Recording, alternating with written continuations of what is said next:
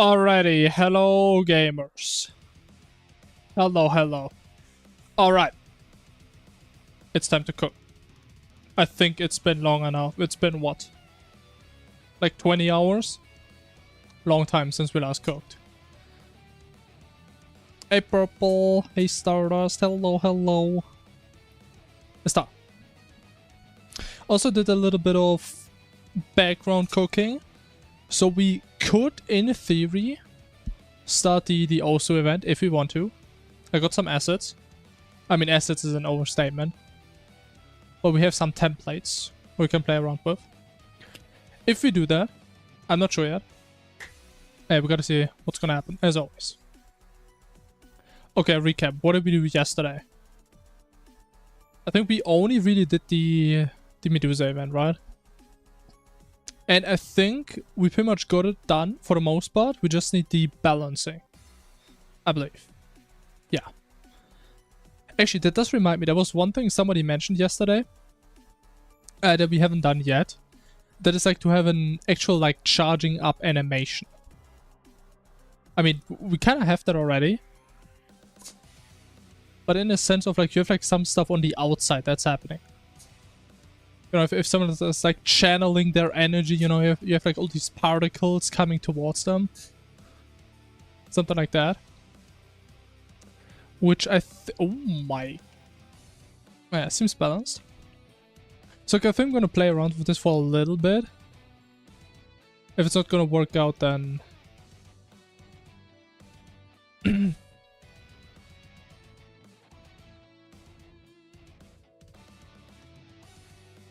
I mean, I'm thinking we just spawn like a bunch of dust around her. And the dust just goes towards her. Oh, you're right. Oh, wait, you know what? I just realized we can also make the dust go in the direction based on which version it is. So you can actually understand where it's gonna go. Wait, that's actually really nice. But the thing is, like, I love the idea of doing like an actual pulse or something. I just have no idea how we do that. I mean, I have seen bosses that have like some type of shockwave, where like actually the visuals get like a bit distorted and something. But dust is the ultimate. I mean, look at that, man. That looks like it's foreign. That looks like it should not be doable in normal Terraria, and there it is.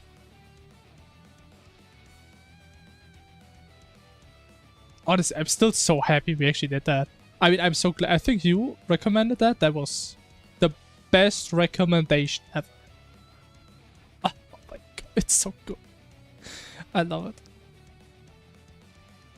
it. What's this? Full diamond? I don't know what to do. I don't know, just quit. I mean, we beat the game, right? Oh, actually, I wasn't thinking about the celestial pillar, but you're right. They are doing that. The issue, first of all, I can't really go through the vanilla source code on stream, so I would have to do it while not showing. And even if I would do this right now, this would take me probably like 20 minutes to find, because the source code is a goddamn mess. Yeah. But that's a good point. That is somewhere. I was thinking, I think one of the Infernum Exomechs? Like, wasn't it like that the worm shoots like a bomb that does like some crazy explosion? Or maybe that was in the Phagos add-on, I don't know. And that's like a massive shockwave. I was thinking about something in that direction, but I mean, what the pillars do there is also exactly what we kind of need. Let me maybe see. I mean, maybe there's like an easy way to do this. So let me ask my senpai.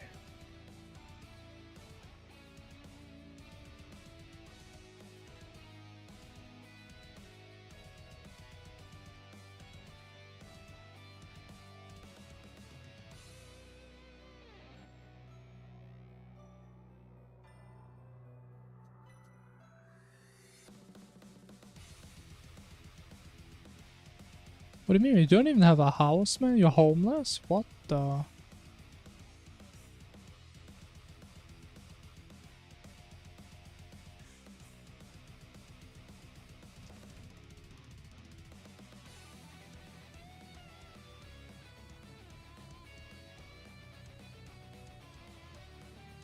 Wait.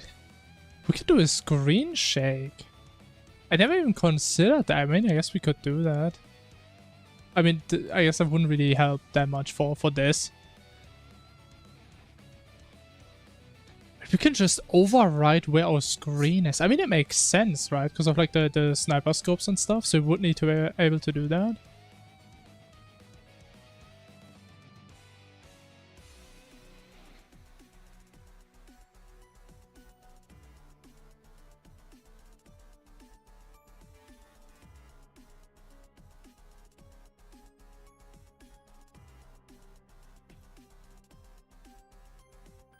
What's this? Ring of Dust made from?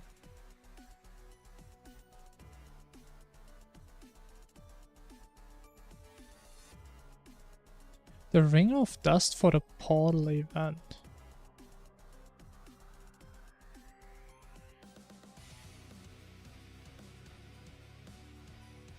I'm not sure what you mean, actually. I mean, I do like Rings of Portals, but did I ever make Rings of Dust? Am I missing something? I don't think I did.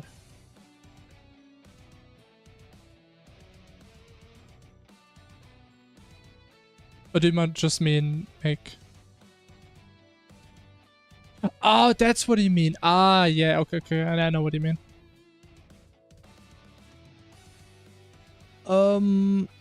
What I was thinking initially, what I think would look really nice. Let me do this to make this more accurate. So if we have the hat, and she's like in her vibration phase where she's about to attack, that she's just gonna spawn a bunch of dust at random spots around her that is in this scenario gonna slowly go outside. I think for dust, that would look better rather than having like a ring around her that like synchronously goes in or out.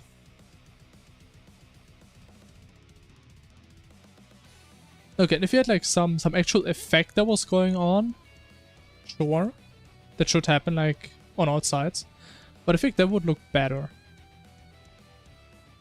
And I'm thinking like this Dragon Ball Z type stuff of like energy channeling, and it's just like a bunch of effects, and she's just going like Super Saiyan, right? I mean, maybe not like that, but I mean kinda, right? And I mean, imagine how DBZ would be if they channel their energy and it's just a circle around them. I mean, that would be a bit underwhelming, right? So it's kind of where I'm coming from.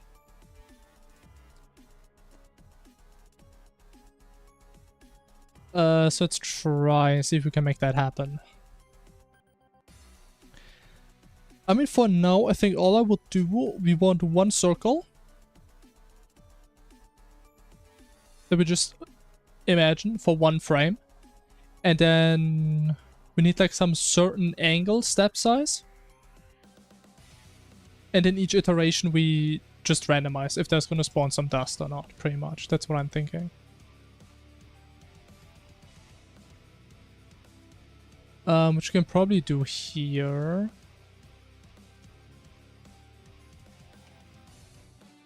Let's make sure he starts a vibration, kind of. And it was like something to randomize angles or stuff on circles. Next vector circular. Circular edge.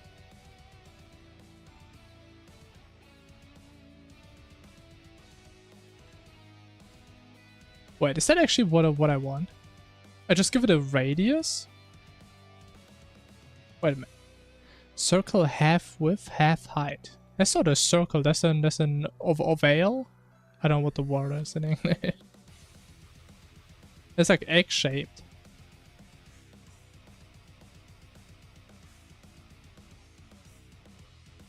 I mean, I guess we can just try it out. I think that's not gonna work. But if that would work, that would make my life so much easier. So let's do a bunch just to make sure it's gonna work the intended way. Just make it as laggy as possible.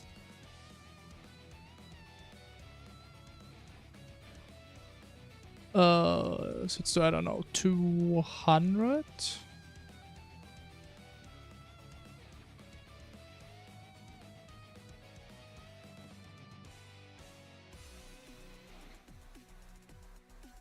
Okay, that's gonna give us a position on the circle. So we add this with our world position and we get the dust position. Right.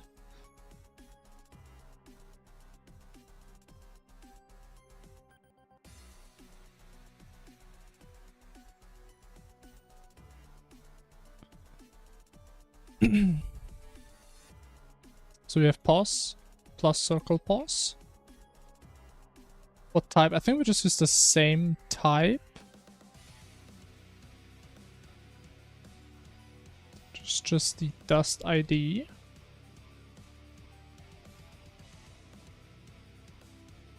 And I mean, let's just ignore gravity for now. We'll just see if it's actually gonna look somewhat right. Bro, where you living, man? Are you living in a desert or what? A sugar cane like everywhere.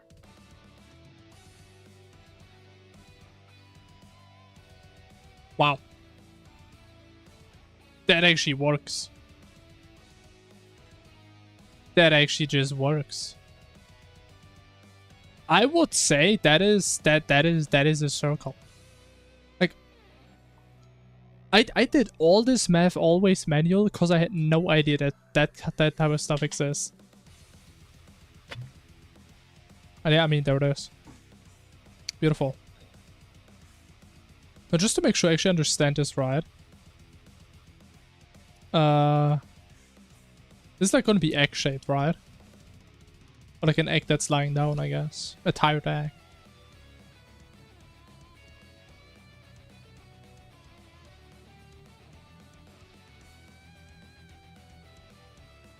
Yeah. It also looks kind of nice. Okay, really nice.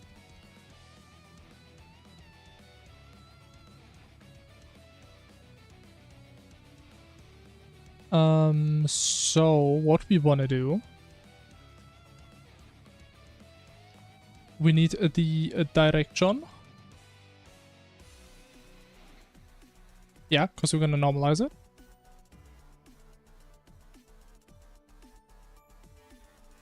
And we wanna go from this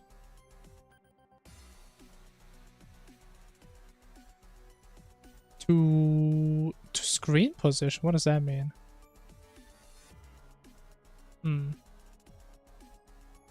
Ideas for funny effects. I mean, we can do a lot with that.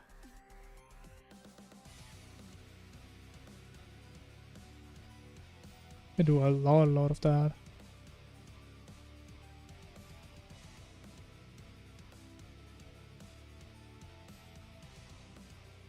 Okay, if it's a velocity, it's gonna be direction times 10. So this is gonna go from... Actually, no, that makes no sense what we're doing here. That does make no sense. As this has nothing to do with the player. Let's call this dust. No, this is circle pause. And then we do the dust position. Which is the position of the Medusi plus the circle position. Bada bing, bada boom. Then from the...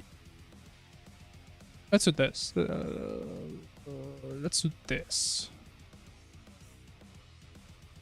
Then we go from the dust to the texture, to the middle of it. Even though maybe we want to like randomize this so it doesn't all go right into the middle. We see.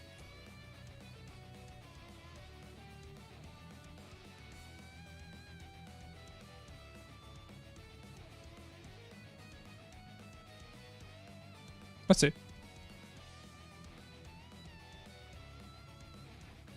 You can search weapon based on true melee. I mean, I would be surprised if you could. Because it's only taking vanilla weapon types into account. It doesn't check if your mod adds any new weapon type. Oops, holy shit. What did I just do? What? Wait, that was wicked.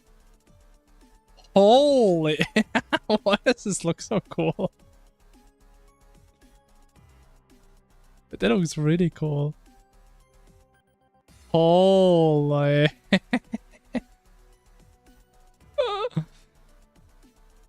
I love this, man.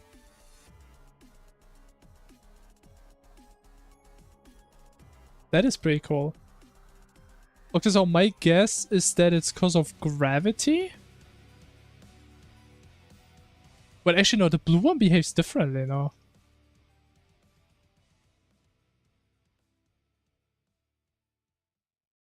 I think. This is how you're supposed to find weapons. You look for true melee. It probably still works if you just look for tooltips.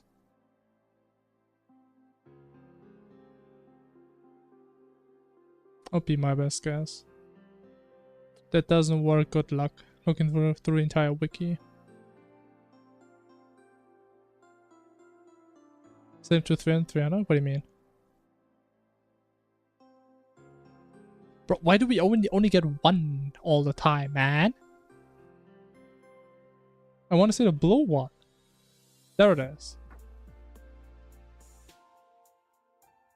Yeah, this one is like an infinity symbol. What? How is this so different? Weird.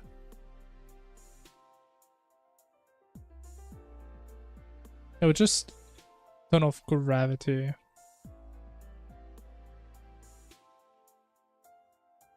We're using the firework dust. So technically it's a different one, but it's just a different color. Wait, actually no, wait. This one is firework fountain, this one is firework blue. Wait a minute. Wait a minute. Okay, we have some testing to do. What if we do firework fountain blue?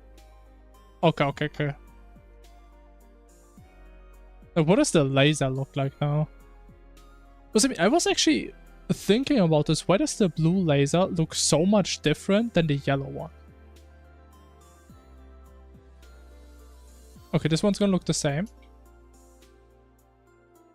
Okay, even if you change the gravity, that looks not right at all. This one?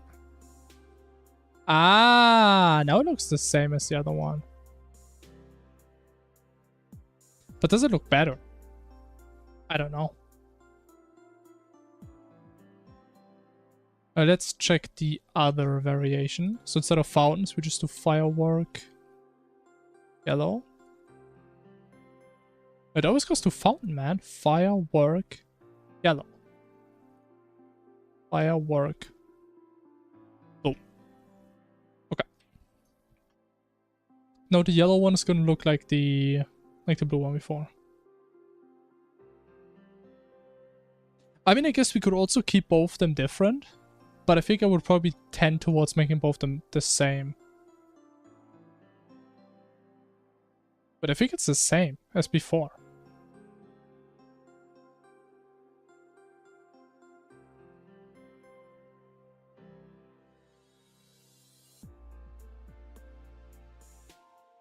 Does it look... I mean... Honestly, I can't tell. It looks the same to me.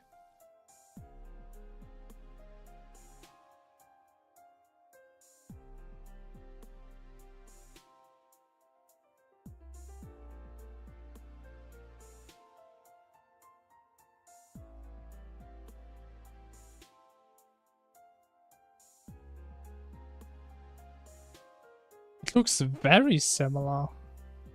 Weirdly enough. Like, to me right now it seems like the yellow one doesn't change, but the blue one does change.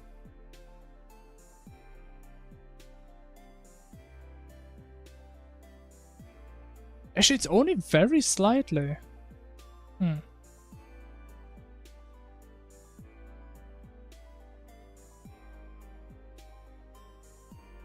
Yeah, I think if I had to choose, I like the previous one more. I think. But they're very close. Yeah, they don't change a whole lot. Wait, actually, that reminds me. I know another thing that we can cook. Wouldn't it make sense if, like, this chain is thicker the further away from the player it is? Like, a little bit. I think that would make sense. So, like, the further out it goes, like, the smaller it gets. Like, not a lot, but a tiny bit.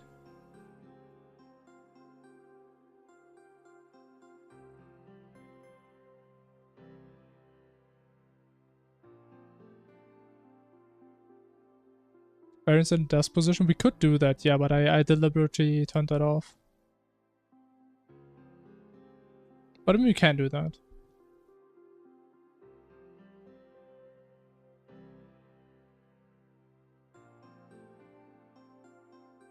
I think it's actually like the main intention how you're supposed to use dust, because all the normal dust methods, they take a rectangle. They don't take a position, but a rectangle. And then in that rectangle, it's just going to spawn at random positions.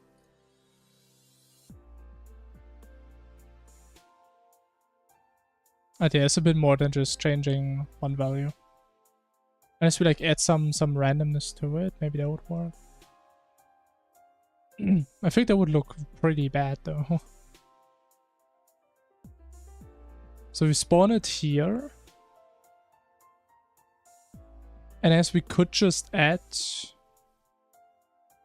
was there a random vector? There has to be, right?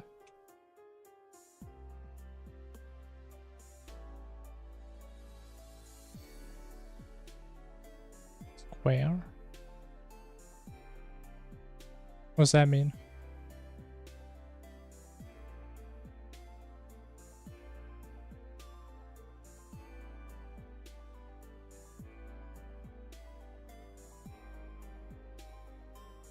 So it can't start at the smallest.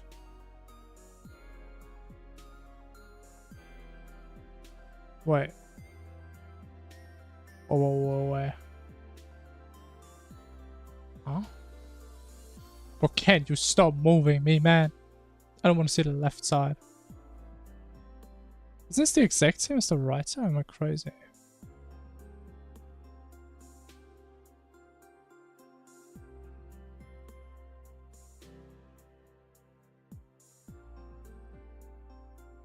No, man, I'm trying to figure out how we randomize a vector, because there has to be a method for vector randomization.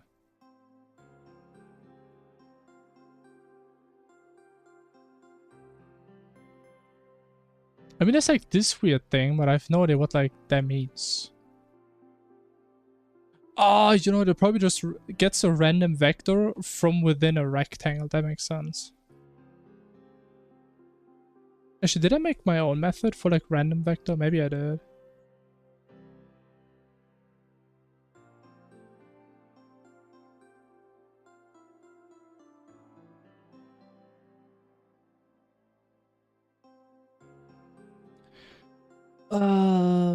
Maybe I did not.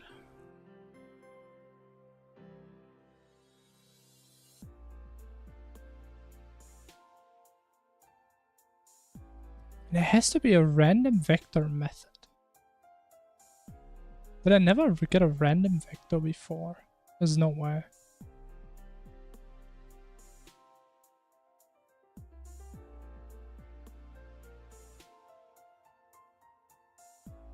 Oh.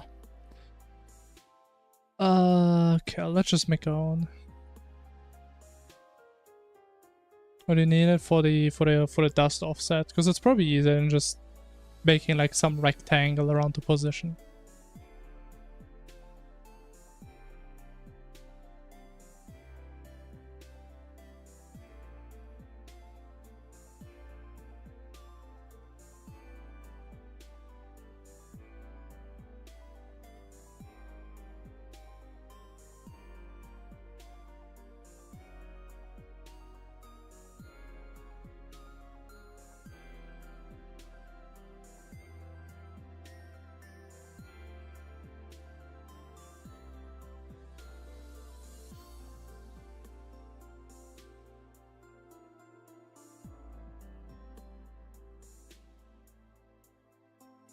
I mean, the thing is, that is how the other methods work. Like, the method we're using only takes a position.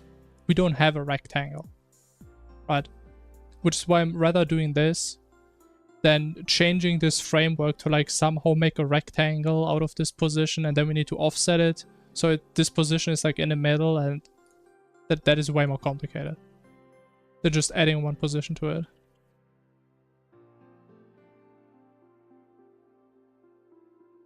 So put in like a slight offset, -2 to 2. And should be about it.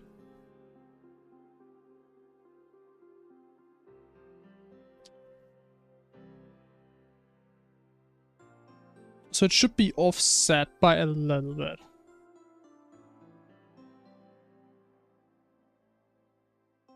Maybe not enough, because I can't tell.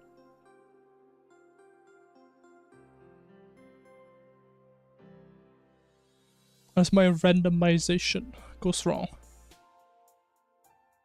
Which it would never.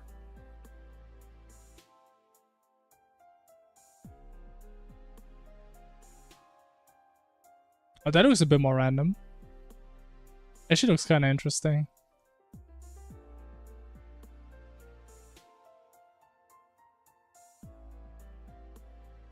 That does look interesting. I guess instead of making the dust smaller and bigger, what we could do, we take like this random vector and shrink the like the lower and upper bound the closer we get to the player. So it is getting together towards the player. We could do that.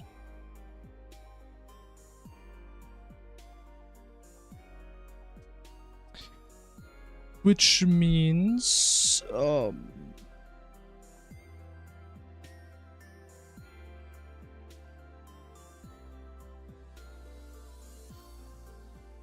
does that mean?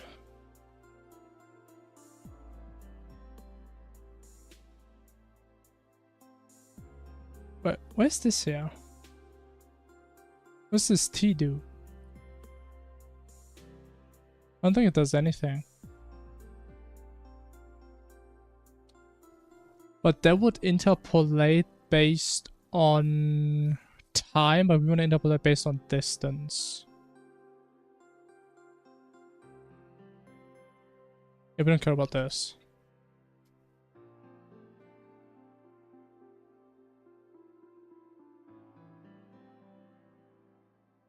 So we go from 0. No, we need to get lerp. Right?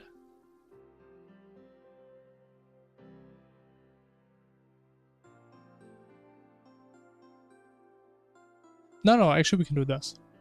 So we will go from 20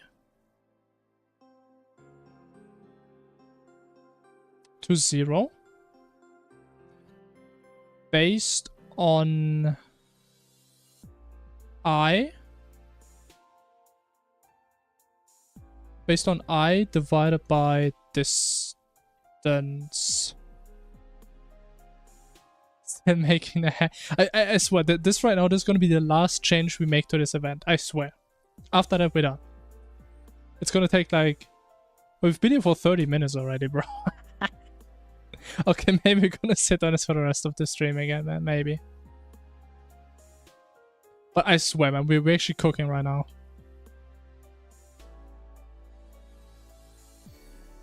I swear.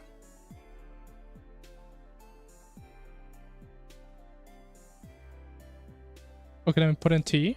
Boom. I think that's it. And then the beam should be shrinking towards the player. Which could actually look really cool or really stupid.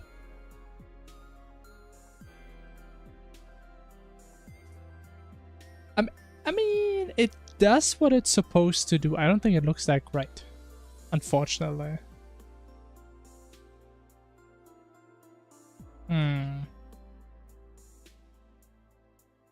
But we can definitely see how it's like more random at her, and then it becomes more concentrated. And yeah, I think that's not the play.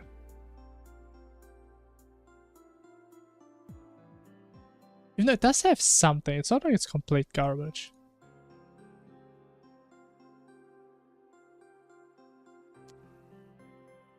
Okay, what if we ignore this for now and we go back to the idea of changing the size based on distance?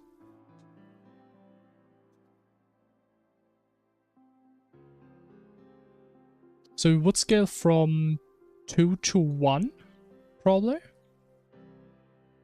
How about that?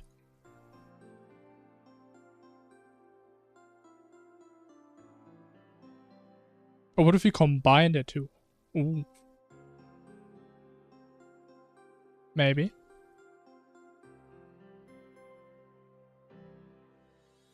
Okay, maybe...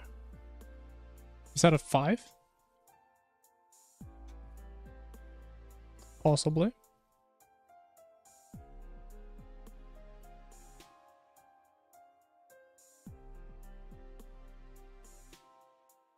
Actually, it's gonna be massive now.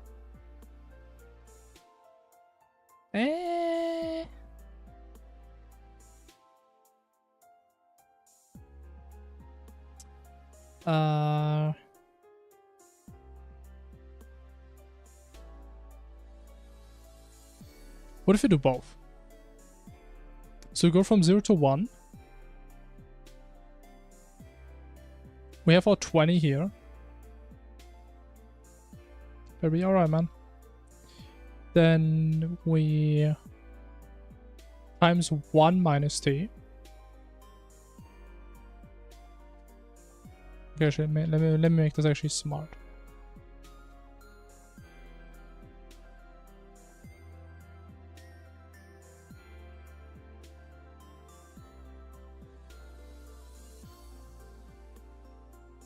Okay, minus 20 to 20. Or whatever this is getting downscaled.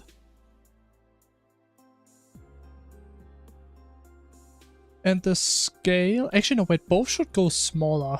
So it makes no sense to set it 0.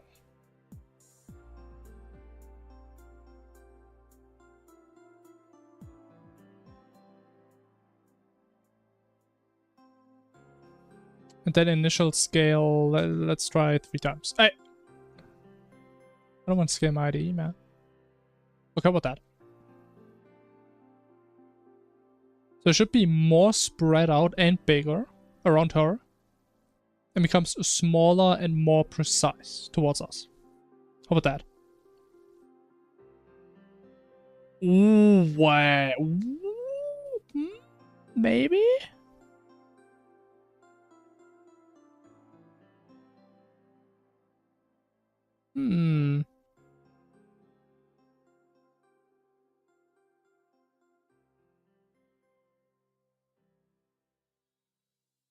That does look interesting. I think it is getting a bit too small though. Towards the player.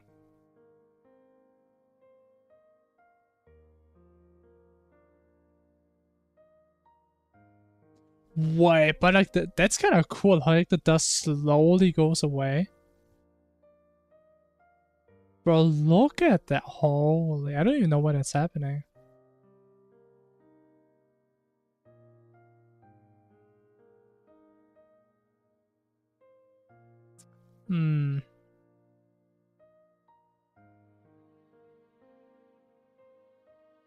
I think this could look better if the initial one isn't that big. Maybe it's only like 10, like a 10 by 10 rectangle. But I think we could be onto something here.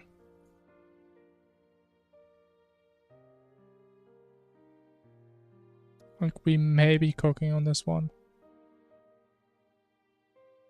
Oh, that.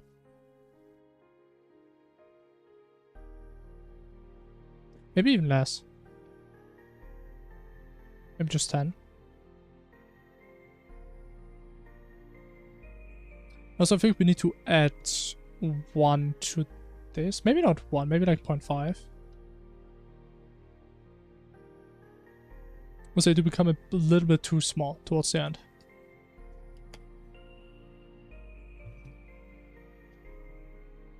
Bro, I think this event is actually gonna be so laggy.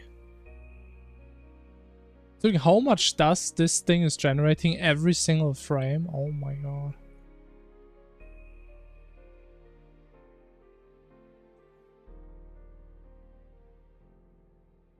How much is this right now? This is 5. 5 in both directions. Maybe reduce scale?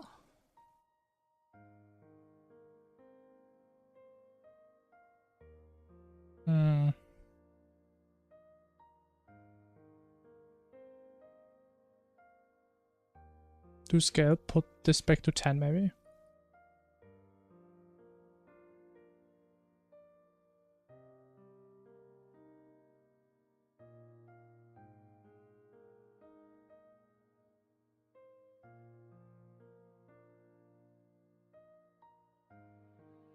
Okay, I feel like that is kind of cool. Is it not?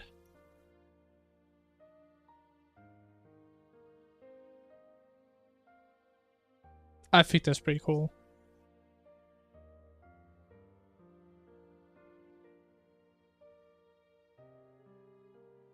I think I like that. Especially like this after effect, man. Big fan. Okay, that was actually not the main thing we wanted to do though. So this is what we wanted to figure out. Oh, it's on a circle. Maybe that's why it's so weird. Okay, so now we want to focus on the ring she's making around her when she's attacking.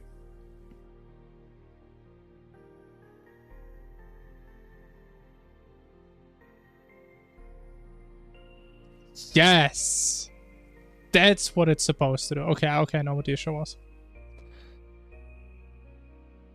And I mean, that's basically it, right? We just generate like every other dust particle, not all of them. And then like goes towards her.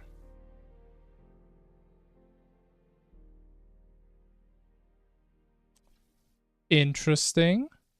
So what we can also do, instead of doing times 10, we also make this random. Okay, honestly, I'm having way too much fun just doing random stuff with dust. It goes like from 1 to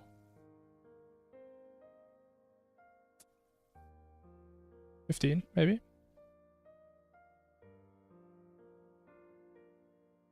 I can't even imagine how it's gonna look.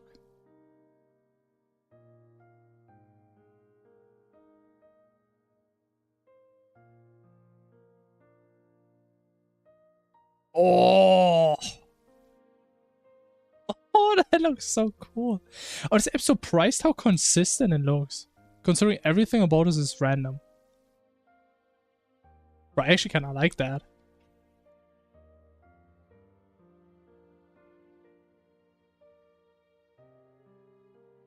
Bro, I swear to, if I make a boss ever, it's gonna be the most laggy thing ever, because everything is just gonna be a bunch of dust.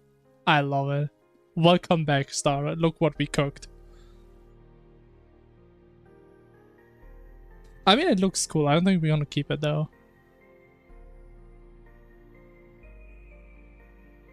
So I think I really like the laser currently. Even though actually I think I'm gonna make the scale a little bit less.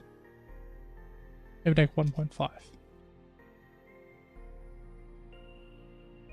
But I like the little thingy around her, man, it does look cool. But again, it's not really what we want.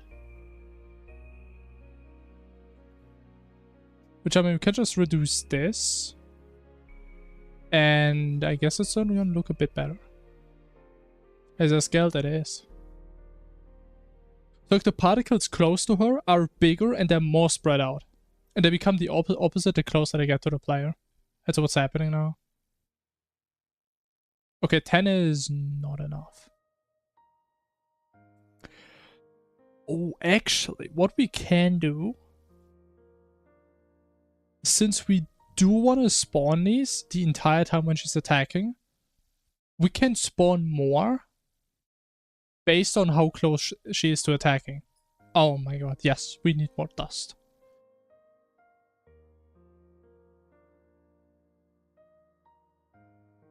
I might be honest, I'm actually surprised the game doesn't completely lag out.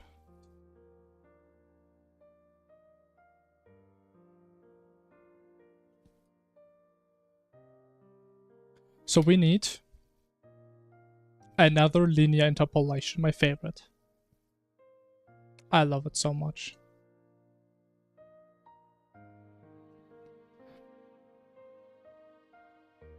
So what do we call this?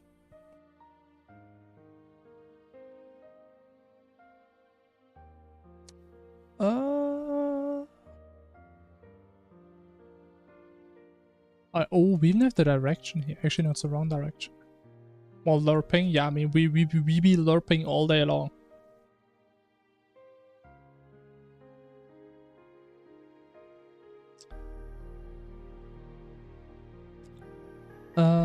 Let's call this like, I don't know, time T. Whatever. But also, now I'm actually understanding, since I've seen a little bit of the vanilla code, how they have so many of these random calculations and effects to make things look cool. I'm starting to understand it.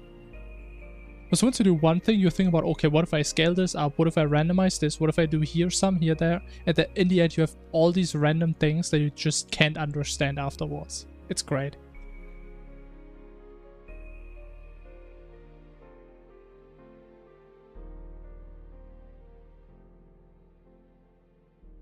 I don't know, let's call it energy, sure.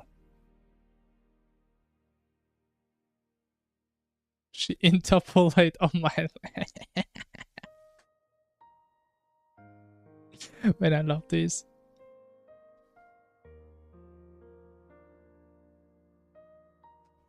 It's kinda sad that you don't read these as much nowadays. I think I've never heard anything regarding that meme that didn't make me laugh. These are so funny to me. Okay, so we want to go from what? I mean, I guess we can just interpolate the entire number. So from 10 to, I don't know, 1,000. Actually, no, we need to get a LARPA.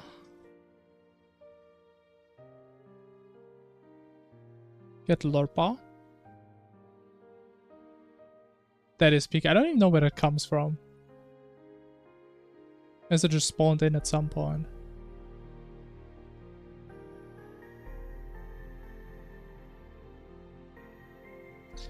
So we start at this time.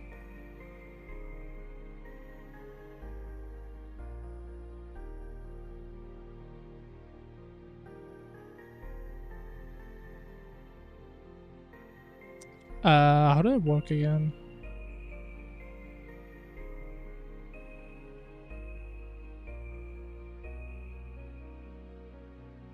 Oh yeah, well, no, wait, 10 to 1,000. Oh, no. That doesn't work.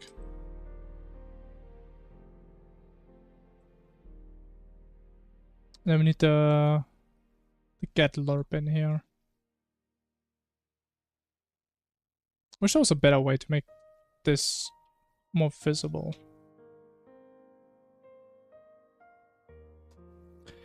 And then this one goes from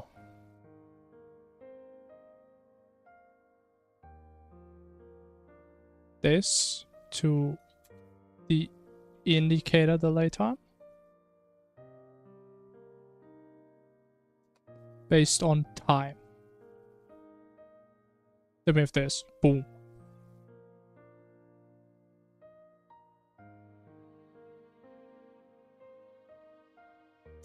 That's where it came from. Okay, I never know the origin.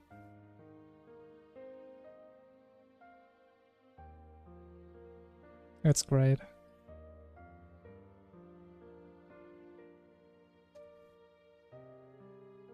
Okay.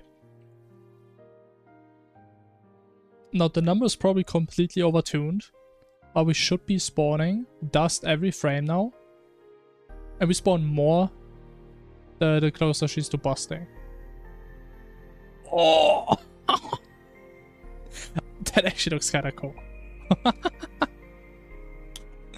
That is a bit too much though.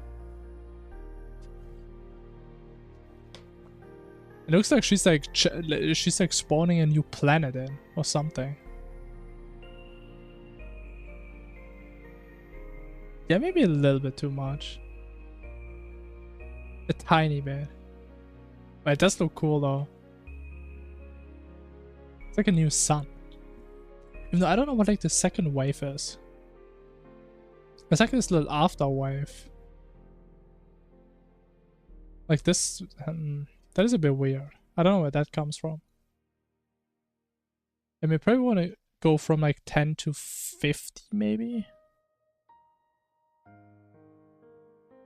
Actually, since we do it every frame, maybe only 1 to 10.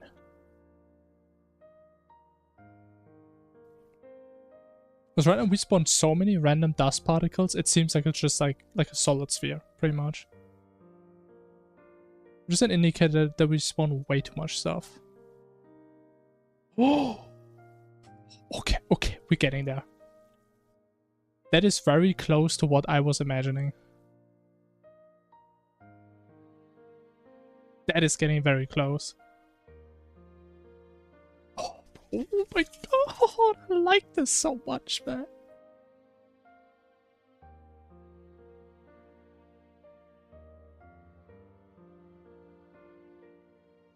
That is pretty good. That is pretty damn good.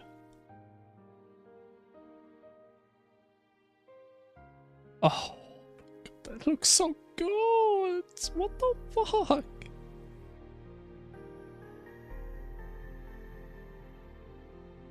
Oh. Okay, now we need to change the direction based on which event it is.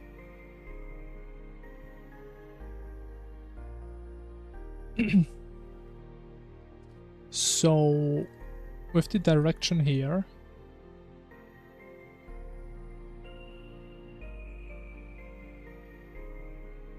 so if you have the alternate version, we multiply with -1, otherwise 1.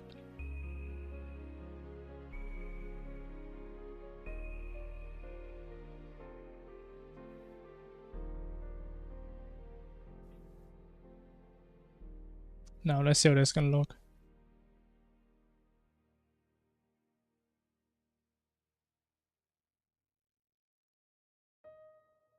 Okay. I mean, you can definitely see she would push you. At least something's going outside, and this one's going inside. Oh, God. Why is this so cool? I think this is like the most basic event, but we over-engineered this so hard. But I love it, man.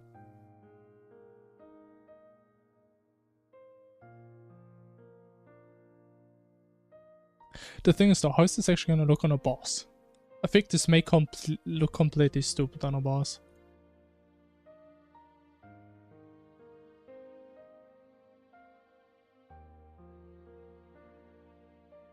Please don't look stupid. I mean, it does look worse, but I think there's not much we can do about that. Oh, actually, no. I mean, it still looks like it goes towards her.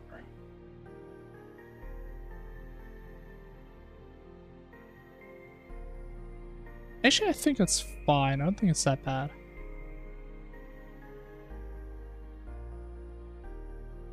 Yeah, I was thinking maybe doing something like that, but I'm not sure how we would do that.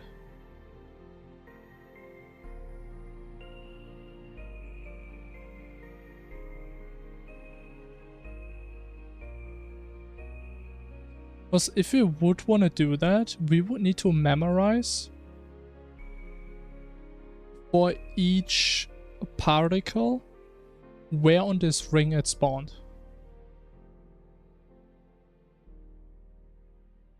Which I mean we could do.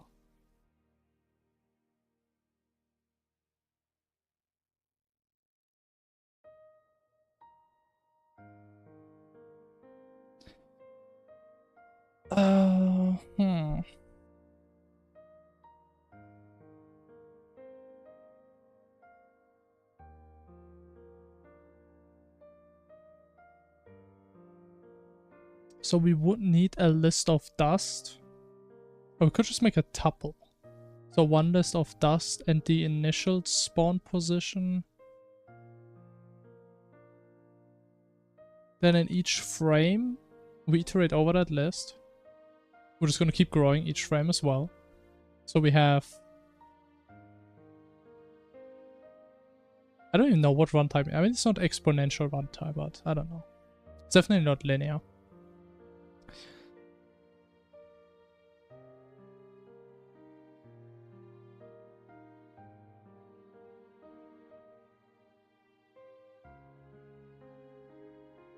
I mean, I guess we can try it out.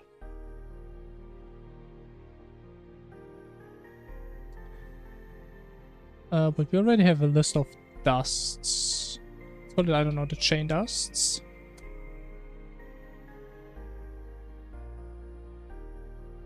Then we want a tuple of dust and vector for the aura dusts. And that doesn't work. Why is that? That's why.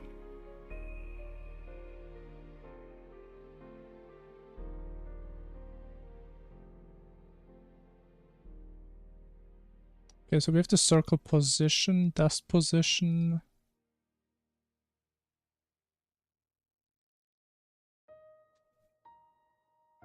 So we add the dust right here.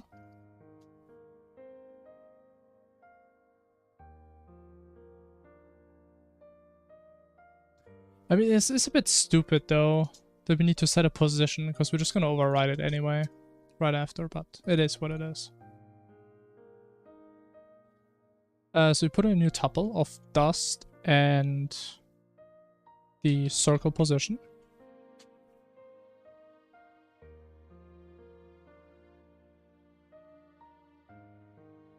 Set the velocity, set the gravity, that's fine. And then afterwards, we need to iterate through this. So for each... can I say it like that?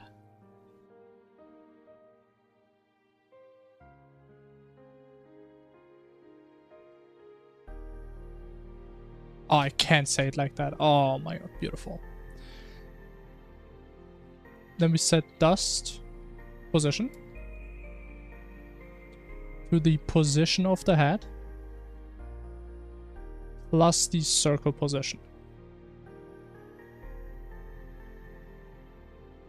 Actually, that's not gonna work.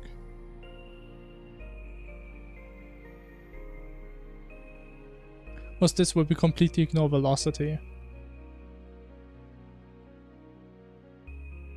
Because if there's like a projectile that slightly moved towards the boss, it went like from here to here. Next frame, when the boss moved somewhere, or like the PNG moved somewhere, we're just gonna put it back here.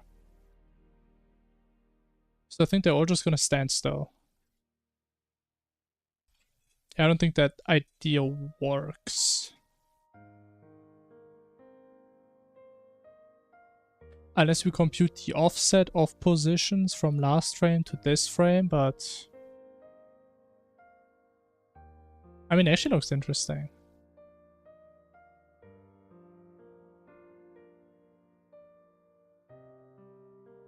It does look interesting. But yeah, maybe we don't do that. Yeah. But okay, we had a good idea. Probably would have looked a little bit better, but...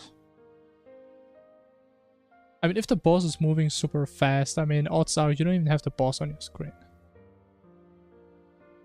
And even if you do, maybe you don't really pay attention to that. But okay, we still need to make this variable.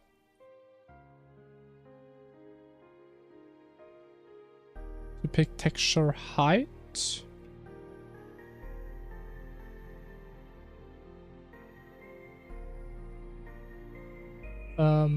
Height.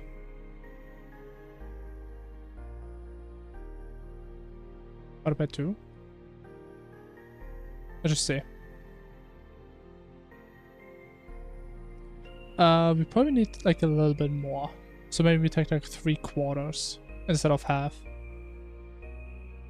Something like that. Actually, it does look decent.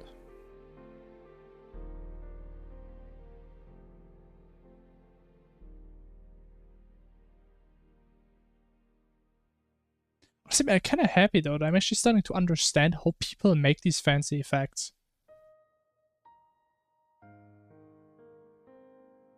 So I feel like I always heavily underestimated how nice you can make things look just if you put a bunch of randomness into it. That is all we're really doing. Just a bunch of randomness, really. But it's like converged randomness.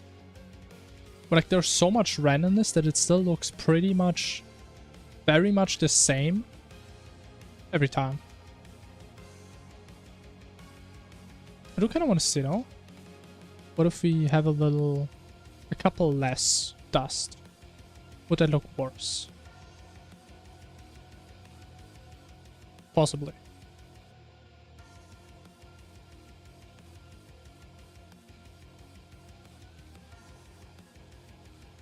I mean, it does look a bit weaker. Wouldn't really say it's that bad.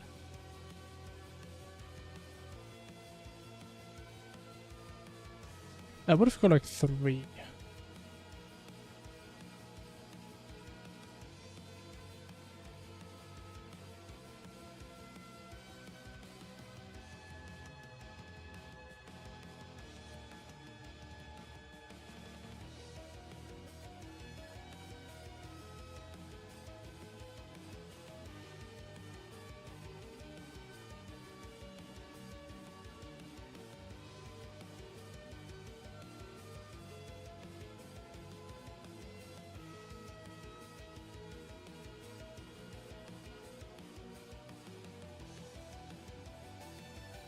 Yeah, I think that's fine.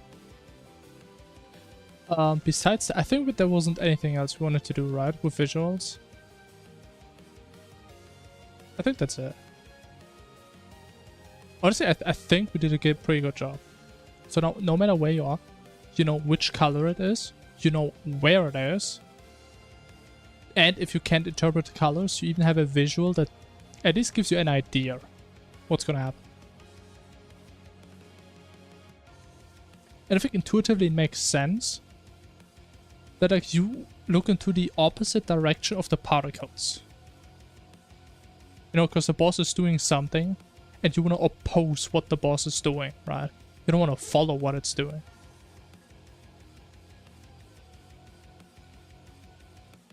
Something with Dragonlance? Hey, tell me. Because I still don't know a lot about Dragonlance.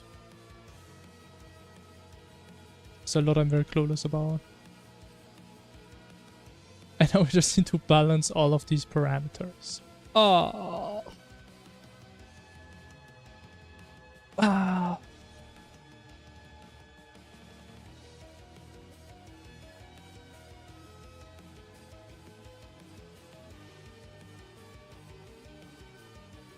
I can also do this with Dragonlance. Interesting. I mean, that's exactly what we're using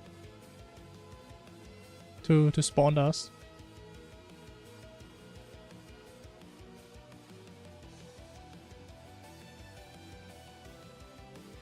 What actually is that?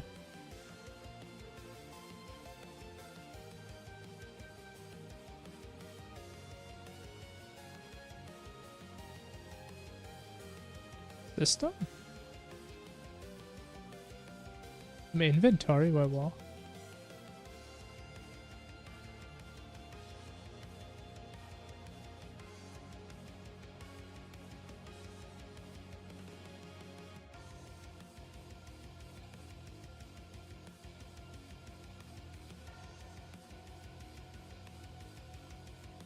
Tool options, maybe? No.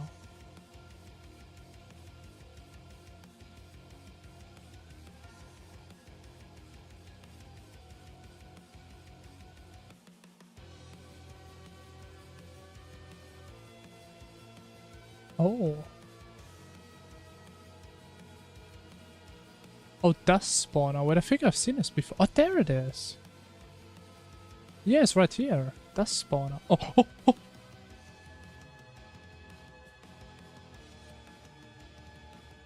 Man, you crashed my game, man. Why didn't you warn me? That's not good. That is not good. It's that bad. Way to execute it. Unlucky. In the meantime, balance. First, a time. How long is this thing gonna be there?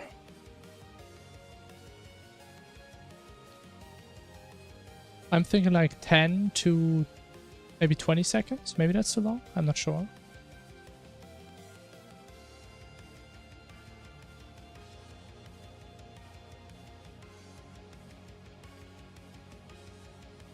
Let's just try it. Why not? Time to grow and shrink. I don't think I'm gonna touch this. Now...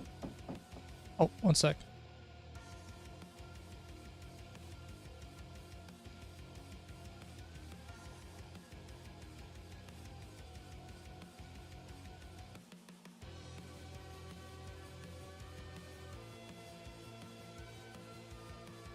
Alright.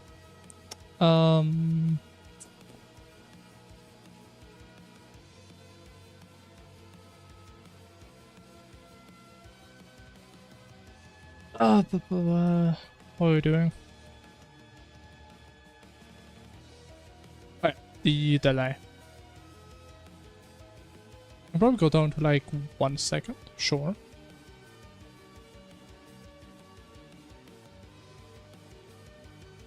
Okay, that's pretty much just the time between attacks, kind of. Right? Did we have like a comment for some of these? Oh, this one. Hold event duration, makes sense. There was like another one.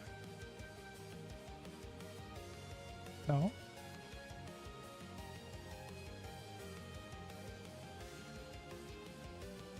It should be for the attack range.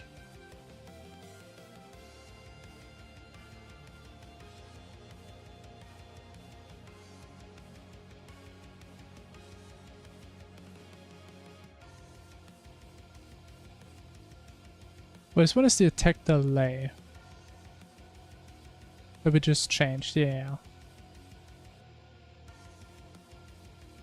Okay, whatever. So lowest one is like 10 seconds, so we can say maybe 120 to 300. Why not? Then later, I think I'm just gonna make this bigger. One sec again.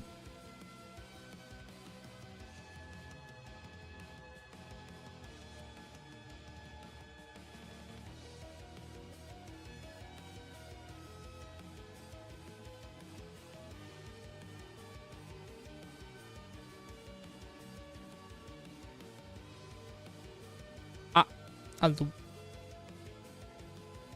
water candle. Alright, I can check that out. After we do this real quick.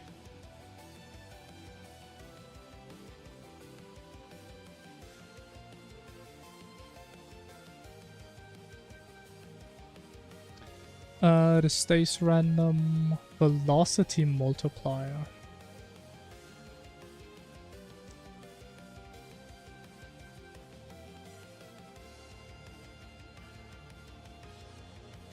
Oh, this is brutal, man. It's different types. I noticed a blue candle. There's like a pink candle as well. Maybe that's something? I don't know. Interesting. Let's see if my game's gonna crash again. Okay, I'm not allowed to press that. Good to know. Good to know.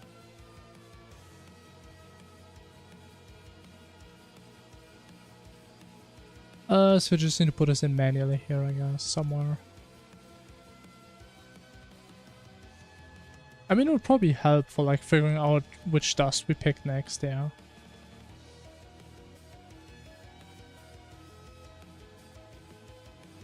Blue candle, you said. What is it called? A water candle. Makes sense.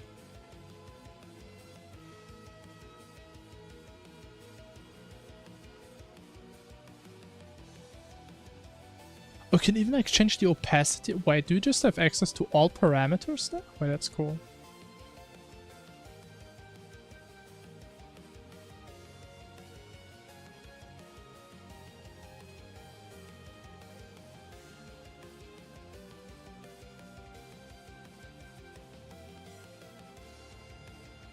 It looks very, very pixelated, I feel like. There's probably some use cases.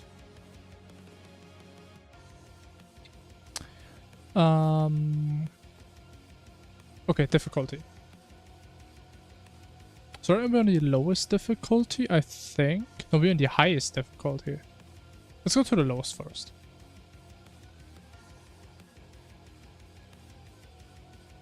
Oh, let's change that. Yeah, it sounds cool. But hey, we can't use it. Very sad. Or because I've reached my daily dust spawning limit.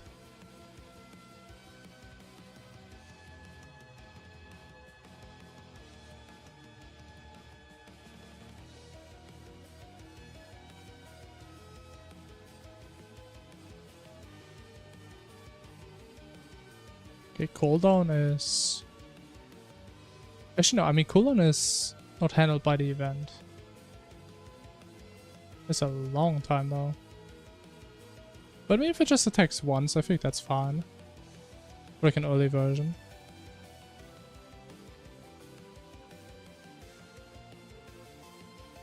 Now max difficulty. How's that gonna look?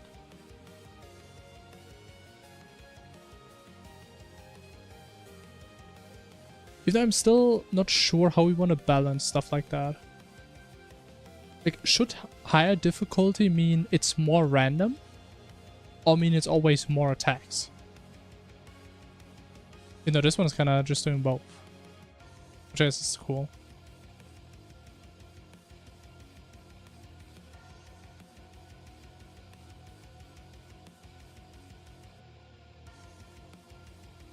I mean, more attack, yeah, kind of.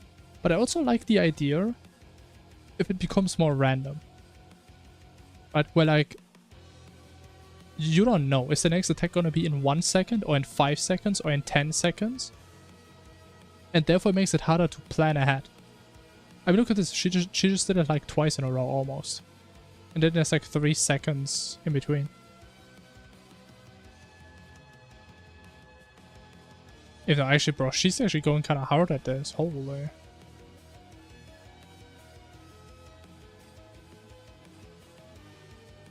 Actually, how hard is this? Oh my god. Okay, maybe we need to nerf that. That is maybe a little bit too much.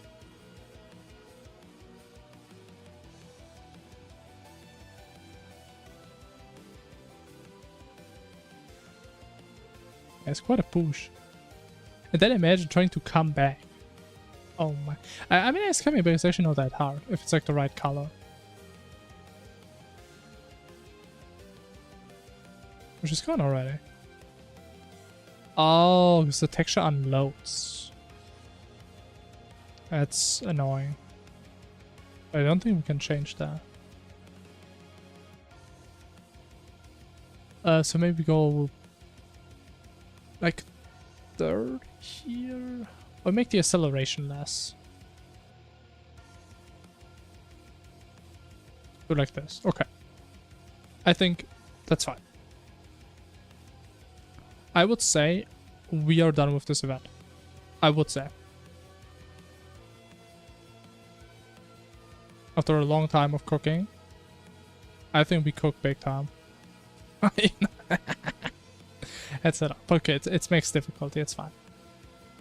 Let me just see like 5. Let's take more what we're gonna play.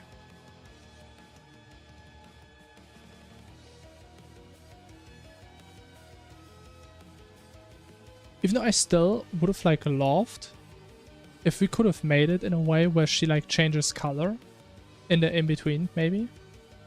But I think it's probably too much. You know, it could be kind of fun.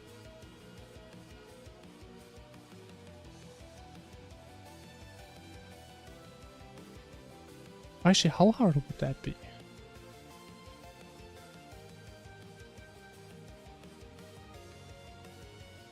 I'm not sure.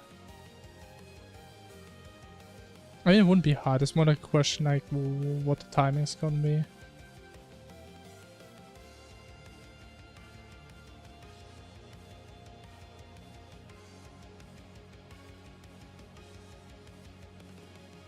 Yeah, I think we can leave that for now. So, next event. What's it gonna be? Or do we do some... we still need to do so many bug fixes, man. We do a new event.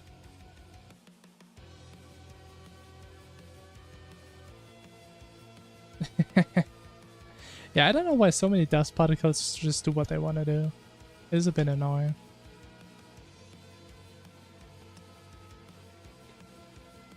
But you want to do the fake projectiles. I think that's what we're going to look into next. Yeah, I think that's like 300? Was there more? No, there's probably more. No, there was like 300 sound files, I think.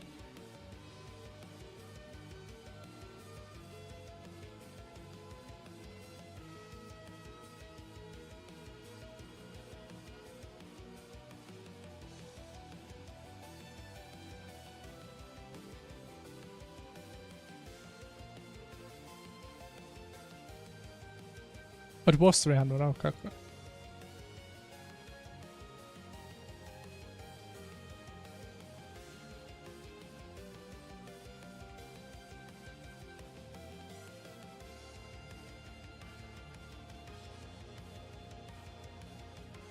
Okay. Projectile event. We only really need a start method, right?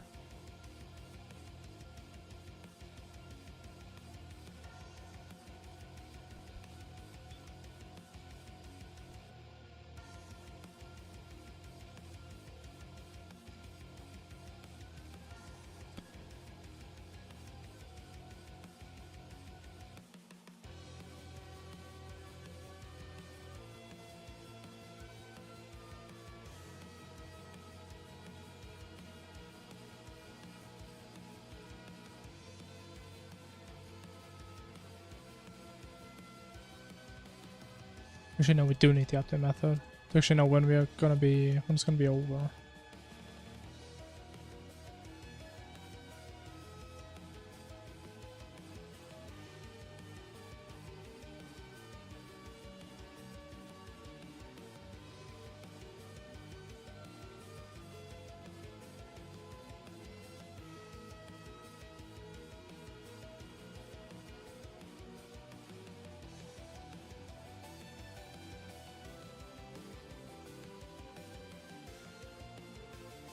You found one? Wow. I'm sure it's gonna look great if it's the only choice we have.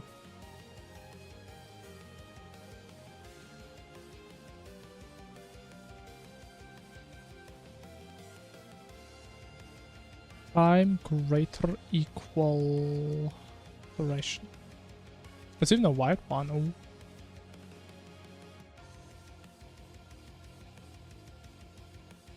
Sparkle light disk.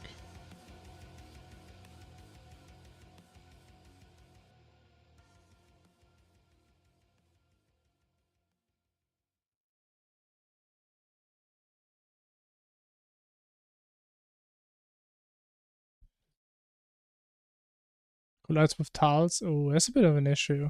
With like boss design walls.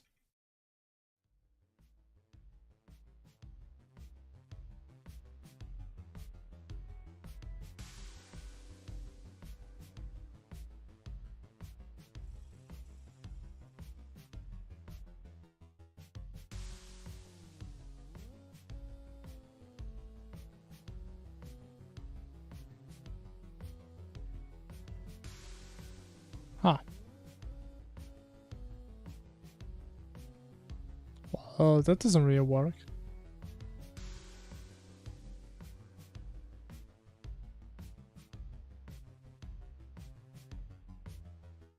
I mean, I changed the default.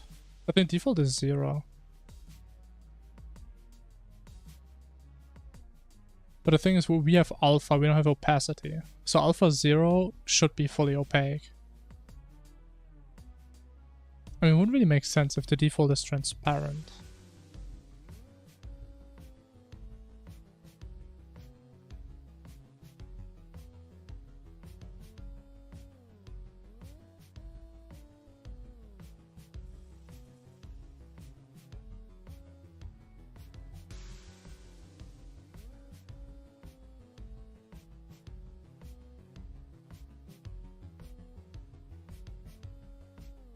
.255 is transparent, yeah.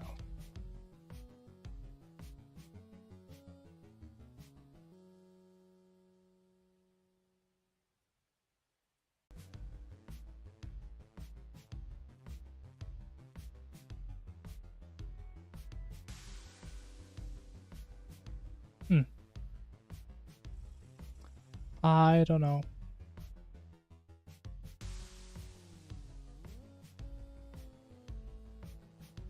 Very weird. I don't know, maybe it needs like some additional parameters to spawn in, I don't know. Not sure. Okay, works again. Now, this.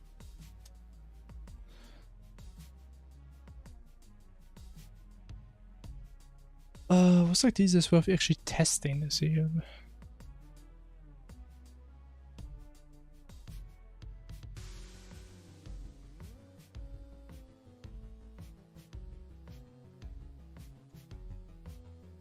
So we need to go through the list of projectiles.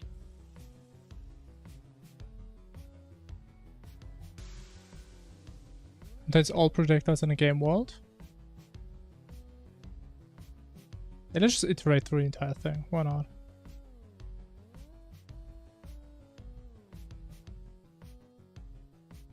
You know, the issue is, again, it's an array.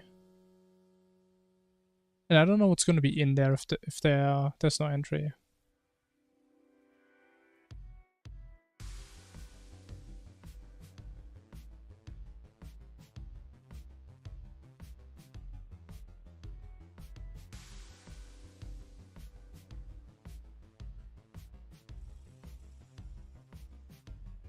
And we're not going to do it every frame, but I first need like a method to actually use this thing. And then we figure out when we trigger this. Because we can call it in the beginning. Because there's going to be no projectiles.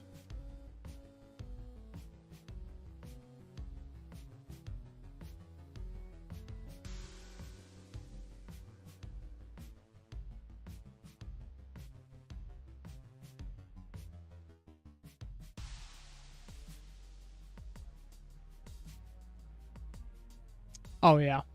We should maybe actually spawn this in.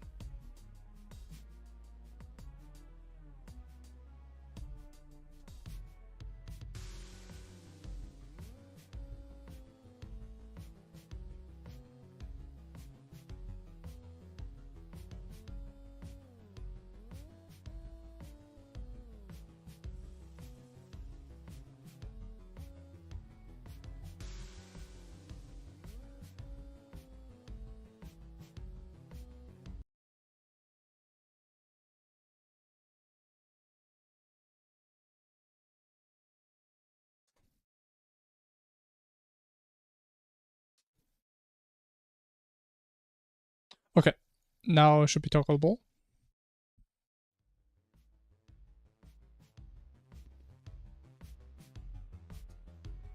I mean, the thing is, I think the array only has like 1,000 slots or something, so we could easily iterate over this every frame if you really wanted to, though. Not that we will, but we probably could.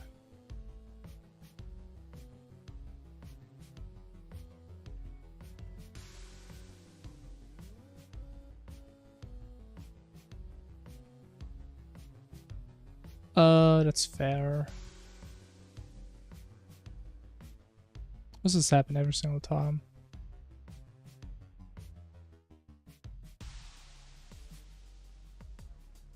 I know why, because it's the only thing I can't put in the abstract class.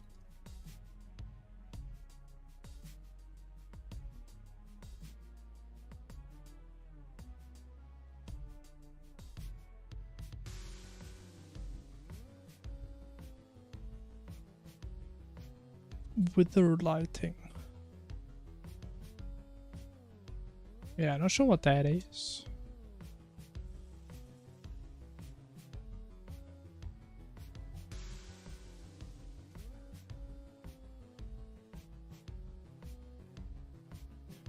But that's why we're here. I guess we can just spawn this in, huh? Can I? Actually, we can do this.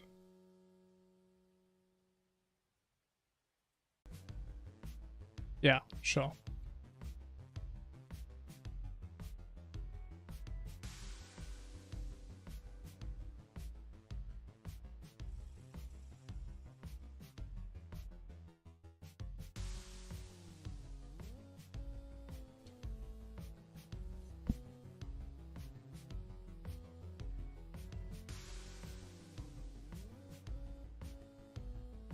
That does look kind of cool. Does look pretty neat.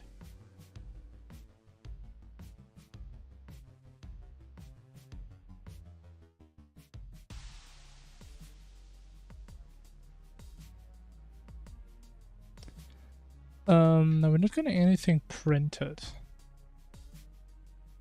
Because we never actually call this. Makes sense.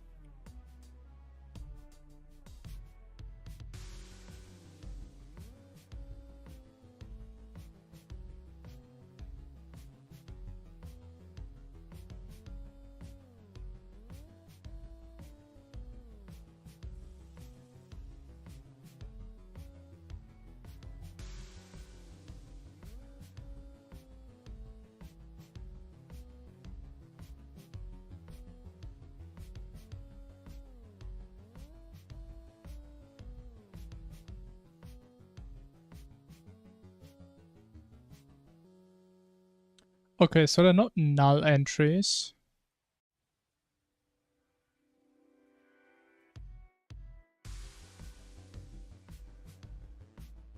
So as we just check if something is active. If nothing's active, then it's not a projectile, pretty much.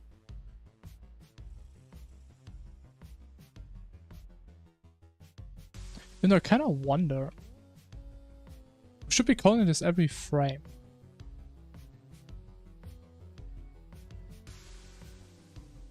But we kind of aren't.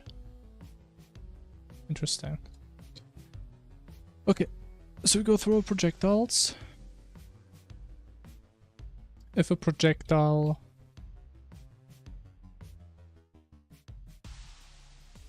is active, is not active, then we ignore it. Makes sense. Otherwise,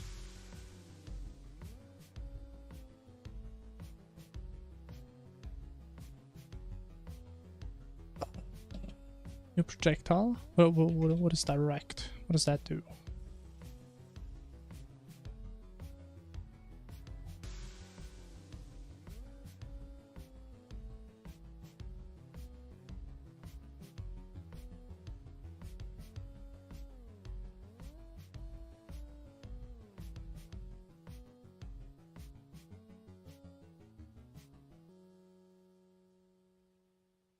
I'm not sure what that does in comparison to this one.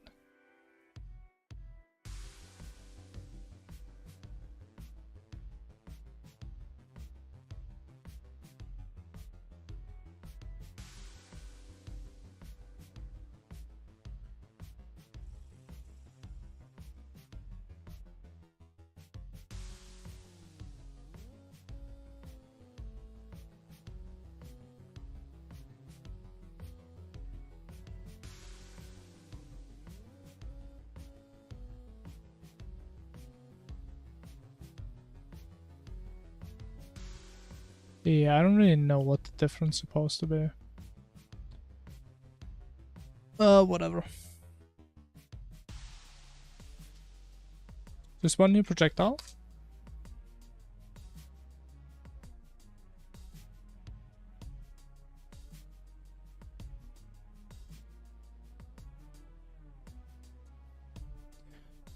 Position. Let's just do it the player so we know if it's actually gonna work or not.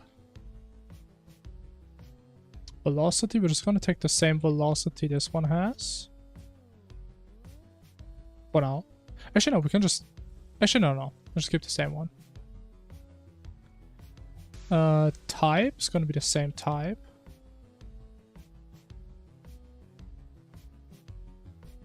Damage 0. Knockback 0. That should be it.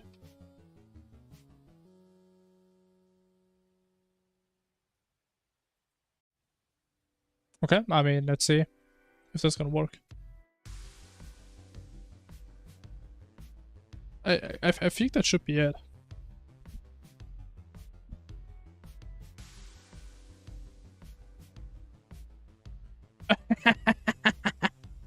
Okay, we are doing something. Oh my god, what frame? Okay, something is definitely happening.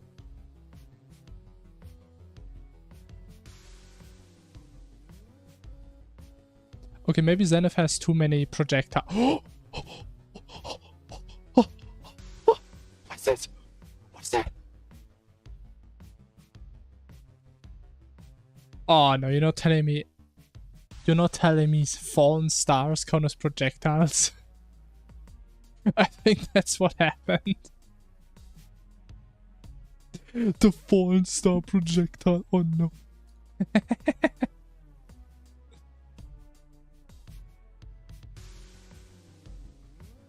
That actually kind of scared me.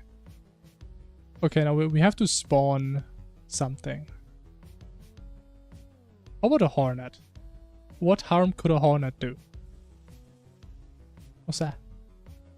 What do you mean? It's a perfectly fine idea. A little hornet. Oh. Wait. Okay, maybe that's an issue. I mean, we get a couple stars. That's a bit of an issue.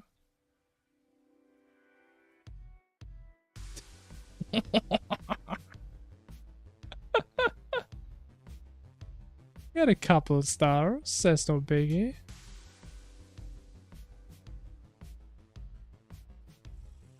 Okay. I think the idea is gonna work though. I think we actually don't need a whole lot. So for starters, we just do this like every second instead of every frame. It's probably a decent start.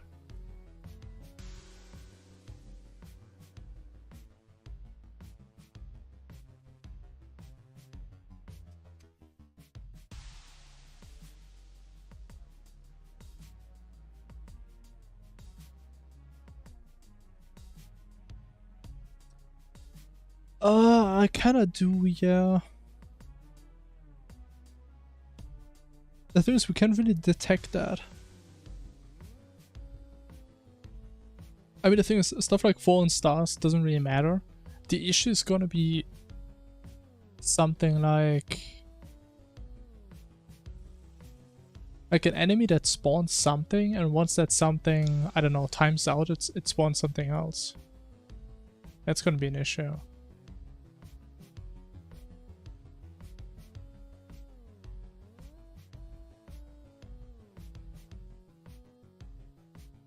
What's this? There's sirens. Oh.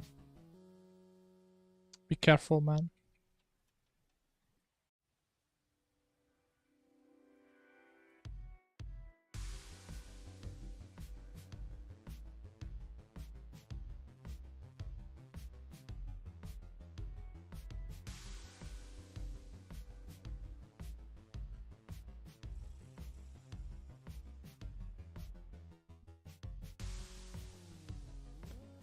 No. What else can we do with this for now? I do want to change the transparency.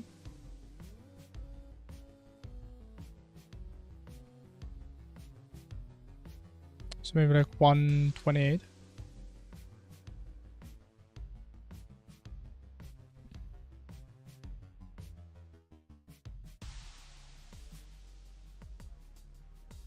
What else can we do?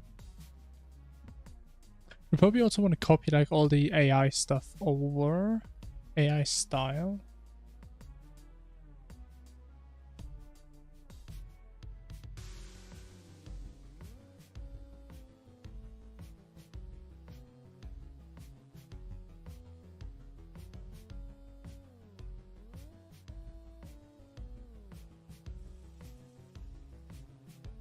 Can clone AI code.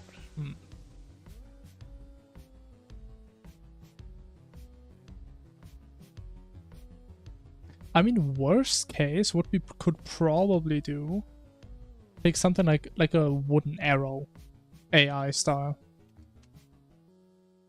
which obviously isn't going to spawn anything after it hits something.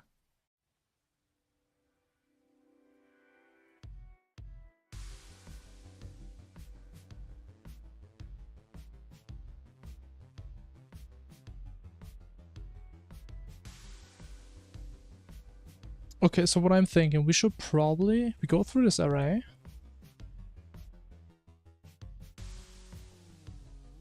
We want a list of possible projectiles that we can duplicate.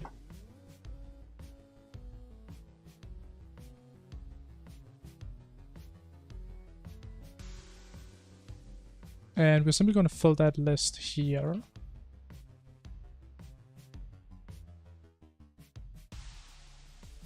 Going to be projectiles.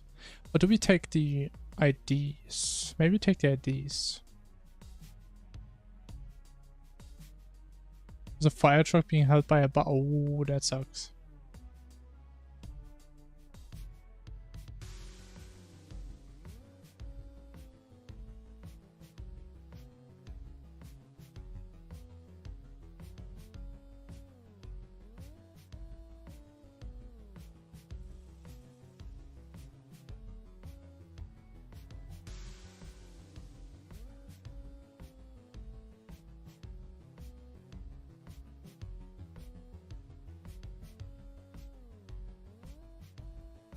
Yeah, I can imagine there's a lot of noise if that stuff happens. There's probably not too many people that are happy about that. I just realized why... Oh. Kind of weird that you guys sometimes see the game on the outside. Should be fixed now. Okay, so which projectiles do we want to look at? The ones that are active, and the ones that can actually damage the player, I'm thinking.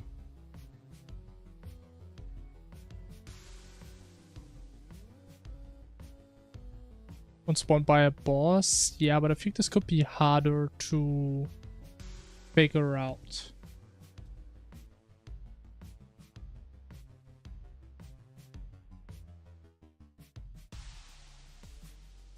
Actually, there is an owner.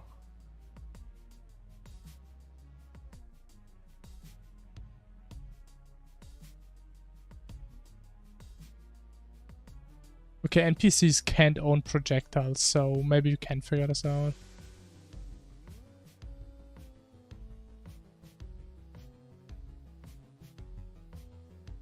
That is weird. Why can an NPC own a projectile?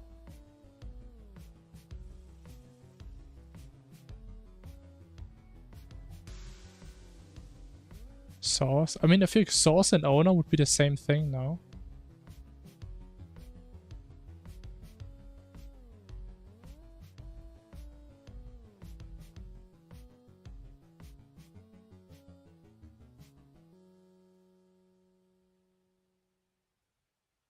I don't know if it would be this. Maybe.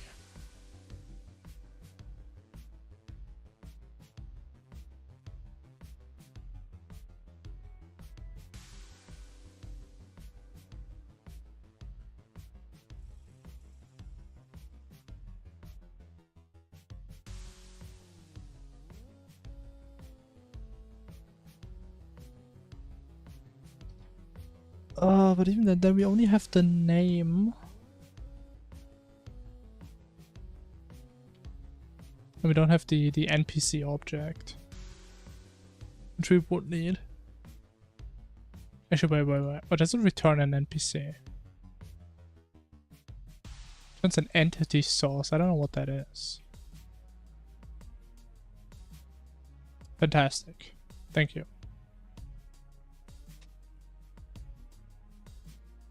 Two-string. How about that?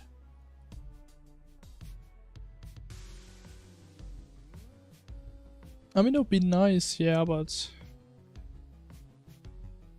I mean, it's probably doable somehow. I just don't know how.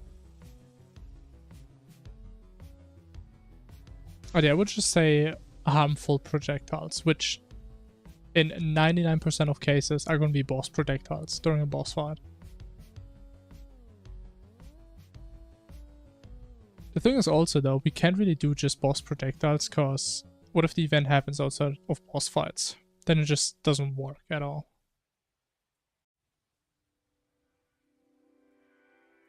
Which again, ideally they do work outside of bosses.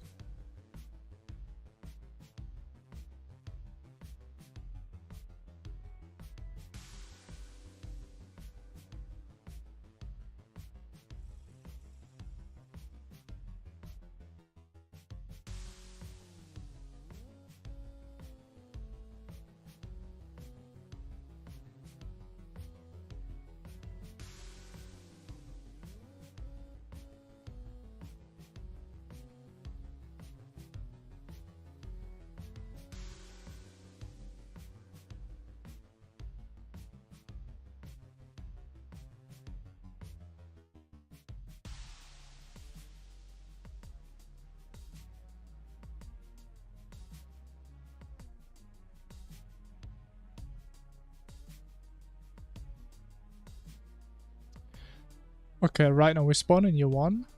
At the player, maybe we just... What for better visibility? We just double velocity, we just spawn it where it comes from.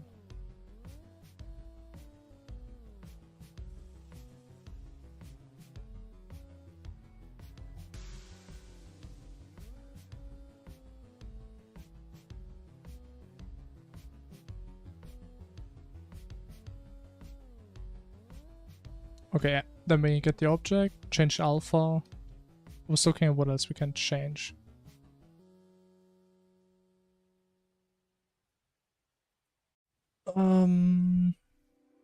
We probably have to set the AI fields to something as well.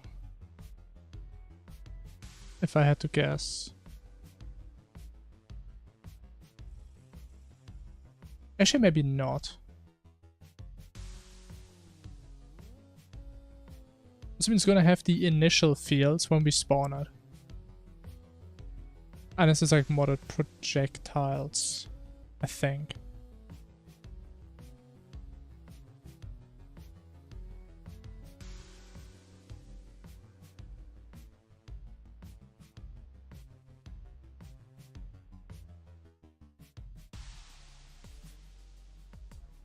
Let's see what happens if we do this for now. What you realized? What happened?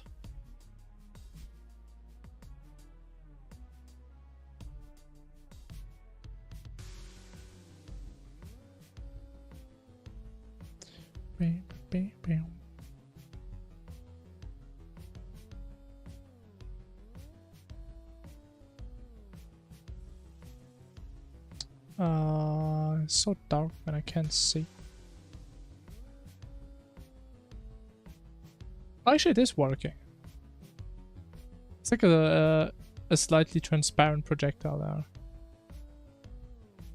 Or if it's a projectile that overrides its alpha? What do you mean?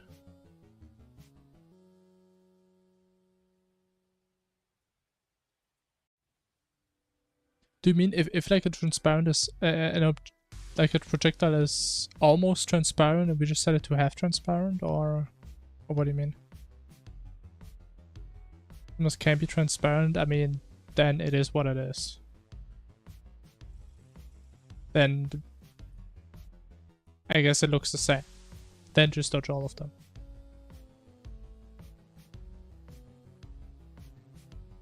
Yeah, that's my answer.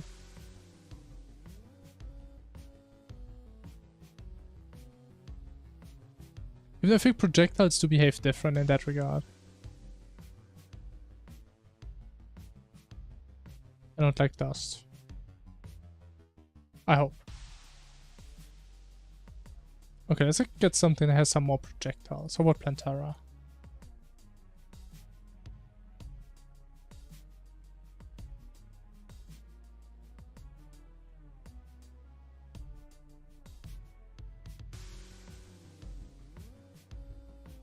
The issue is we can't really see when the event is even happening.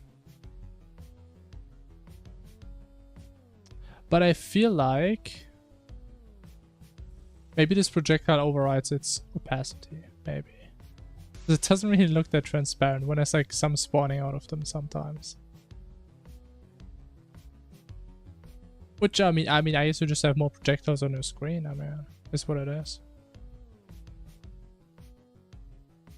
And we could also like maybe change the color.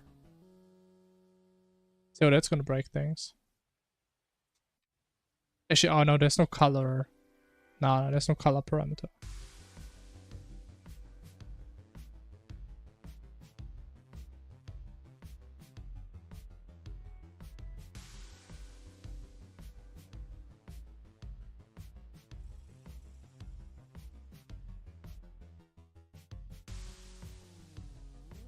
Doesn't look like it's definitely spawning new ones if you look at it.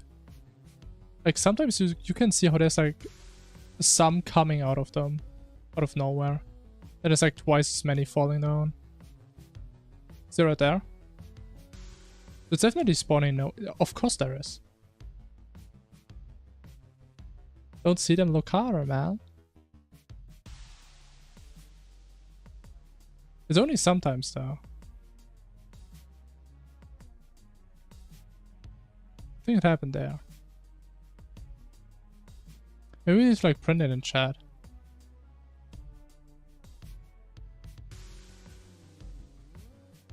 Yeah, I don't know why it's so infrequent. Like it should happen every second.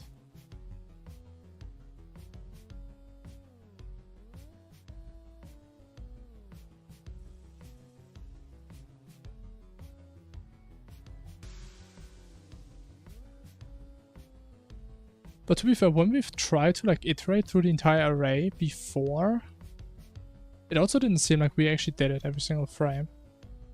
So maybe you can't call it too often, but that should be kind of impossible to do.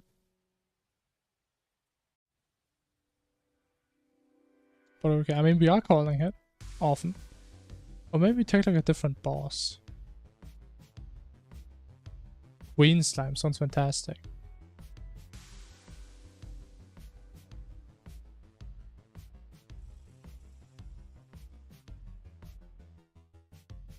Yeah, I think there's a couple new projectiles.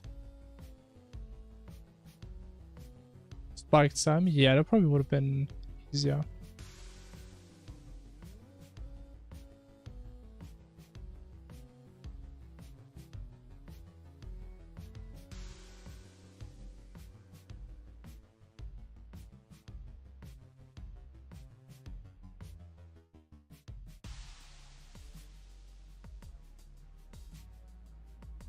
Okay, we need to make this more obvious. Do like 10 times velocity. Also, maybe just make the event permanent.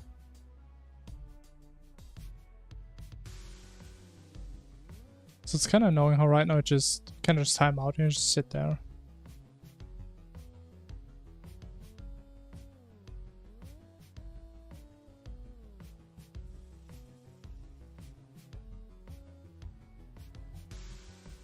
It is weird how it's so infrequent.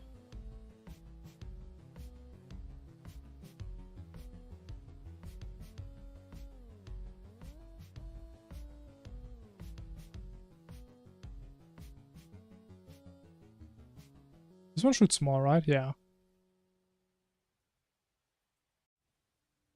Okay, event is offline right now. There it is.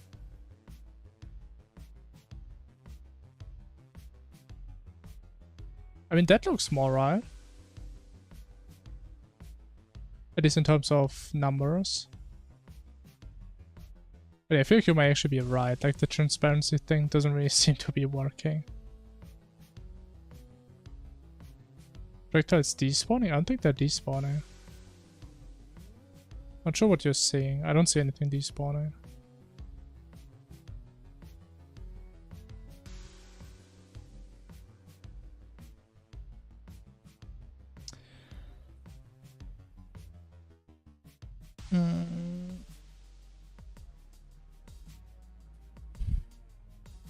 What if we reduce alpha even more? Like 20?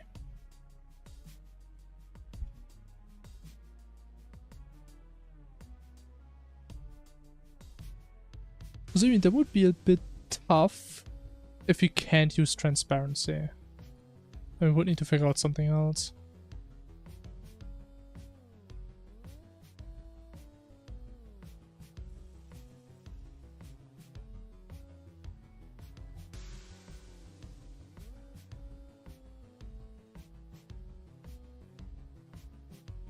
Okay, if you look at it, the left one should be more transparent.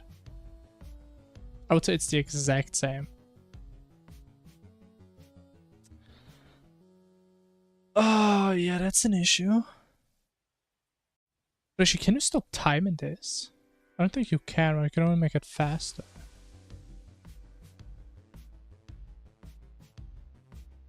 No. Can you? I don't think you can, at least not with this tool.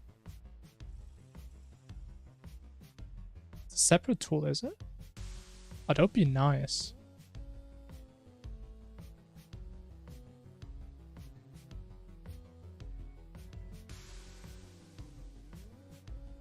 Is it not in here?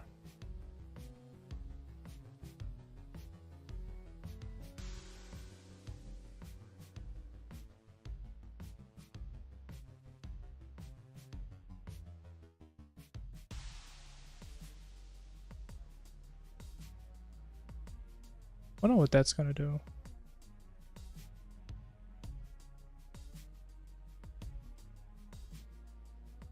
What is for multiplayer? I should probably just this. Actually, no, let me just try it out. Projectile spawner.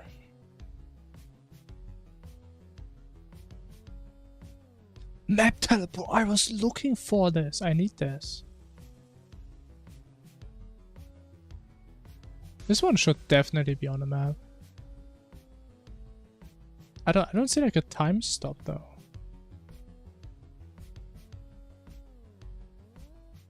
What do you mean what version? I don't think I really have a choice which one I'm using. How do I actually use this?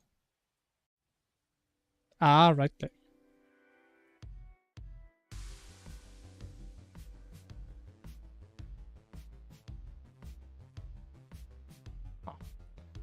Oh, my slime died. Wait, that actually looks kind of cool.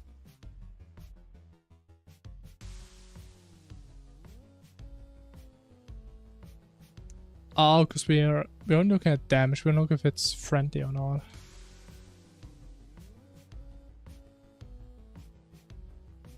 Have a postal? I mean, I don't know. I mean, my version also seems to like just crash me, so I don't know what's happening.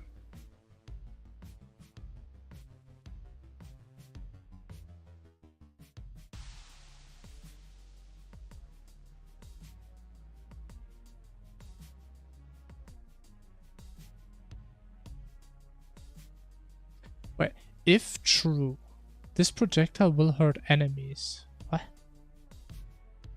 Friendly. Huh?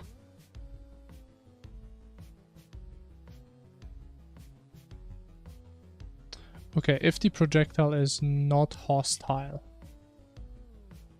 then we also ignore it. I mean, I'm pretty sure you automatically update mods now, if there's a newer version.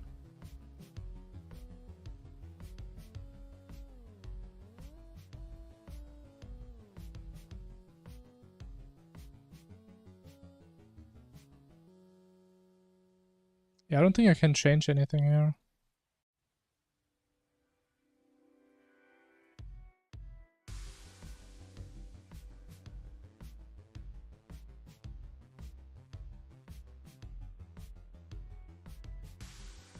Yeah, I mean, it is what it is.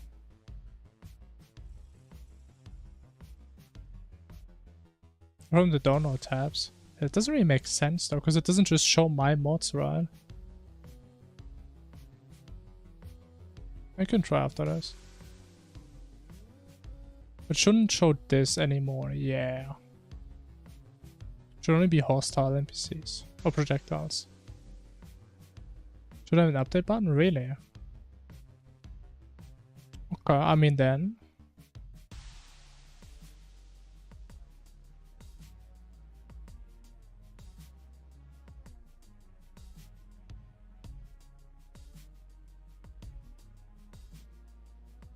This doesn't really work. Some mods pink? Good question. I don't know why.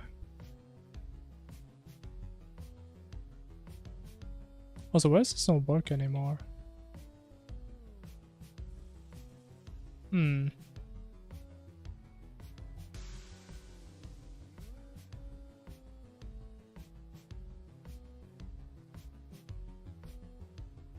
Loading. I don't know what is loading. I don't know what's supposed to be there. Is it loading every single mod in existence? Probably. Oh, there's actually every single mod here. I'm surprised this isn't lagging. That's where the update button would be. Oh. That explains a lot.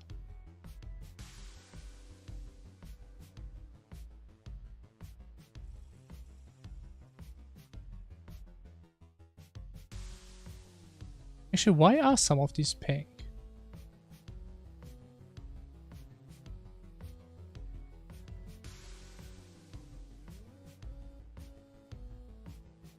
I mean, the only one that are pink is where I have like this folder option.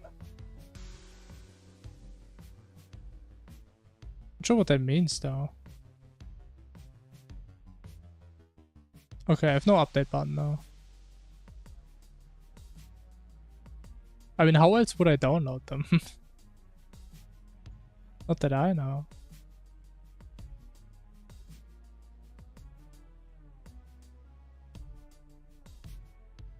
There's only really two ways though, right? You just go through the mod browser or via Steam.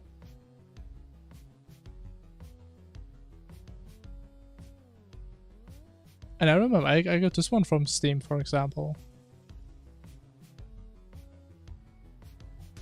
But yeah, whatever.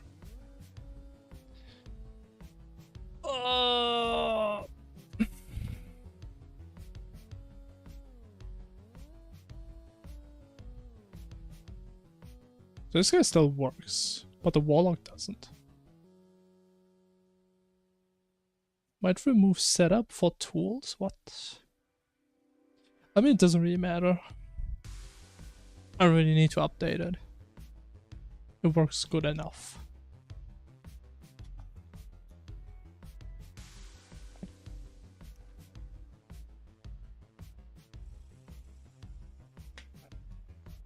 Yeah, I mean, I would probably fix it, but again, I don't care enough right now. Assuming we have a way of stopping time, right? I just click out of the game. Boom. Time has stopped. I call it Zavardo. But yeah, it's good enough for now. I just kind of want to know, if I press this, does it the same that my button does? I think so, yeah. That's fair.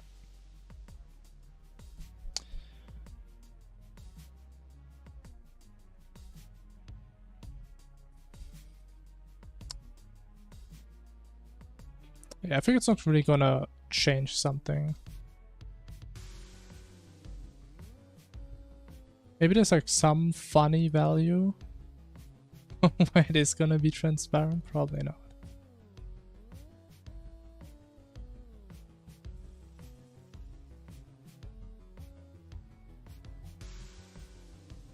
Probably not.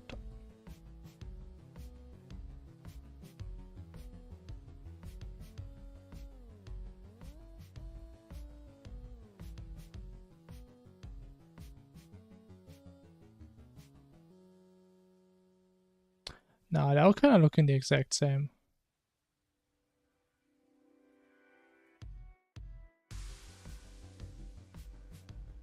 Bro, but like imagine we wouldn't make these like not hurt you. Imagine these would actually damage you.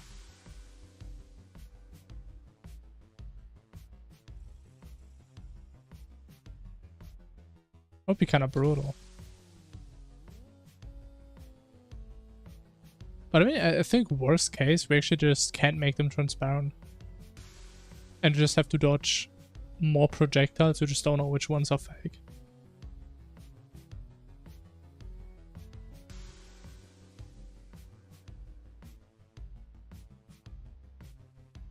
Or we just put like some dust on them.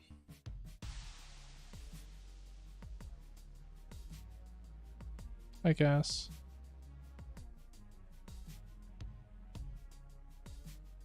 An impossible gay, yeah, sounds great. But I think there's a lot of potential with this.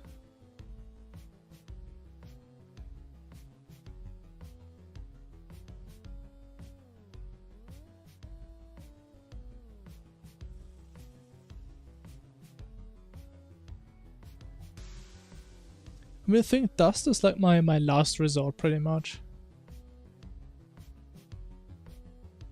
Like I would really prefer if we could figure out some other way.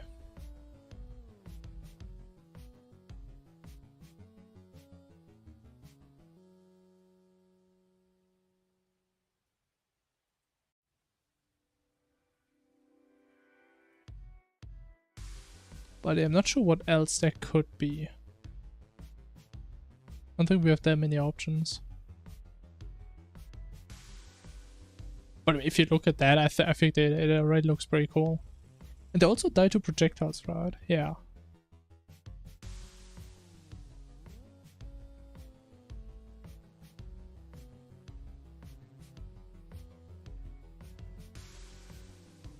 Yeah, there has to be something we can do.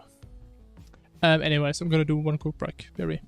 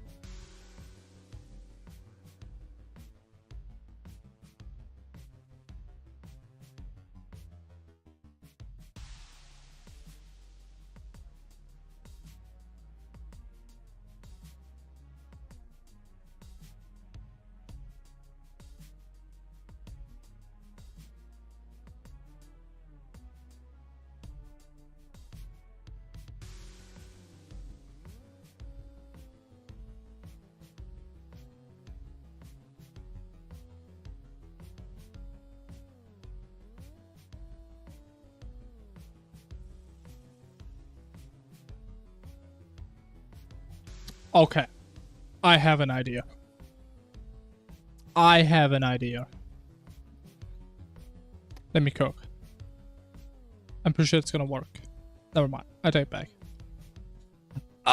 Wait, you can't access the texture? What? Wait, but like, I'm pretty sure. Don't I define a texture? I don't. I thought you are. Actually, no, wait, wait. Shouldn't each projectile have a public override? Oh, wait, it's only for modded projectiles, is it not? So if I would cast this into a mod projectile...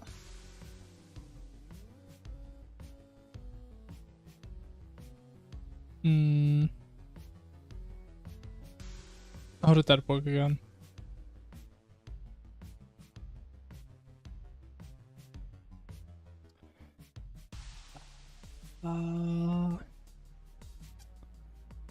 How would that work? That has to work somehow.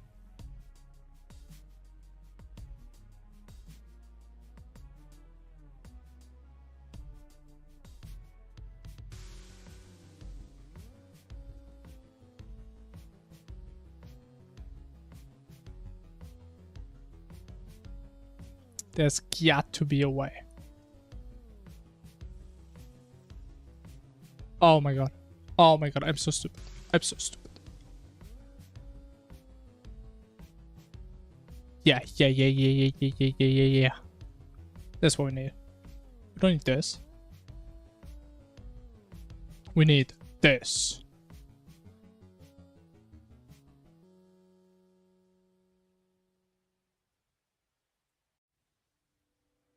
So we put in the type, which we know. Let's see, projectile type. Okay. And now you guys gonna question me. Oh, what are you gonna do with the texture? We're gonna change the texture in a way that you're gonna be immediately able to tell what it's gonna be. That is gonna be a fake texture. Or a fake projectile. That's the plan.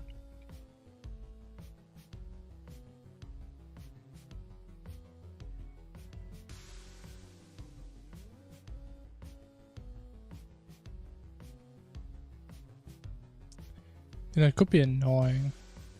Set data.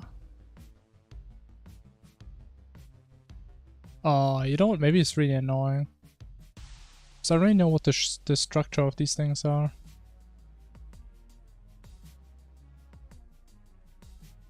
I'm going to return have custom keybinds. Oh yeah, I mean that's what I use for reloading my mod. I just have it bound to a key. So just press one key, like that, and it's automatically gonna recompile the mod for me. It's great. Really handy.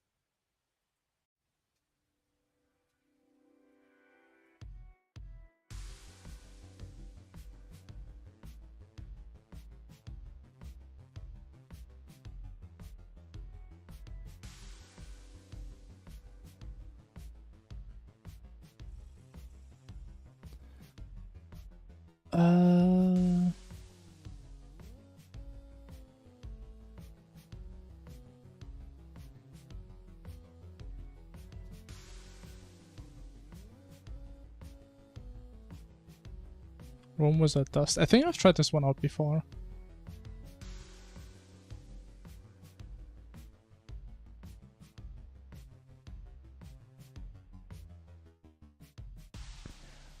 Wait, does that actually work? There's no way that's gonna work.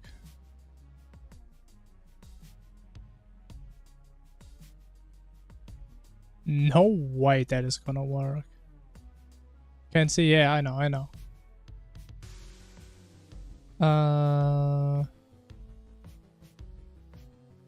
Let's see.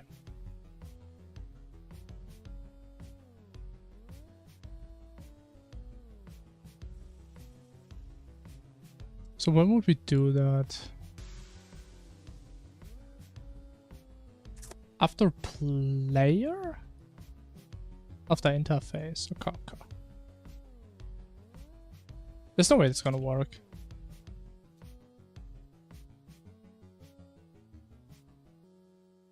Zero chance that it's going to work.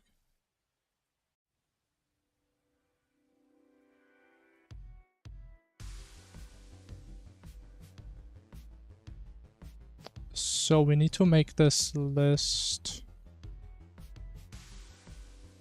more global. We fill this up in here. We don't need this. Oh, actually, I don't know if that's gonna work. But we do need a different list. This list doesn't work. I think at this point there's not really a reason to have two lists anymore. Or at least the first one. Every dust, you're a madman. So much dust in this game, man. It's a lot.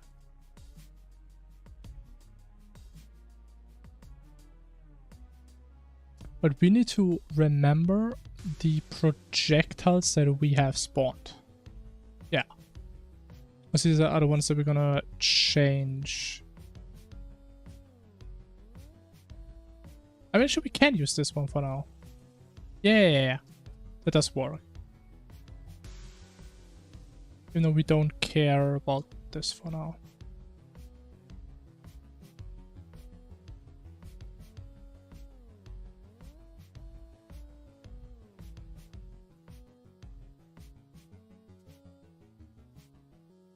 Okay, and then in here, we go through all the projectiles that we have.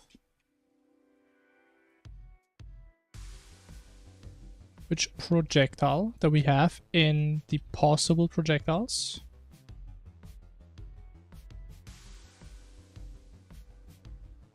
Yeah, it's kind of weird that Dust is so close-minded. I just can't tell what to do. But at least you have a lot of options. It's like the only upside.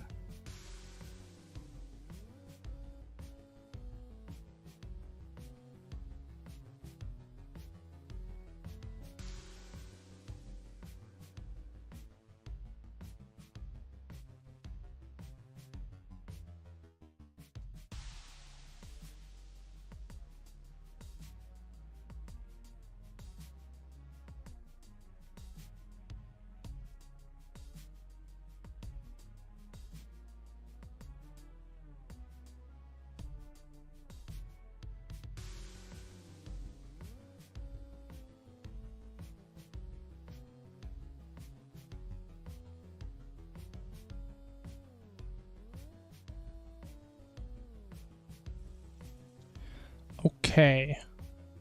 So I do have a color here. Not sure if that's gonna work at all. Let's just see if that's gonna do anything. I'll be surprised if it would be that easy. So the idea is that pretty much we just paint over the projectiles. Which I think would be way too easy to work.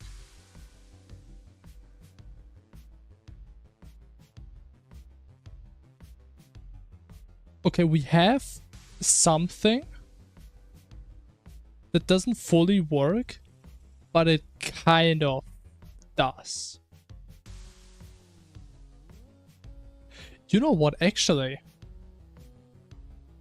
We don't actually need to spawn the projectiles.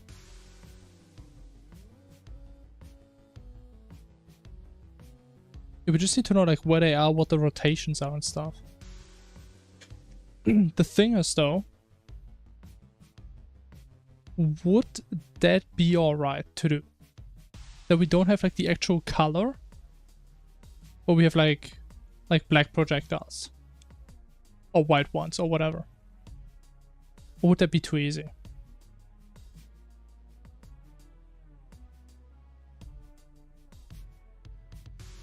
There's the question.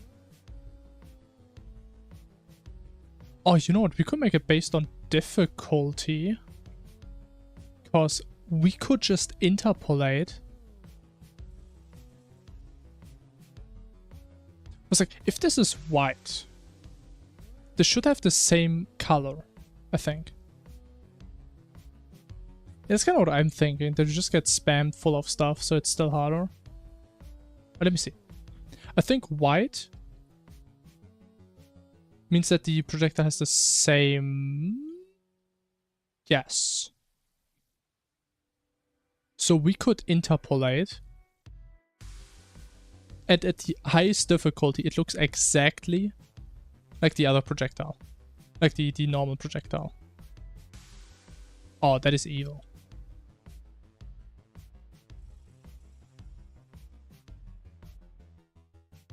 So we would go from color black to color white. Based on... I mean, for now...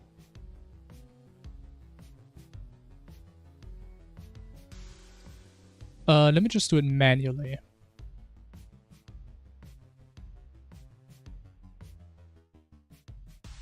Even though it's gonna have a lot of flaws again, but whatever. So we have a float, color T, starts at 0. If you press R,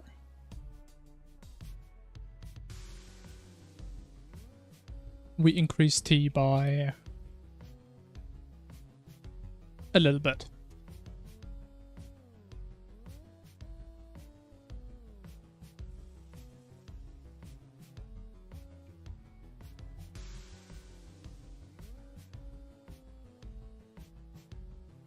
And we do this based on T. Okay. Or not.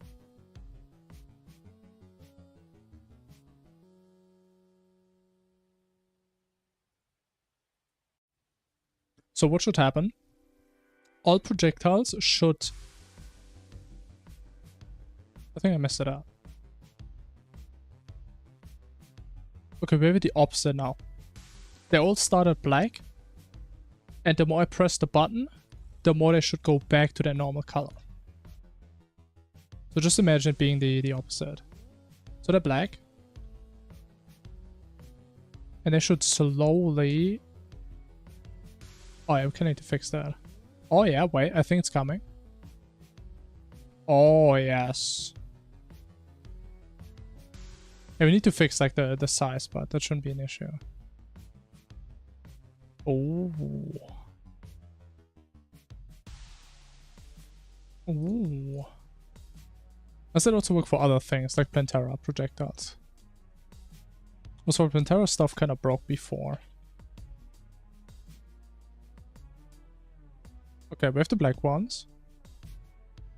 If we increase...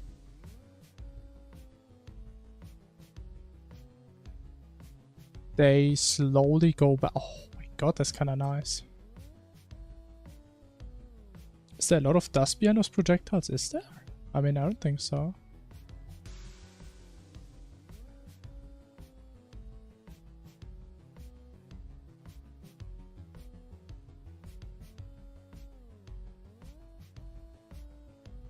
And I say if you mean these effects, which is probably because they just keep duplicating every second. Which we're gonna fix, because we don't need to spawn projectiles in anymore. Because we just need a visual. But okay. We can't do this after player. So we need to do this before the player. This should make it that the position is correct. This should make it that they actually spawn at the position where they should be spawning. I believe.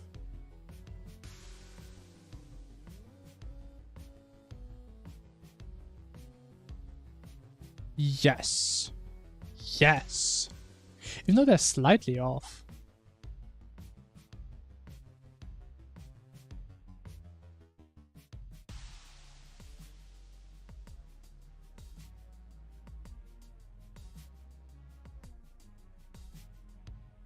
They are very slightly off. But okay, it doesn't really matter, because the velocities are going to be different. So they're not going to be stuck in each other. Oh, wait, that does mean, though, as a cool side effect, that these shadow projectiles are behind the original projectiles. Which means you don't get in like this bullshit situation where the real projectiles are hidden behind. Which I actually didn't think about, but that is really good. That is that way. This also works. Yeah. And again, the higher we go with the number, the more pink they're gonna be. I can't really tell them from each other anymore. Okay, bro, I think we're cooking. This is actually gonna work.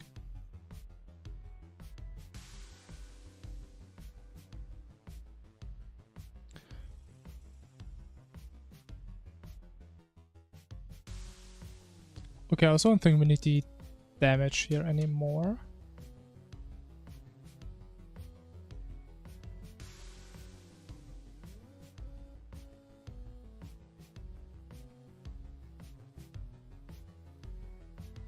Split off and rank the magnets. Yeah, I haven't really thought about that too much, how we want to do that.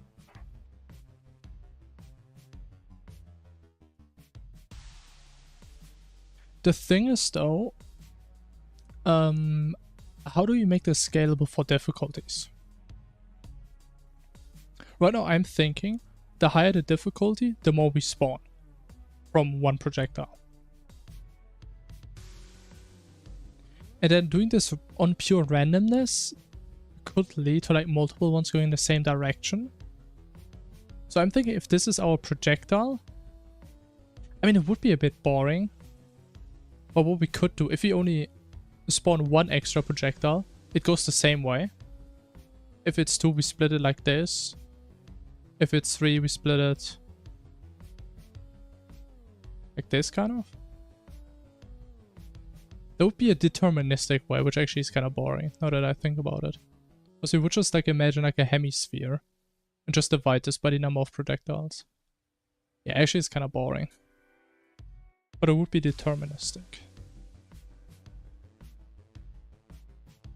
I mean, we would probably just pick like...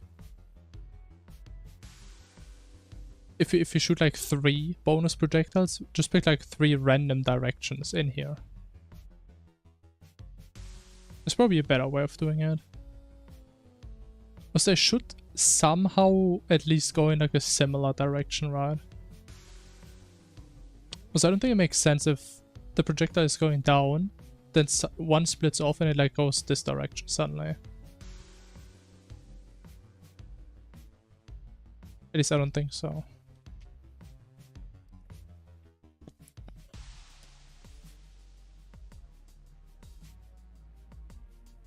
Oh, you know what? I realized we still need to spawn the projectiles, though.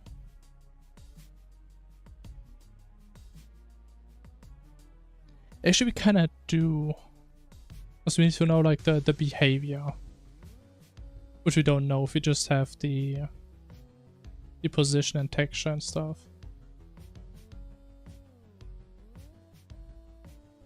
Okay, so we still need to draw it.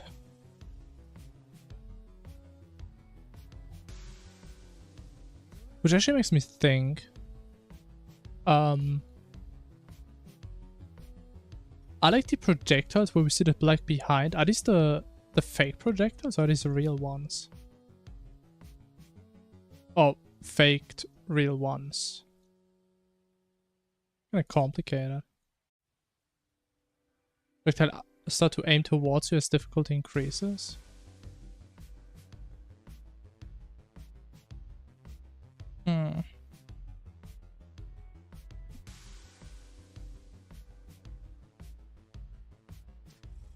I don't know, because the issue is if we spawn more and more projectiles, if they aim more towards you, you have less clutter, right? So your overall visibility is gonna improve. If instead of drawing random directions from the hemisphere, if instead you look at like this, or whatever that shape is gonna be. We're gonna have way less clutter because it's more centralized, right? So I think that would actually make it easier.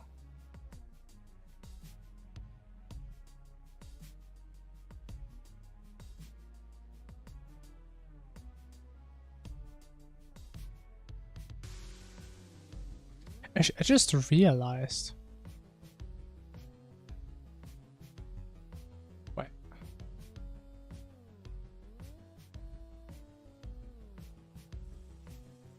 It's like the fake ones are the ones that are being shot out.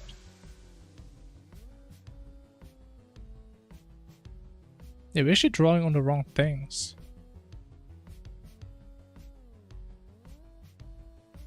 Okay, I'm actually starting to confuse myself. Okay, wait.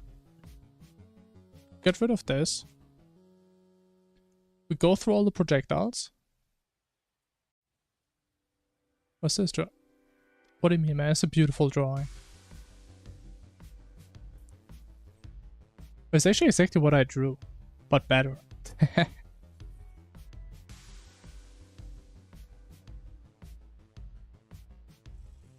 So we don't need these. But we do need this one.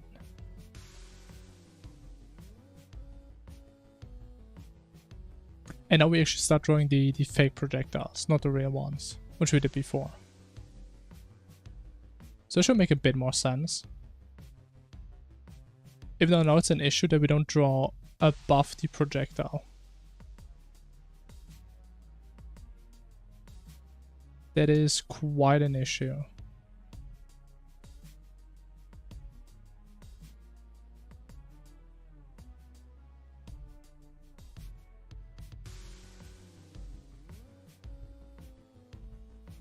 Yeah, because they're actually behind.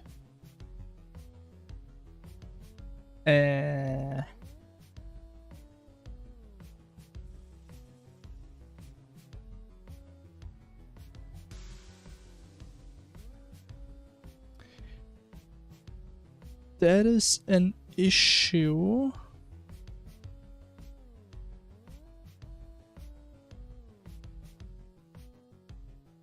I think the easiest solution would be if we say we ignore the physics of the certain projectile that we copied and we just apply the velocity manually. Like, we could do that. If no, but we also kind of need to keep this because otherwise all projectiles just go through walls. Unless we say that's fine.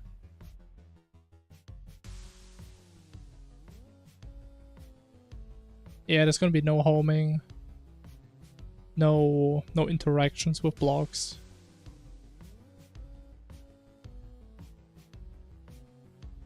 I mean, the issue is if we do this, I think it's gonna be drawn over the projectiles.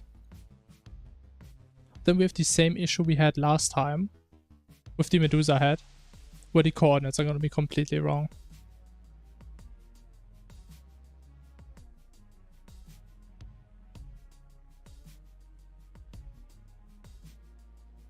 So they're not gonna be on the projectiles at all.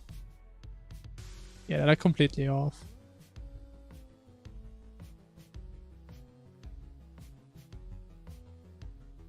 You know, that's all kind of cool.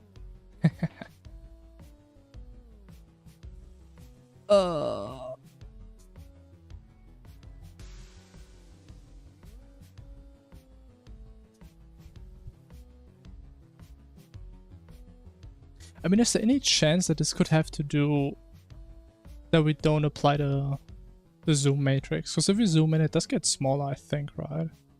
Yeah.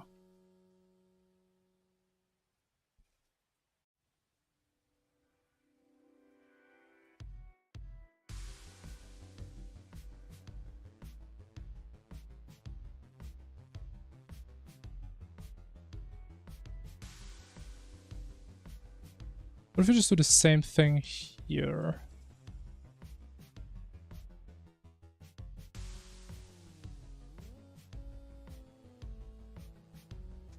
Even though that does mean...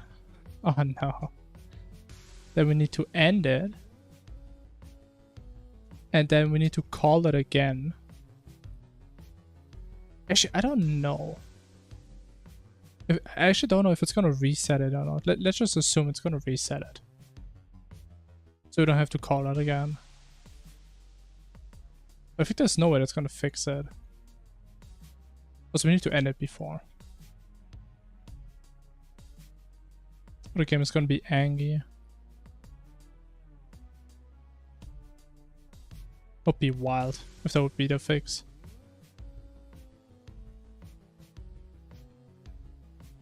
Bam, bam, bam.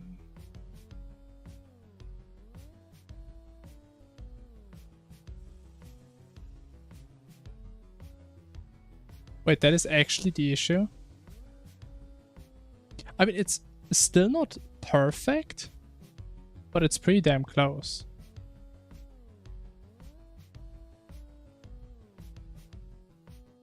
It's still slightly off. Wait a minute. I think the reason it's slightly off is because the origin. What if you just set the origin to 0? Does it need to be a vector?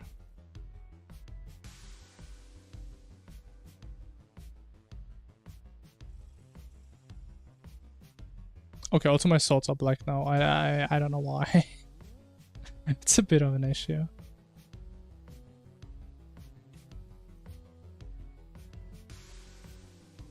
Actually, no, they aren't. They kind of look like it though.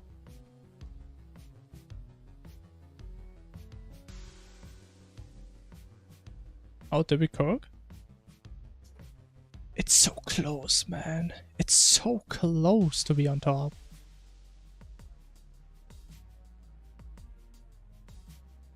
Like, what could this tiny offset be that we're missing?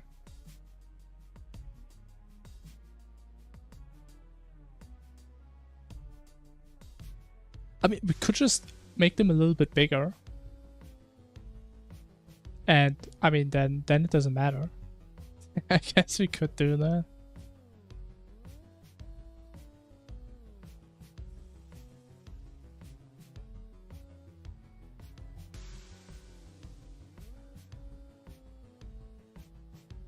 We have the same rotation, origin is 0, even though I think this is probably gonna break for some projectiles.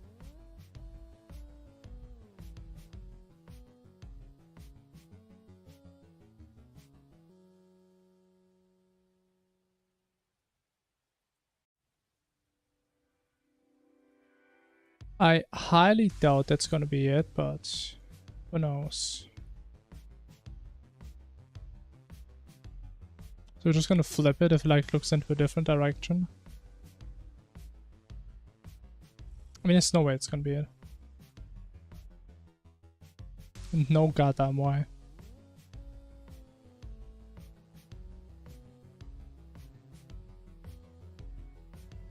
No.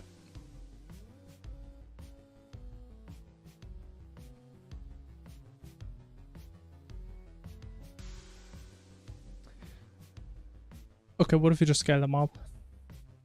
I don't know what else to do. Let's take twice the scale. Which means if there's ever going to be a big projectile, I guess we just can't see anything anymore. Too bad.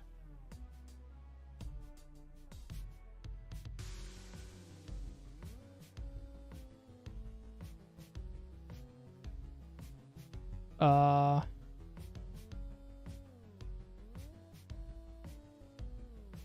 think it's off the same way, because the projectile below should have the same size, yeah.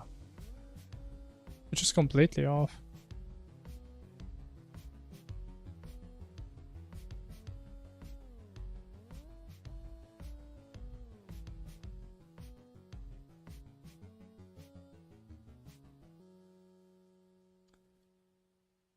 Hmm.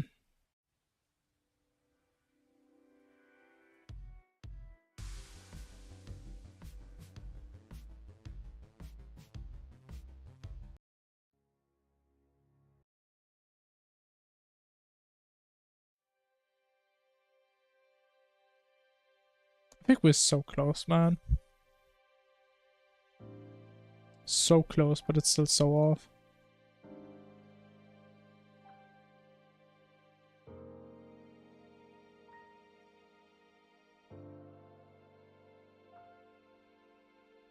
But why is this still here?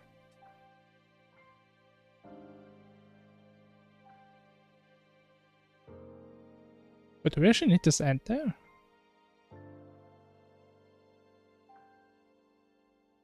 I mean, it would be cool for like clueless modders like me if they automatically like fix the sprite badge. Okay, no.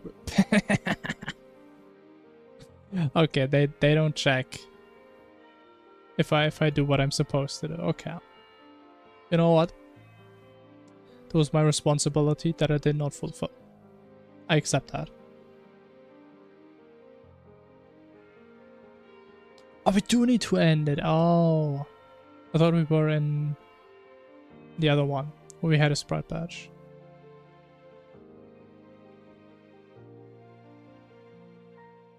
Yeah, okay, okay.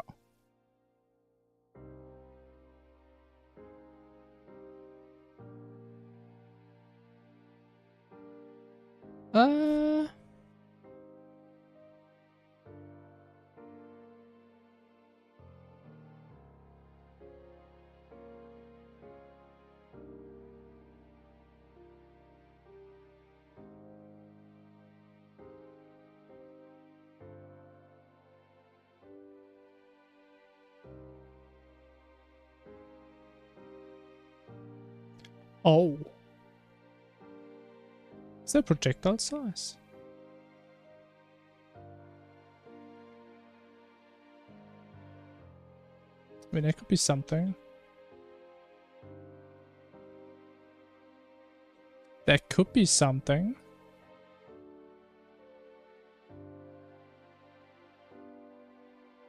But is it that little bit of something that we need?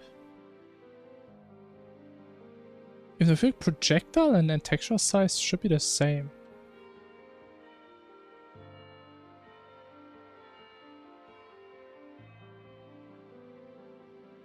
Wait a minute. Is that better? Wait a minute. It's still, bro, it's so slightly off. It's like 1 pixel sometimes. That is really close.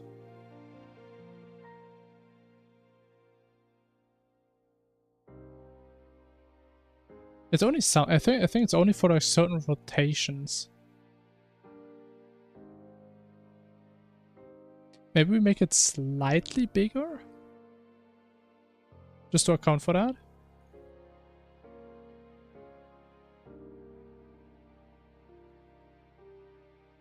Oh, bro, I think we're cooking big time. Huge cooking.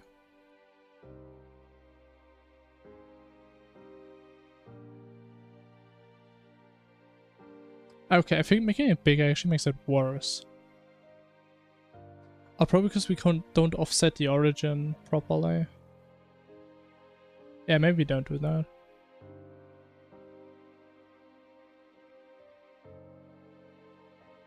Was there so many? What is there?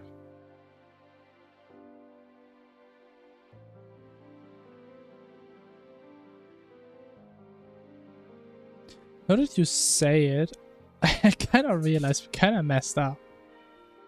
Because there's only half as many projectiles as there should be. Or the dust? I don't think that... Is it many? I mean, it does look like a lot, yeah. I think it's just because of the velocity.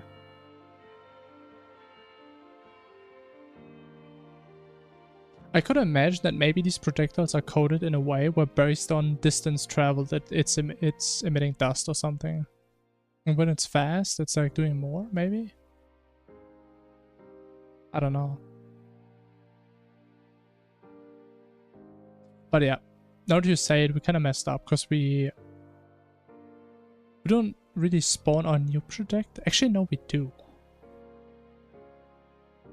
But we also override the older ones.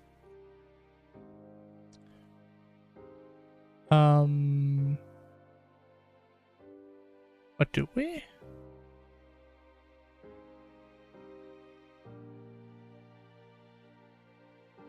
So go through all the projectiles. Then we spawn a new one based on that.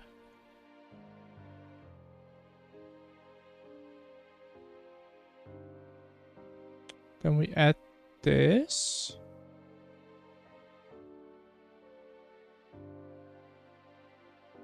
I don't know why we... Like, would we overwrite the original projectiles?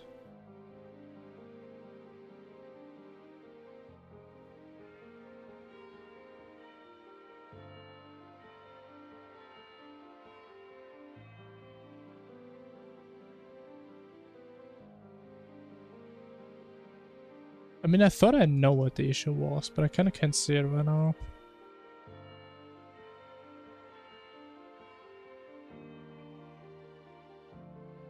No.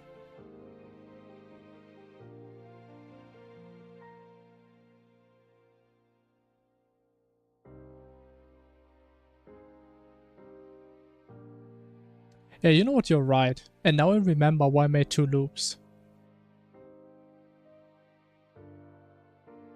That's why I had 2 loops, until I forget why I had them. So I removed the second one. That is exactly why I had a second one before, yeah.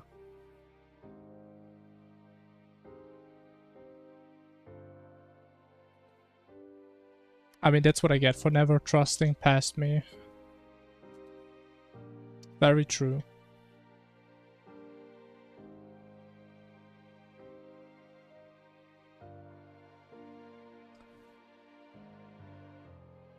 It would make a lot of sense though, because then we probably just overwrite the original projectiles.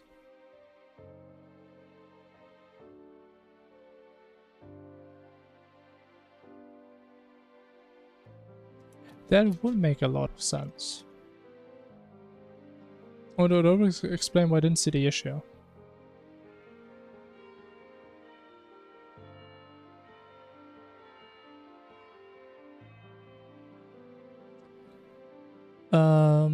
Let me do this here.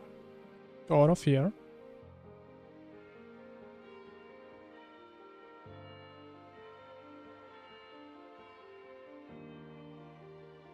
Okay, whatever. There we go, through all the projectiles from the possible projectiles. How many brackets am I missing, man? What was wrong? It isn't like this one. Oh, that's why. Makes sense.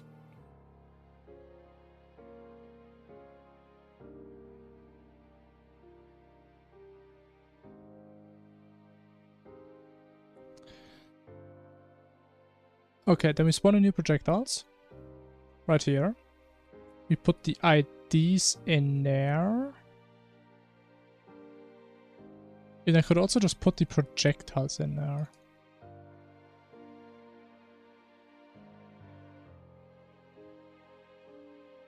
There's not really a reason to not grab the project. Actually, no, no.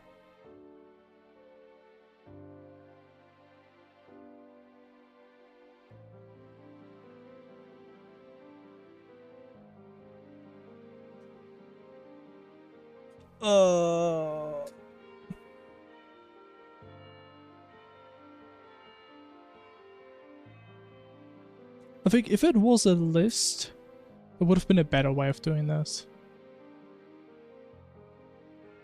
Because then we could have just...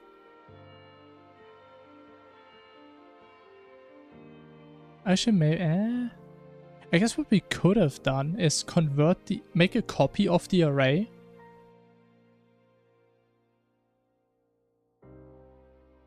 Actually, yeah, we could have just done a copy and then iterate over it. But okay, whatever. We just did 2 loops. Whatever. So that in 10 minutes I can forget why I had this. I delete another loop and then we have the same issue again. Can't wait.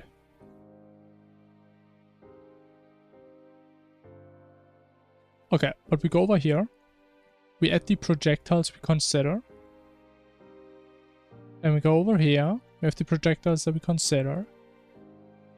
Then the ones that we're actually going to draw. Then we go over the projectiles we're going to draw. And it's a goddamn mess, man. How many loops are there? Then when they're not active, we don't care. Which makes sense. Because that should make it that projectiles that actually got destroyed are not gonna get drawn anymore. Yeah, let me if you oh yeah, please do. I don't want to make that mistake again. Okay, let's see what's gonna happen. Let's see.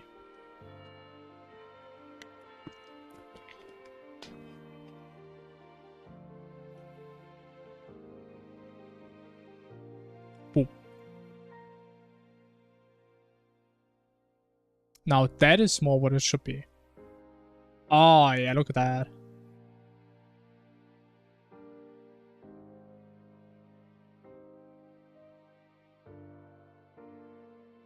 Actually, no.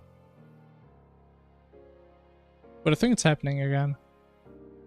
It is happening again, but I'm lagging.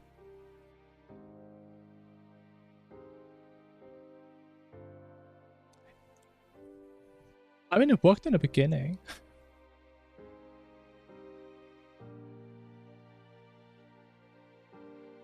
Oh.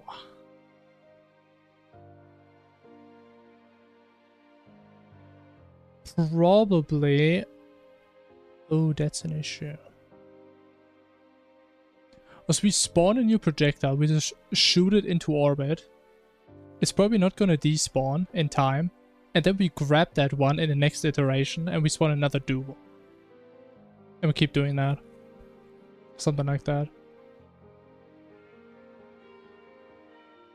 And then we spawn new versions every single second. I have 4 FPS. Oh, wait. Oh, I'm trolling. I'm sorry, guys. I didn't notice. Now you can't see the 4 FPS action. I know it's 1 FPS. Right.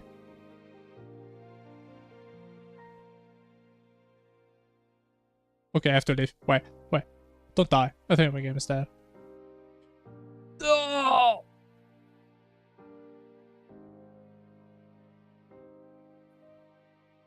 Oh. Let me leave, but get me out of here. No, what is this? Oh my god. Let me exit, please. I can't press it. No. Okay, I'm just gonna press the button. Frick you. It helps. I think the bigger issue that I just realized. Actually, no. That shouldn't be an issue.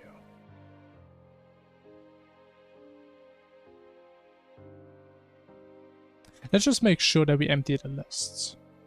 Maybe that's all we need.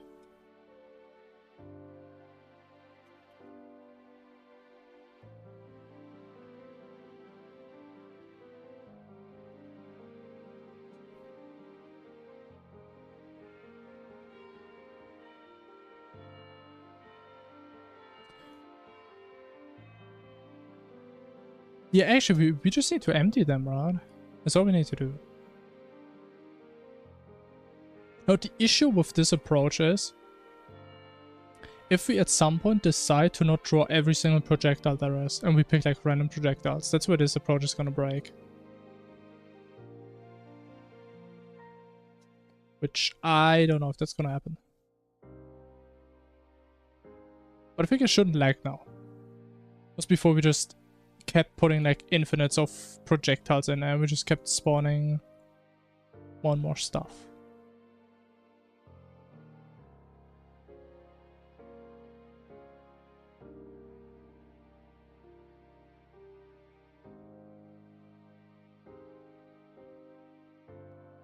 Yeah, I mean, it looks reasonable so far.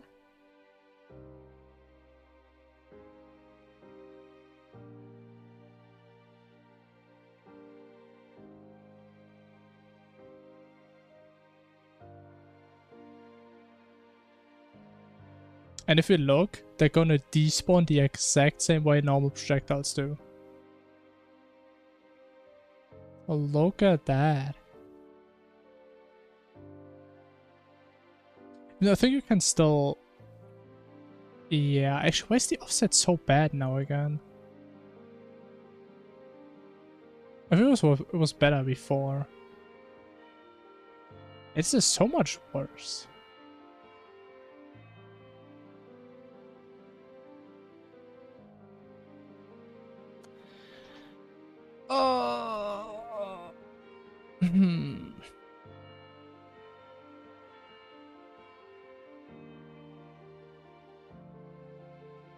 Maybe we'll try to figure out with the scaling. Wait a minute.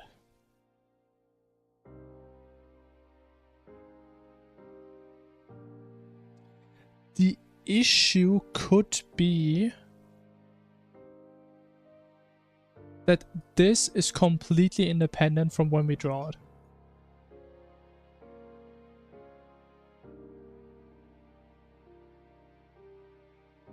That could be the issue.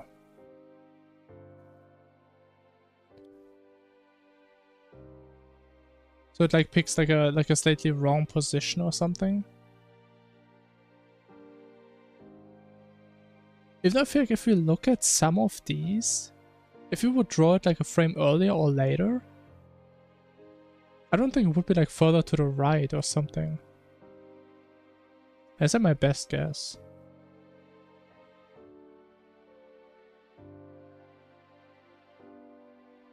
And it's just we can't just call it. I mean, we probably can, but I'm gonna do it twice in one frame. That's probably not nice.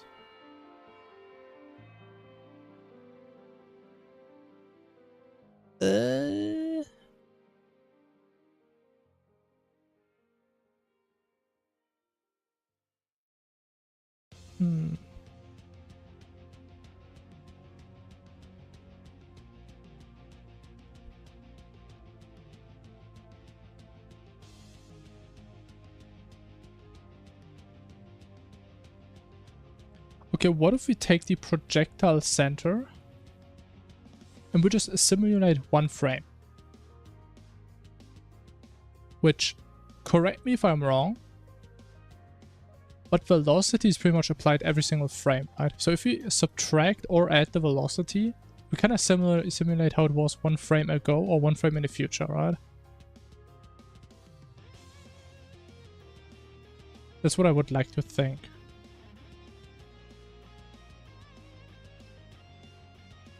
What if we try that? So now we go one frame in the past. Because I'm desperate.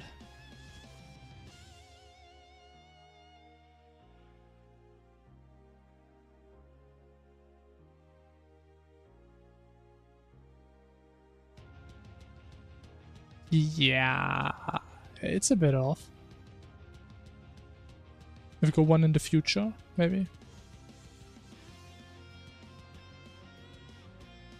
I mean, if it's not that, then it shouldn't be like a one frame offset. I mean, I guess the velocity actually could have changed.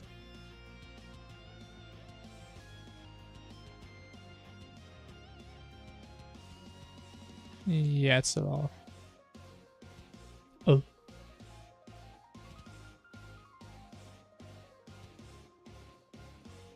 The thing is, the reason why we are making new projectiles is so we have an accurate velocity and accurate behavior. Because again, in theory, what I said earlier, we could just manually apply velocity, but we couldn't mimic like the projectile behavior anymore, right? If it's like bouncing from walls, if it's getting destroyed on impact, if it's going slower in water, we can't do any of that. And we also lose the dust, I guess. Which is why I prefer the approach where we spawn fake projectiles underneath. That we just copy its like behavior and position and stuff. Yeah. Or we just draw over them. It's probably easier to say.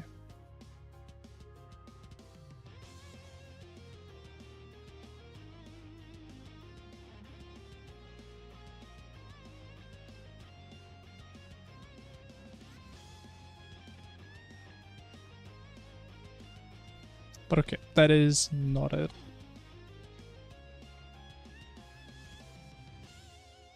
I mean, it's definitely not the way it should be, yeah.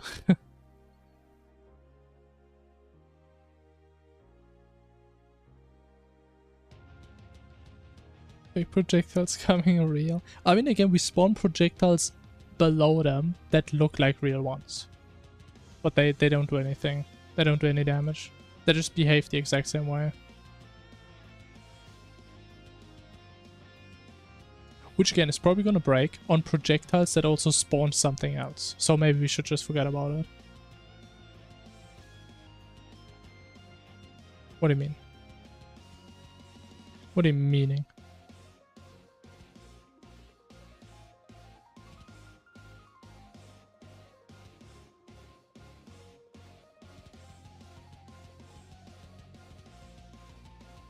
Spawn fake projectiles, spawn new ones?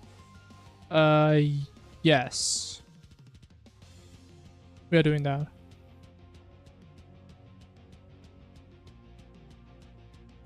And the old fake one become real? They don't become real. That's kind of the issue because we just override the list. Like every time we spawn new projectiles, we just overwrite the list of the projectiles we're drawing.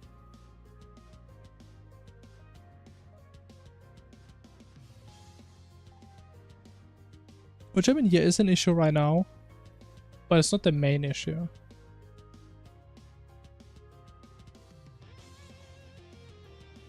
But even wait.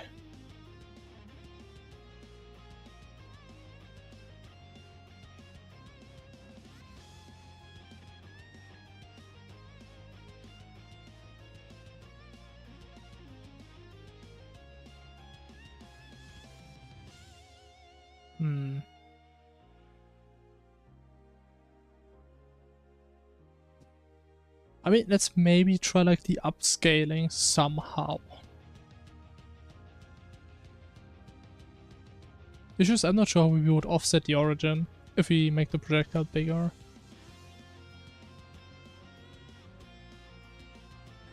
Because if we have a box...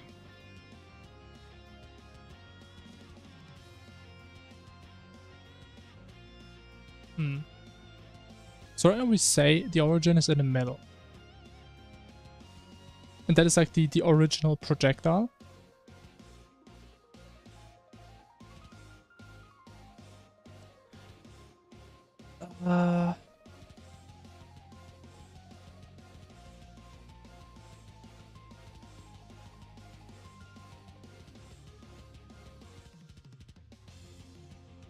Honestly, I don't even know how I would draw that.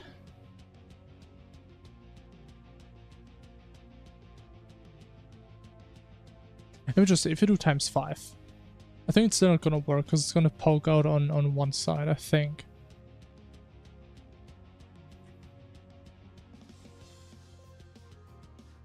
Wait, don't we need to set the origin to the position of the old one? Or something? Spike.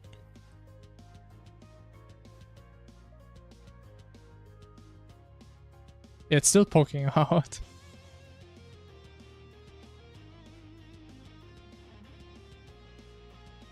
At least sometimes. Okay, but if you look, the dust is like on the left side. Always, kind of. Based on its orientation.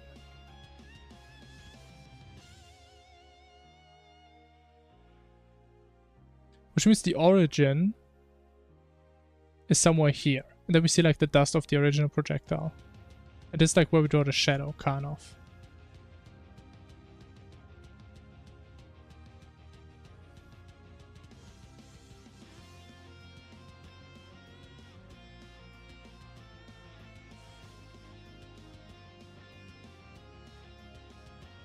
Wait, can I just get the origin of the... No.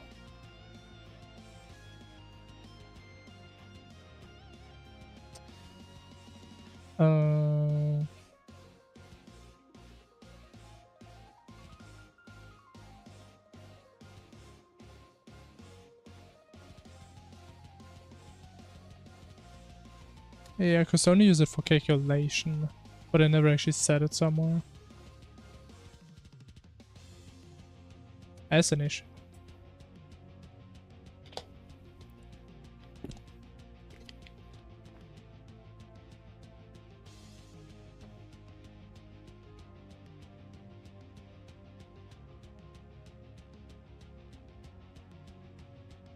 Get rectangle. Hmm.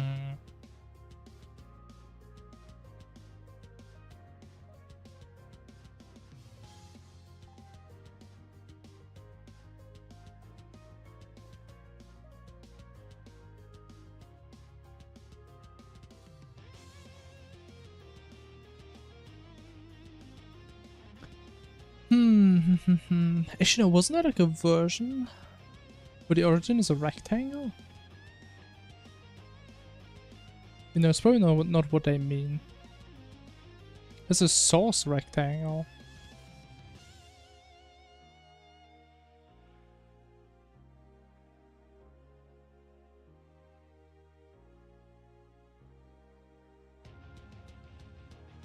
No, origin is also a vector.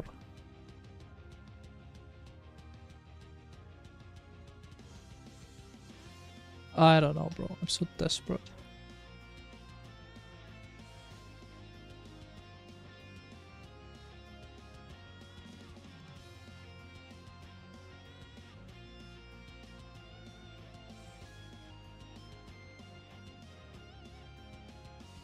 Okay, let's just ignore color for now. Yeah, I feel...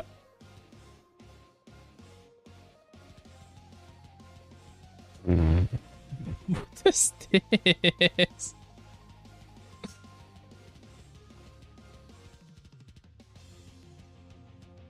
Huh? It's only sometimes, though.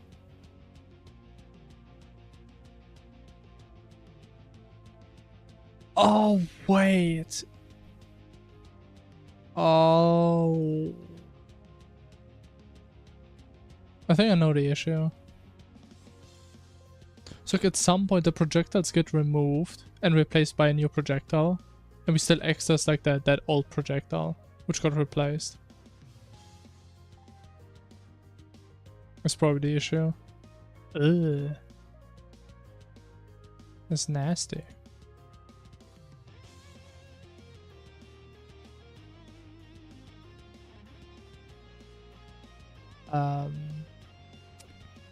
Should do it black, yeah, so we can actually see what's happening. Oh, makes sense. Bam, bam, bam.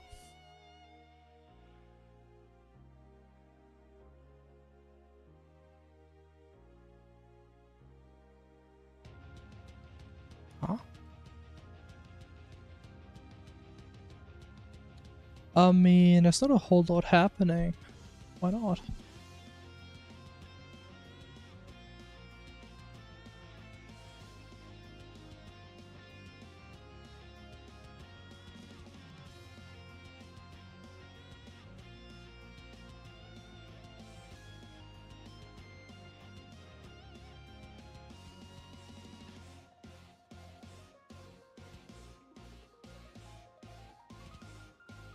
Eh?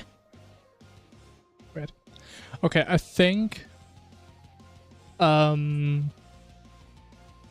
just gonna do the cheap way and just ignore projectile properties. We just simulate velocity on our own.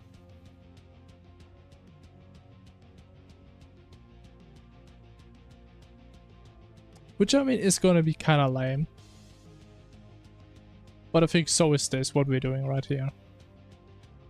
It's like another one of these things where I just don't know how it works. There's like not really any logic that we can just figure out by looking at it.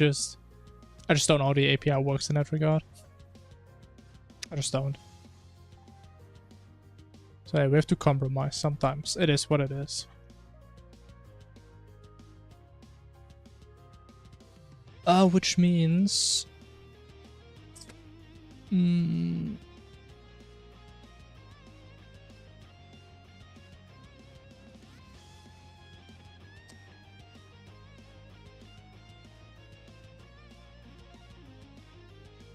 mean, I'm thinking, how do you like do lifetime then? Because if it's going to be completely separate from the original projectile,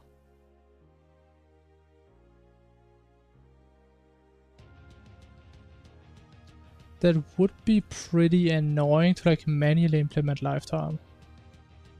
But as if it just always goes in one direction, I guess it doesn't matter that much. Because at some point it's probably just going to despawn on its own, because it's too far away. Okay, so go through our projectiles. We added, that's right, we don't spawn a new one.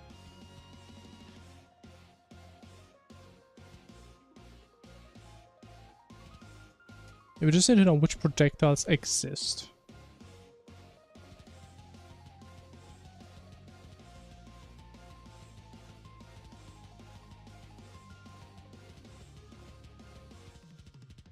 Okay.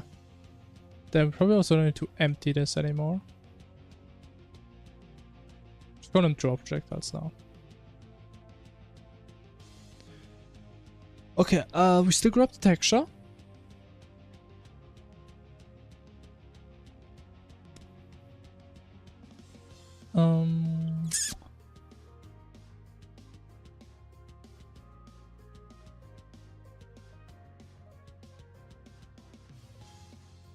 But how do we build this though? So we need a list that's gonna have the textures, the positions, and velocities. I believe.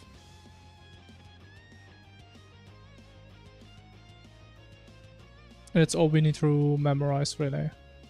Maybe also time, which we need to manually change, which would be pretty annoying. But it shouldn't be too hard to add, worst case. So what did I say? We need the texture. I think this is going to be so inefficient, man. Texture, we need position, and we need the velocity.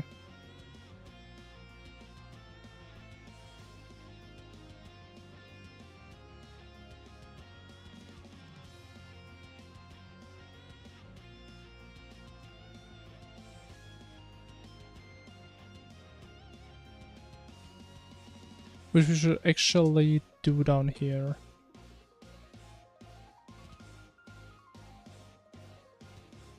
So we need the texture, first of all. Which is this, right here. Boom.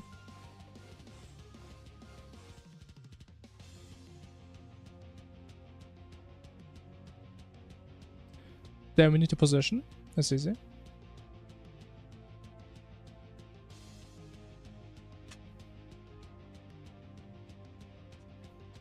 And the velocity.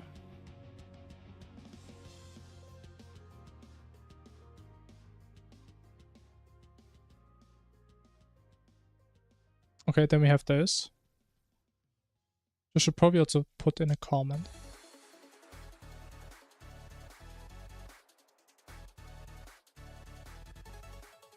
Wish there was like a way to like annotate these. Maybe there is. Wait, there is?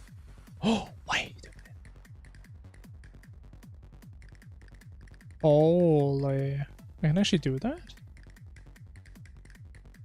gonna pop.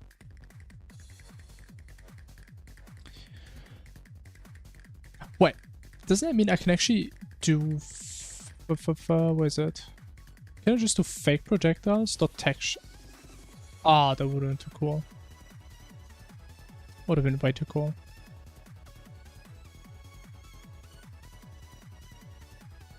Okay, so we fill this up here. Then every frame we draw, we go through them.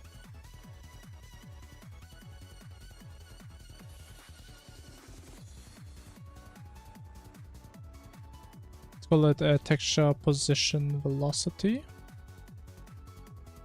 And fake projectile. We don't care if they're active because it doesn't exist anymore. Don't care about texture. draw position. It's going to be the position minus this.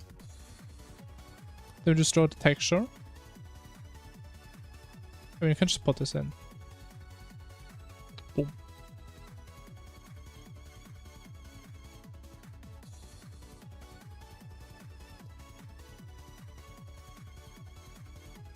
Okay, we need to do color interpolation again. We can do that later. And we need to apply the velocity.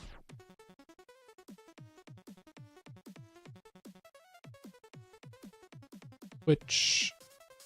I don't know. Which one do we do that? Oh, actually. Oh, wait. How do we actually do that?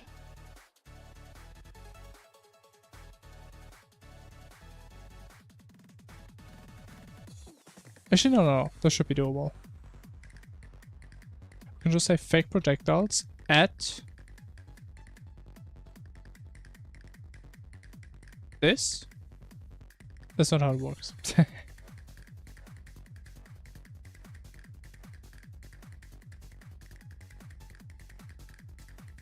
I actually don't know how we overwrite at that position.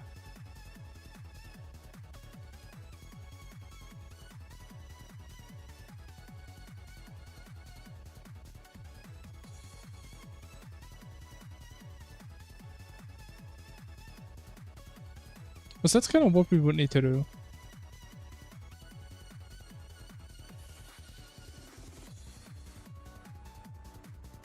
Can I convert from texture vector to int?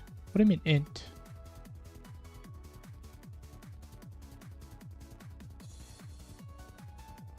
Oh, because it does need an index. That does make sense.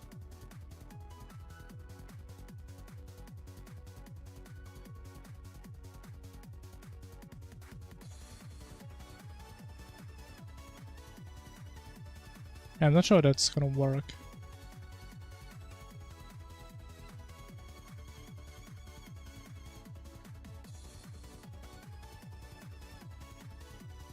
Oh, we can't do a for each. I guess that's fair.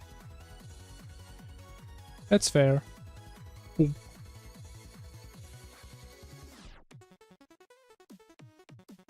Oh, we've got the emoji. I'm gonna leave that in. That's funny.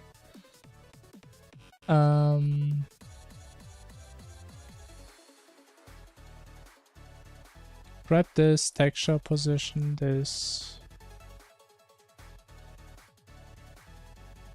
Then we have the new position here. Velocity stays the same.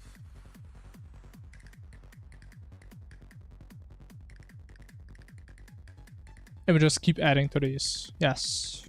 Okay. Now let's see.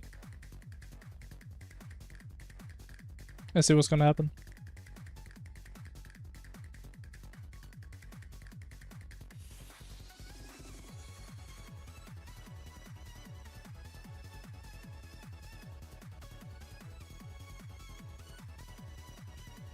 Oh.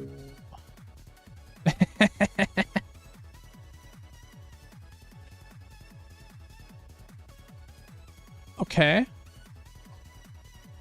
That does look kind of funny.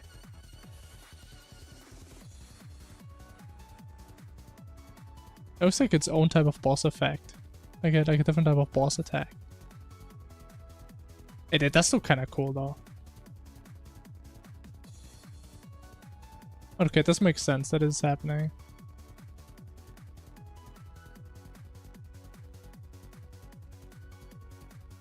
Question is, when do these despawn? I think they're never despawning.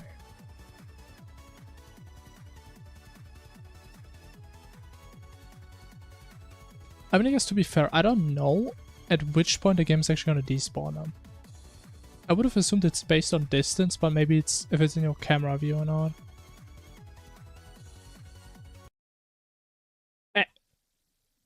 Give me that back.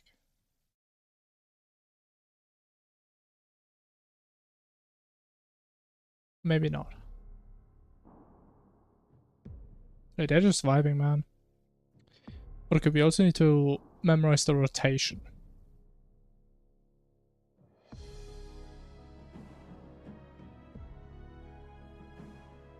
which does make a lot of sense. Actually, no, rotation is a float, right? I think. I always forget.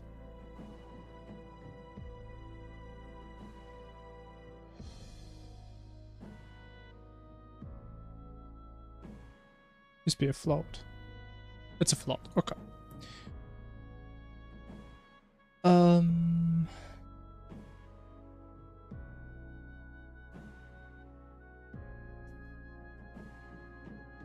Yeah. It's kind of unlucky that there's no like intermediate overload. You have like the super basic ones and then the ones where you never need half the stuff. Also, I just realized these things keep flying around even if I'm tapped out.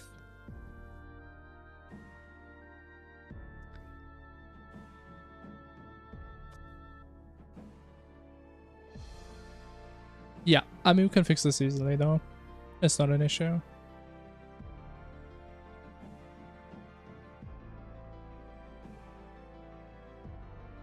I still don't really know what this source rectangle is. Okay, we need this. We have texture, position, rectangle.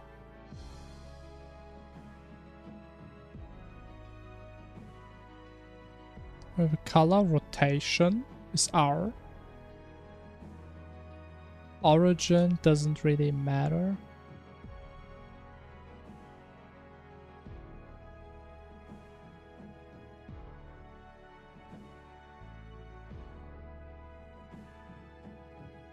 Scale doesn't really matter. I mean, you can just scale it up on higher difficulties, I guess.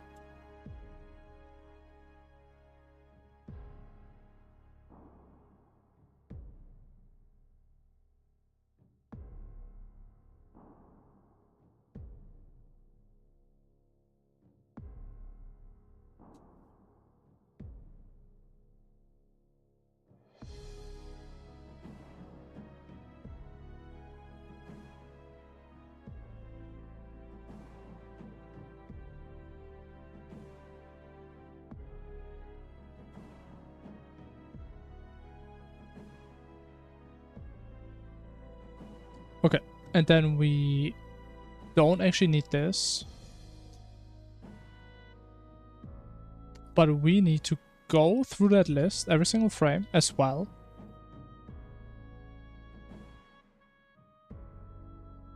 I think I'm just gonna do a shortcut here. Actually, no, we probably don't even need that, do we?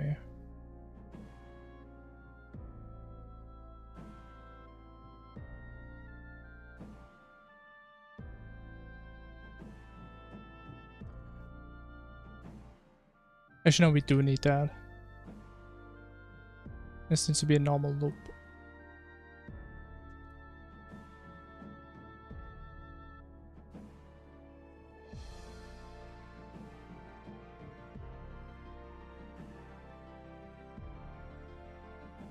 Why are you making an int? Oh my god, was this goddamn comma? So at I, we... Can I just say dot item? No.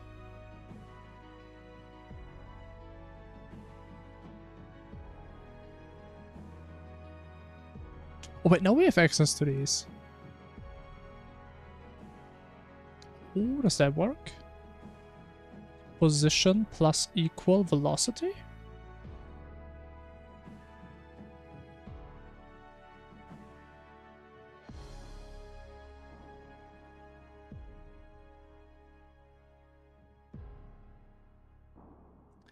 No.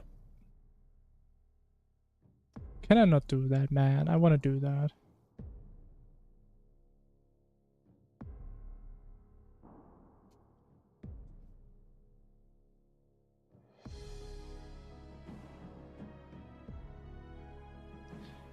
Unlucky.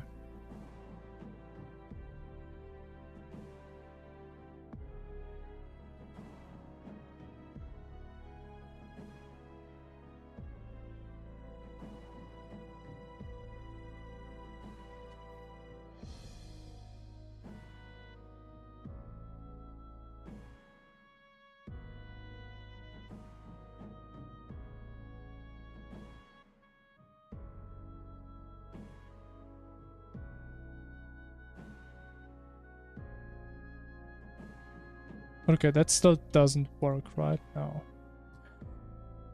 Okay.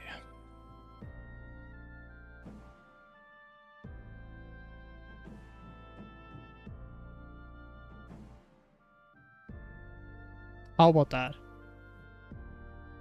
Beautiful. Very readable. I like it. Okay, now it shouldn't run when we're tapped out. And they should have the right rotation.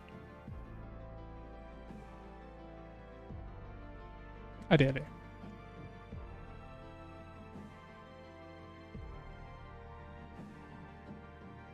And they're not working at all.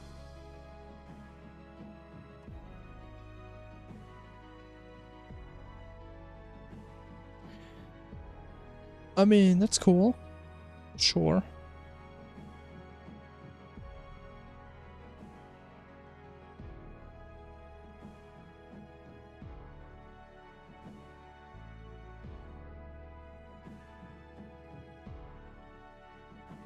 Actually, we can do a 4 each here now.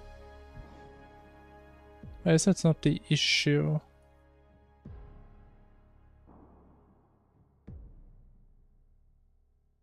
But what is the issue? Hmm.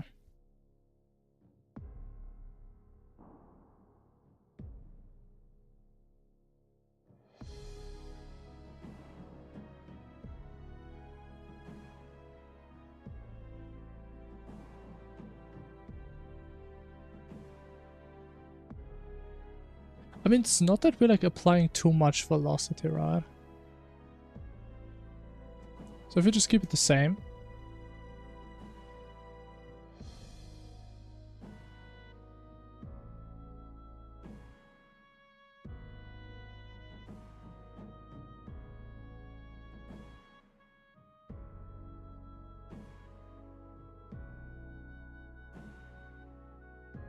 No.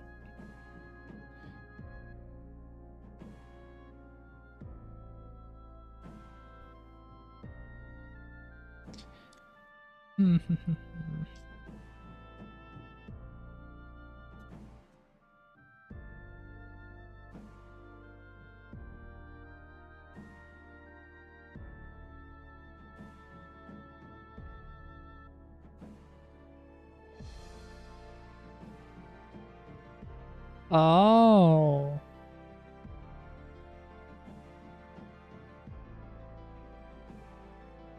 Oh yeah, usually there's a null there. So apparently they were trying to draw the texture in a 0x0 rectangle. Which means they weren't drawing at all. That would make sense.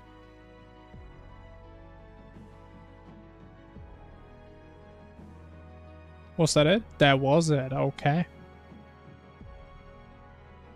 And look at that, they have the right rotation. And they just go for infinity. Even though I feel like... I mean, I can't really change stuff, but I think this one, for example, has a slightly wrong rotation for its velocity. But okay, I mean, that's literally not my fault. There's nothing we can do.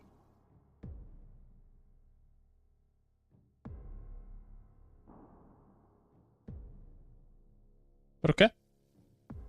It works. It does work. Now, I guess if we really try hard, could like implement some manual collision checking. Even though that does sound like a lot of effort, so probably not.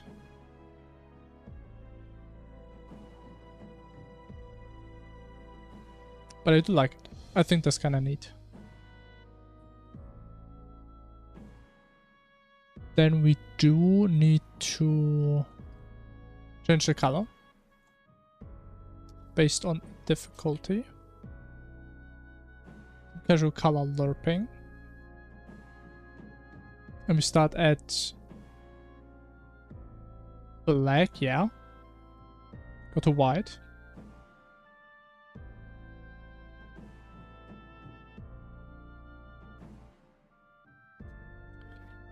based on the... Actually, let me call this fake. It's a bit shorter.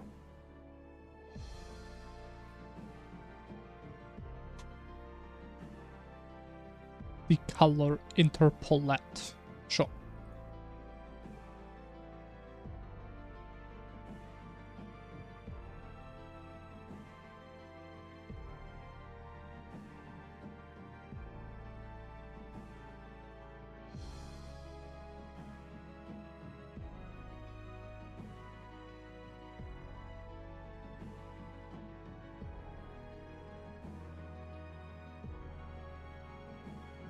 I forgot, is that how it works? So they need like triple?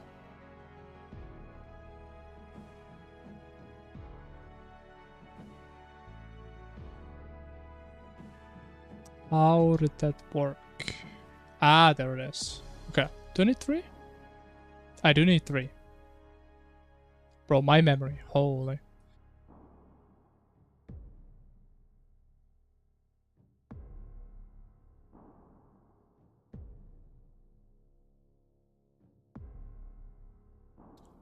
Okay, we can also change this. 2 for each. Bit cleaner.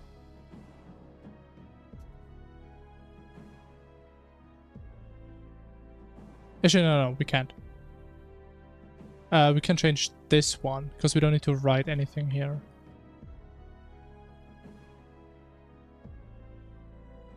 Yeah. Honestly, I think that's right here the reason why I stopped using for each in other languages that aren't Python. Because in Python, you can always just put an enumerate around if you need an index. And in these languages, you always have to like go away from the for each. Kind of sad.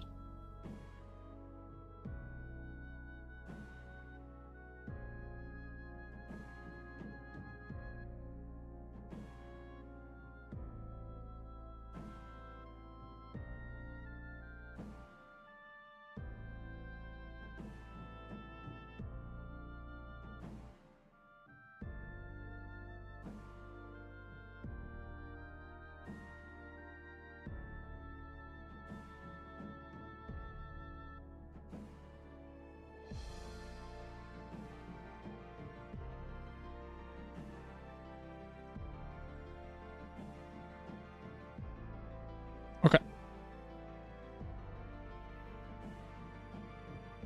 Now, we have the basic event. Now we can actually do some fun stuff. Which means more projectiles. The thing is, I was also thinking like which projectiles do we actually take? But if we just copy every single one, I mean, we could just do that. I mean, or I guess we can also say based on the difficulty,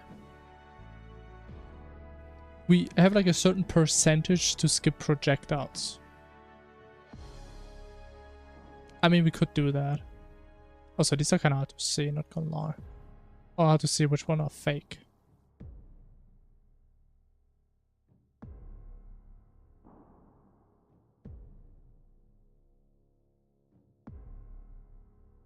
Okay, let's first just define, if we pick one, how many do we spawn?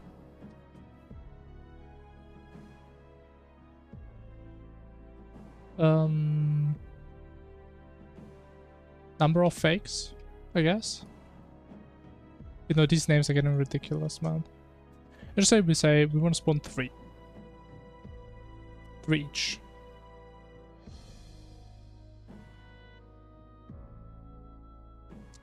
Then when we're here,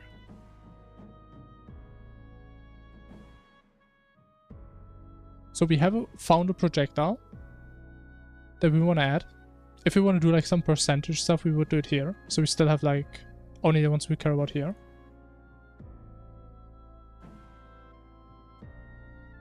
So we are gonna loop based on how many fakes we want to spawn. I guess we could also make this one percentage. I don't know. Man, there's so many percentages we could do.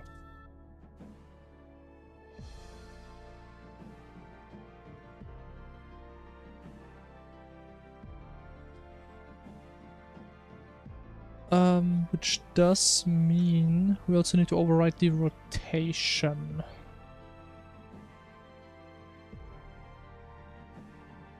Does it mean right now what we do when we have like a projectile that's going somewhere?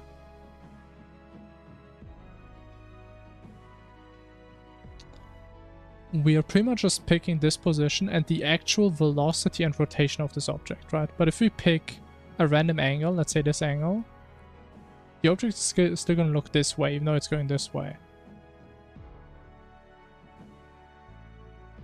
Which is an issue.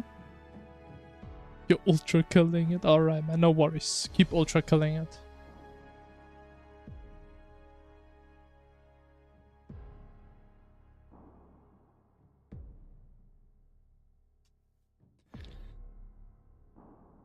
So we need a random angle.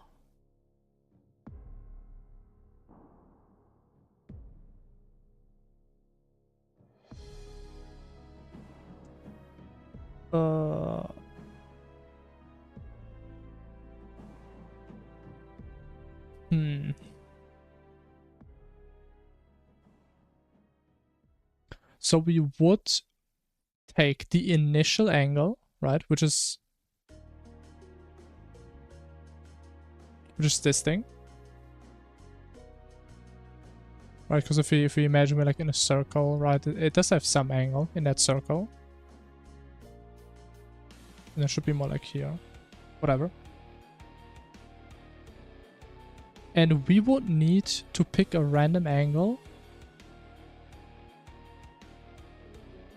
where this is the middle point, and we have like 90 degrees to the left and right. That's kind of too small too. So we kind of just have a random angle anywhere in here. That's the idea. So the idea is simple. The implementation is... Ugh. Gonna have to do some angle wrapping. Probably. The issues are I kind of suck at that.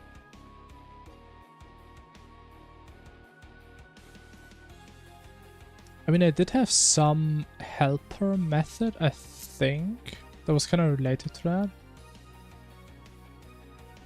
Or not. Lerp angle. Which doesn't help at all.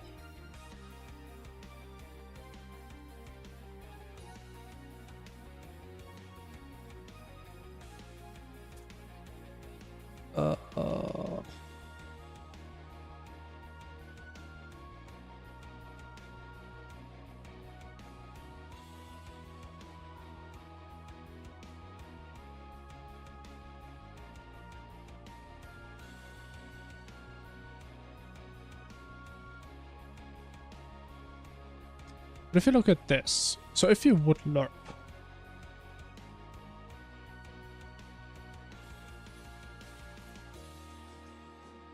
get the difference? Okay, I have no idea how that works.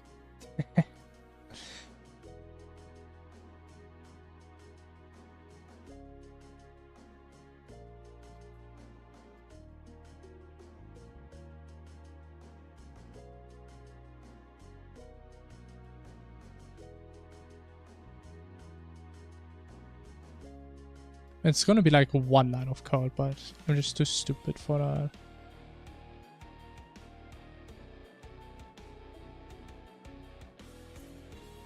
Wait, we don't even have to care about that stuff. That's true. I'm so dumb.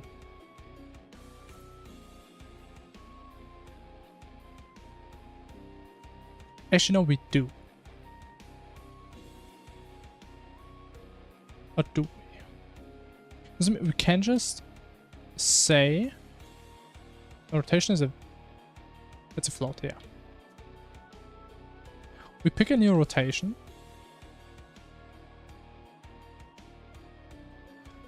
Which is gonna be the old rotation.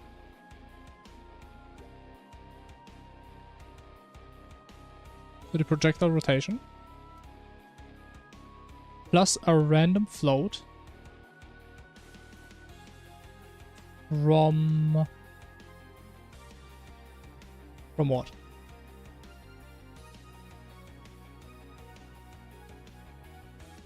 So 90 degrees is pi over 2.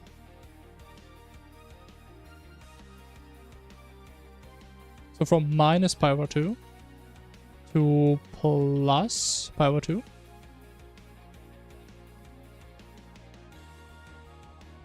Then we have the new rotation.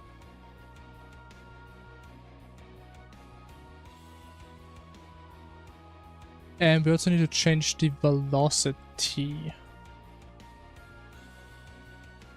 Which means we need to get the new direction and multiply that direction with the magnitude of the velocity, right?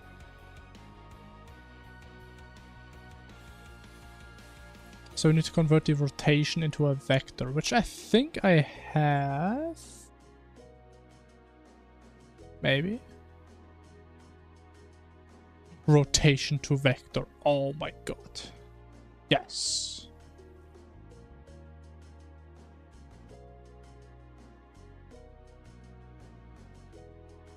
So we put in the new rotation, which is just gonna point in the new direction. And we're gonna multiply this by the magnitude of the velocity.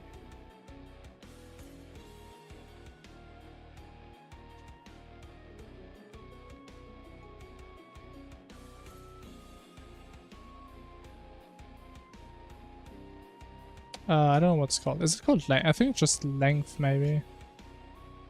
It should be length, actually. Right?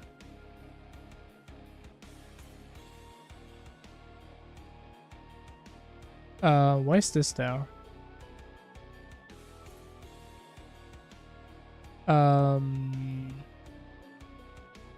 This should not be there. Why is this there? Oh no. There should be rotation.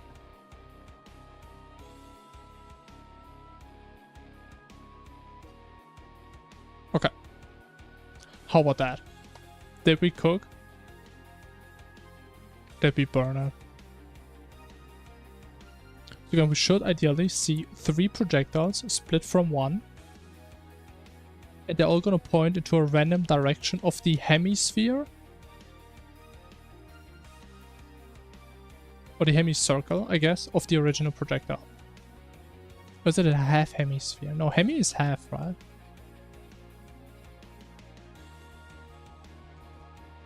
Oh, I can't tell what's that. I don't think it's working.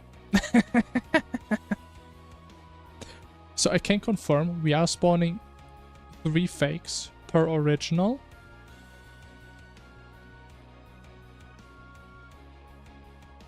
But that's about all that works.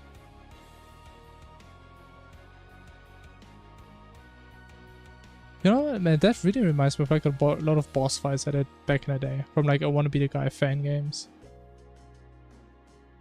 Wait a minute, why are they bouncing like that? Holy.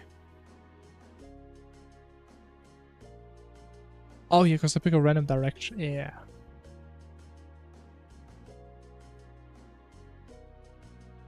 Wait, some of them have like no momentum, barely. Oh, which just makes sense because they like change the direction. Okay, yeah, they're like never despawning as well. I mean, I'm surprised my game isn't dead. I have 60 FPS with this. How?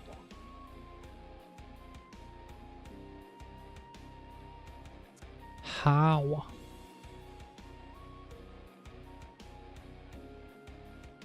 Okay, we are getting somewhere.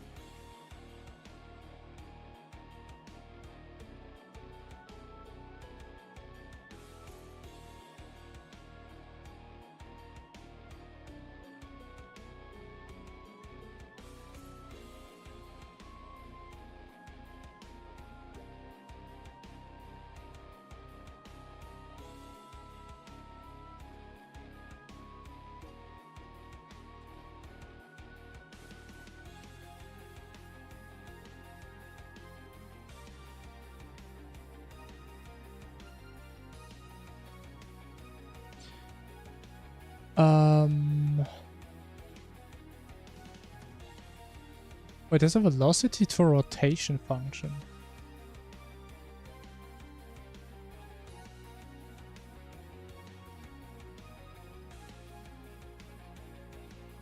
Wait, does that even help? What's wrong with picking a random rotation, not a random direction, which would be velocity.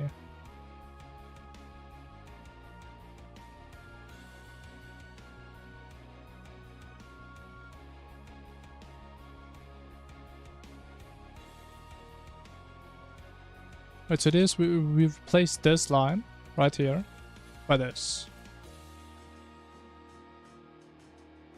Okay, so we get the initial rotation, which, I mean, this should be the same as this, I would hope. And then the rest is the exact same. This has to be the same though, right? If that's not the same, then why does it look the same?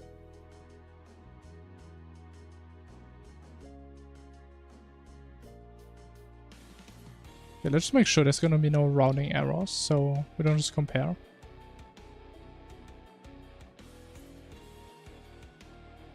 And projectile velocity to rotation.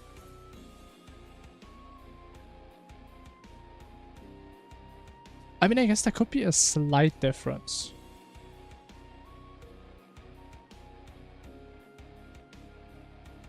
If no, should there? Actually, no. I mean, I would say internally the game should do the same now. Which just rotates the object based on its velocity.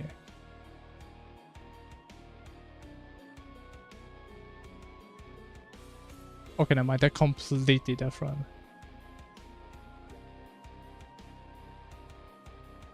They are completely different.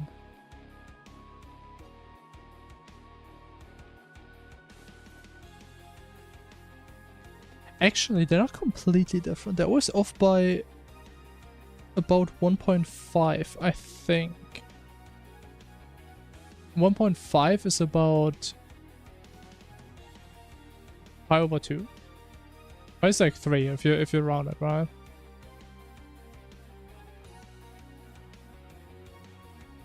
I don't know if that's gonna make a difference. I mean, maybe.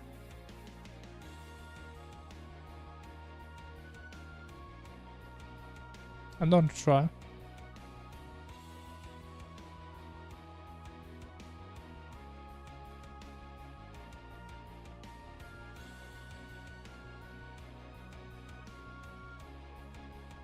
Come on, man. I think we're getting close. This has to work.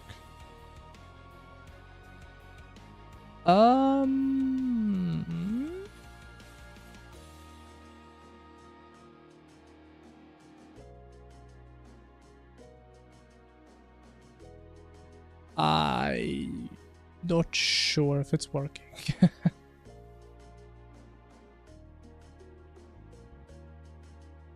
I'm not very sure.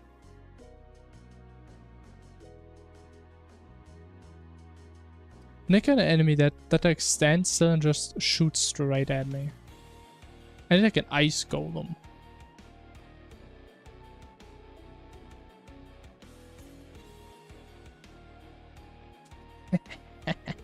Okay, maybe the projectile is too fast. But I think...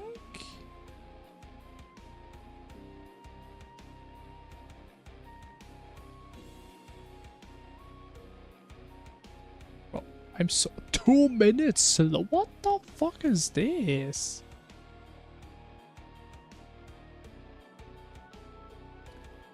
So the rotation is still completely wrong.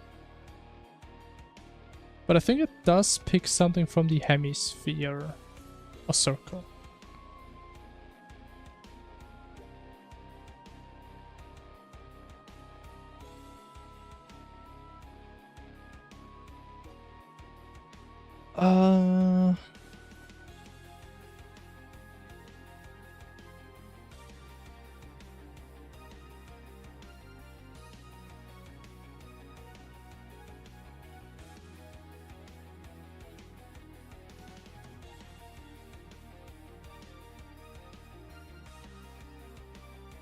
Wait.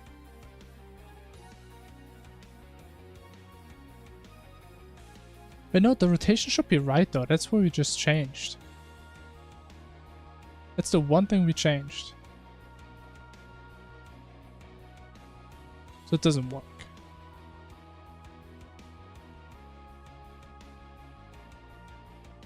This looks so weird.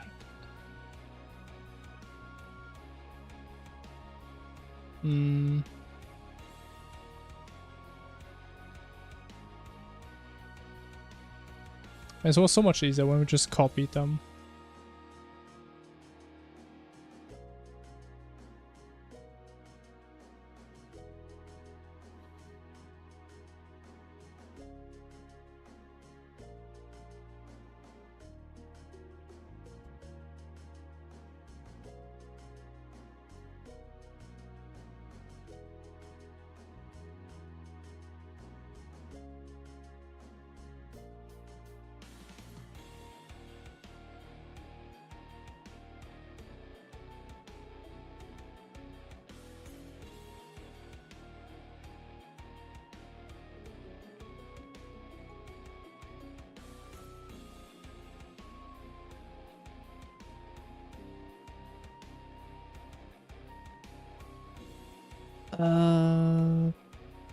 I mean, I don't even know what homie's cooking at this point. I just want it to work.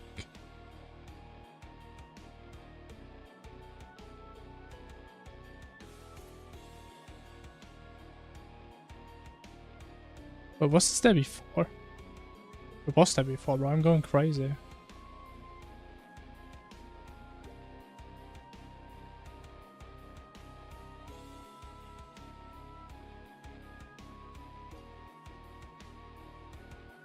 So we take the velocity,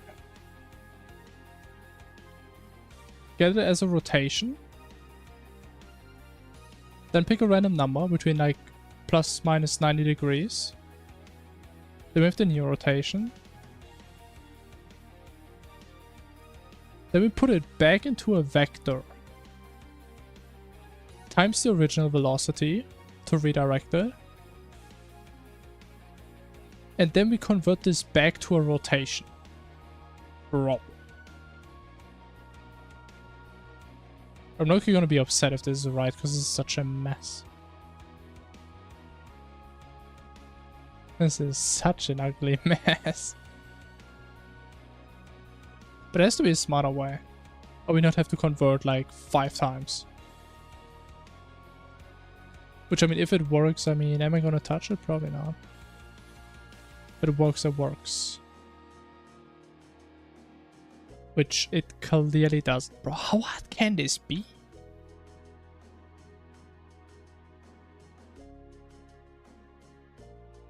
Also, maybe to like make it more visible, maybe you should change this to...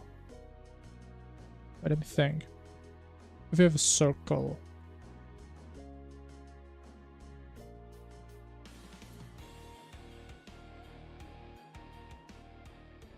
So we'd kind of like to make it a little bit more narrow so it's easier to debug. So we can actually see it's picking like the right direction.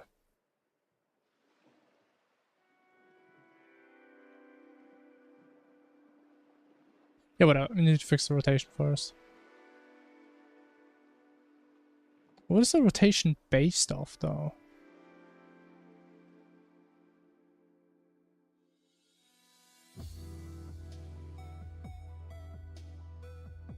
So all of them are wrong by, I think, 90 degrees. Right, if the projector goes left, they look down.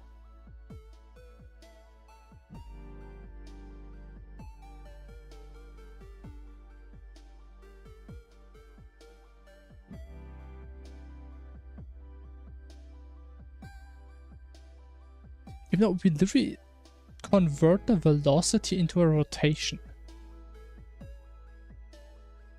So they should look exactly where they're going.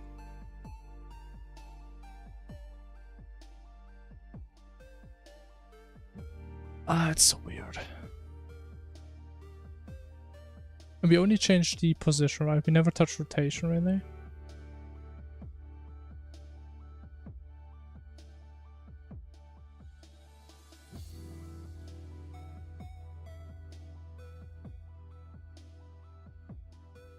Yeah, we never touch rotation.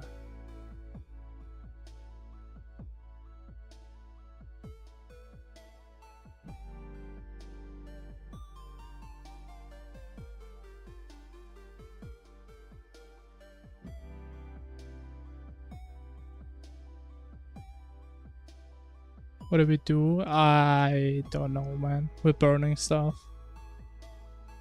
So I think projectiles are correctly being spawned on like a semicircle around the projectile, but the rotation is off. I can't really figure out why that is. I think it's only the rotation that's wrong. Which doesn't make a lot of sense. But actually, it didn't mess the order up though, right? With velocity rotation, yeah. Like we have the new velocity and we get the rotation of that velocity. But the rotation is wrong and it's not looking where the velocity is going.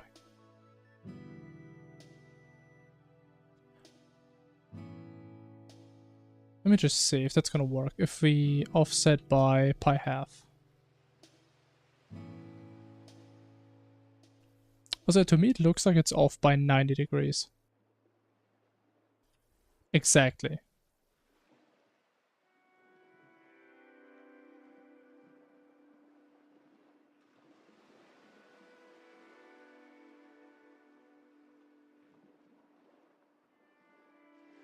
Why is it off exactly by 90 degrees? I don't know.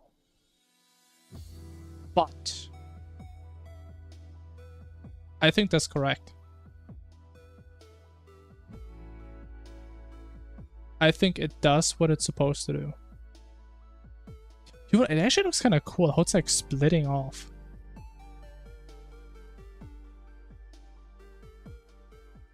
Yeah, honestly, this guy is amazing for testing this. Now the true test.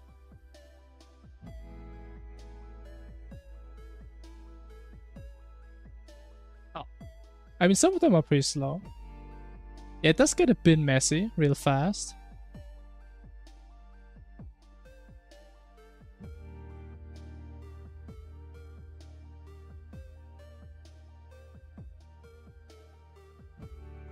But it is kind of nice. I do like the chaos.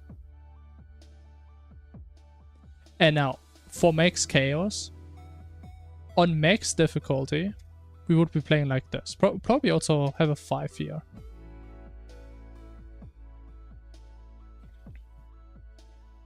Make the fake projectiles accelerate slowly. Ooh. That sounds interesting. We can try that. But again, just as a reminder, that is how it would look on like the highest difficulty.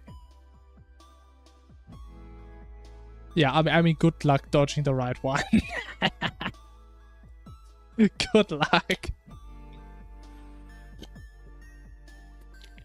Bro.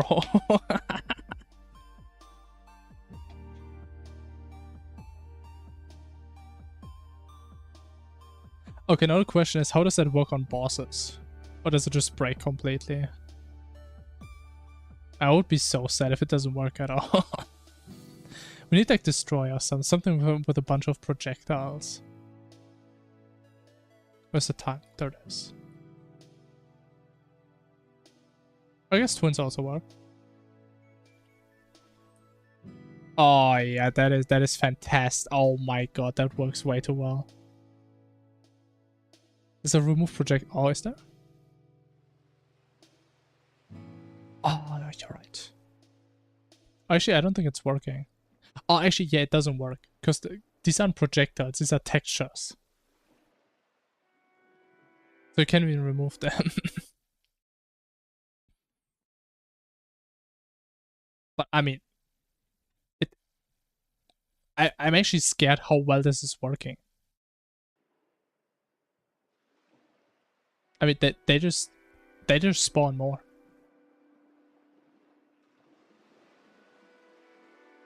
So just slow acceleration. I mean, it would definitely get like rid of these things that are just traveling at negative speed. I mean, the thing is, we have like multiple options. Actually, I don't know.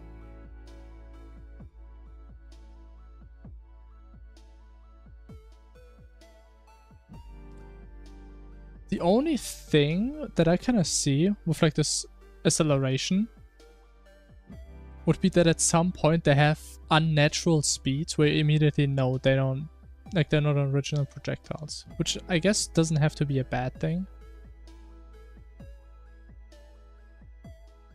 Wait, do these actually also have light? They don't have light. Okay, makes sense.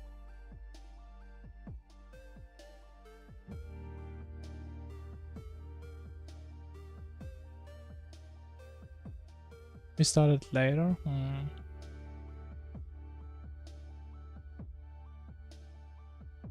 I mean, the issue is, as soon as you start, as we say something like, oh, we do this later, that does mean we need to know how long it's been alive, which right now we don't. Oh, the issue is though we probably need to know this anyway, because they're never gonna despawn, right? Yeah. I mean, right now we never unrender a single texture. Like that, they're literally going over the entire world. So we should probably do that.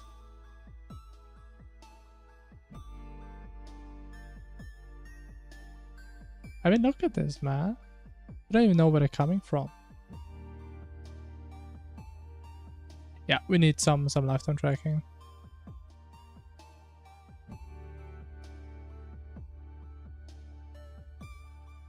I mean, no matter what we do, we need the lifetime.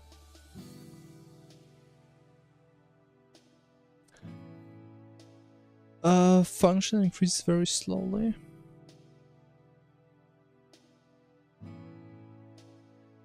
I mean, as we could do like some logarithmic function, I guess.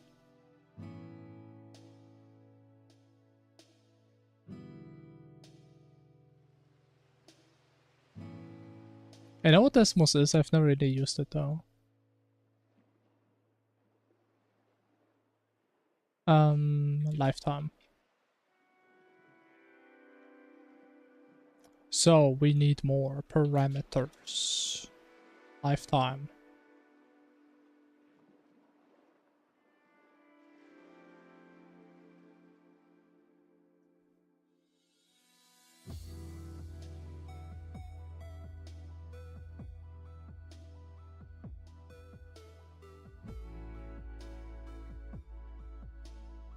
So every update we increase the lifetime by 1.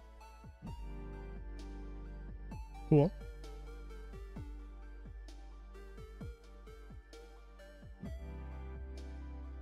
Okay, let's just see. If we would increase the velocity by... I think it's 1% is too much.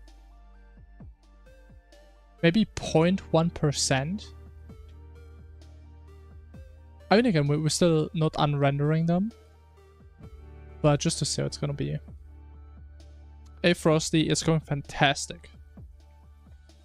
Bro, we are cooking big time right now. 2 AM, I mean, same for me, man. It's 2:09. Which is prime time for gaming. And I mean, we're gaming big time. Never mind, we broke it. We broke it!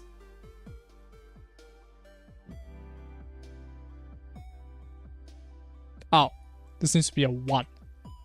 Ah. It needs to be faster, not slower.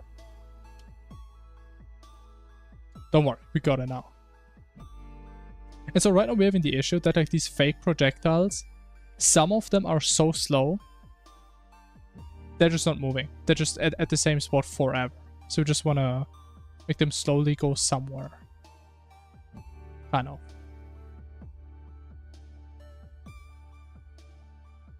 Okay, so if you look, are they going faster? Oh, they are. Oh boy, they're getting fast.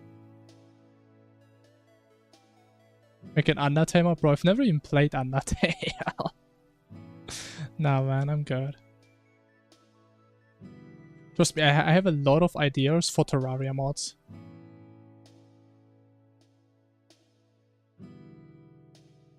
Streaming. I mean, maybe one day when I feel like it. I don't know. I've never really. I mean, yeah, people say it's a good game, has a great story. Like the fights look cool, right? I'm not saying they don't, but yeah, I never really thought like, holy, I need to play this game. It looks so cool.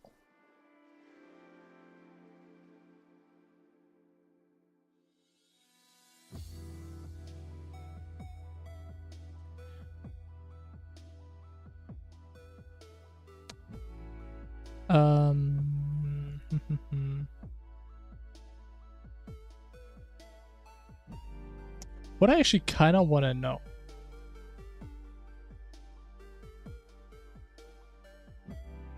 is, can we just fade them out into transparency? That would be sick. Like in Terraria Undertale. Oh, that's what I mean. I mean, we kind of have that already. Just gotta dodge all the spikes. You know, maybe I should actually make a mod where this mob is like its own boss fight. Maybe you should make that.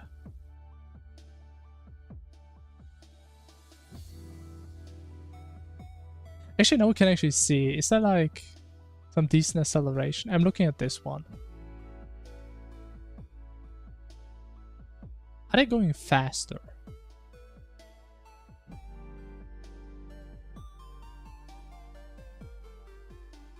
I think, right? Slowly. Very slowly. Oh yeah, they're speeding up. Look at them go. It already is, yeah, man.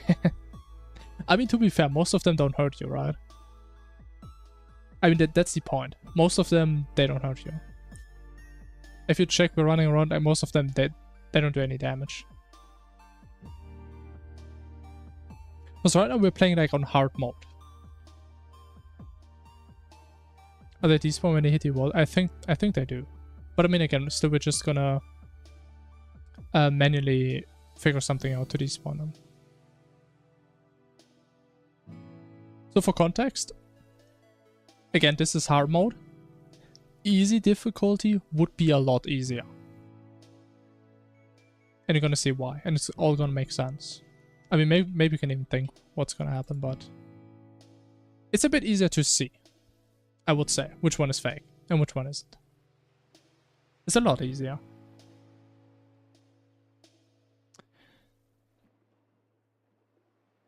The thing is though that the original projectiles are hidden, so that's an issue. I think we can fix this.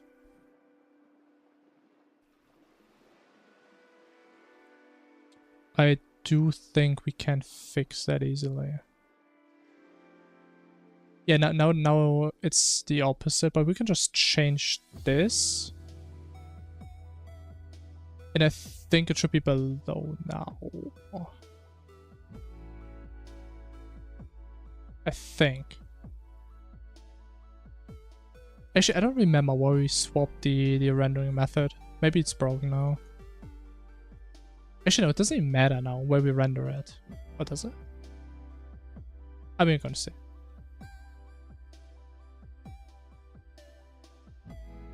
Alright, see, I fixed it.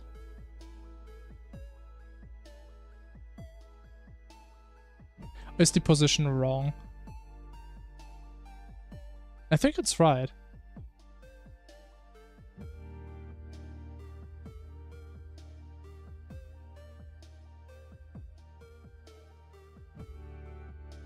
Oh, is it? I can't tell. She. We worked for like 4 hours. Ooh, that's a lot. That's a lot of hours. Imagine multiplayer. Yeah, it sounds fun. Imagine you have multiple slimes. Imagine that.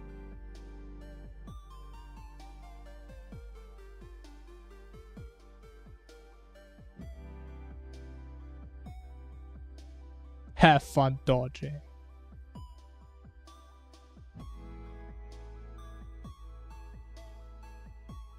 I mean, the best part is still right now, we never actually despawn them.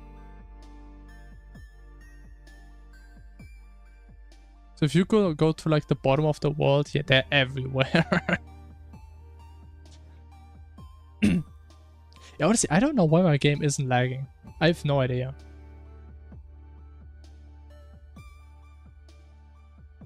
I have no idea. I was thinking I should be at like 2 FPS. Let me look at this, man. I'm having so many frames.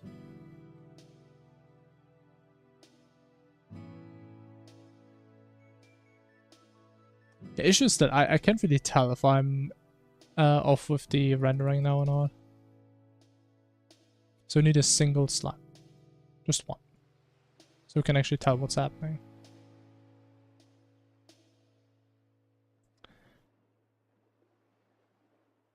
I mean, it still looks right to me.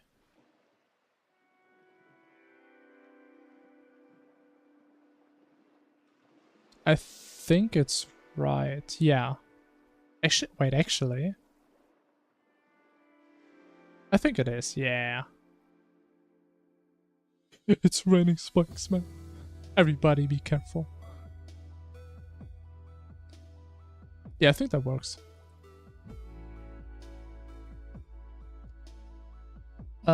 So what I want to try and see if we can slowly fade into transparency.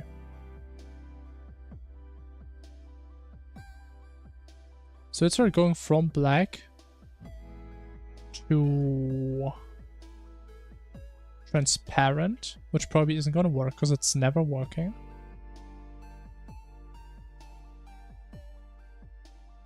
Based on lifetime divided by 5 seconds.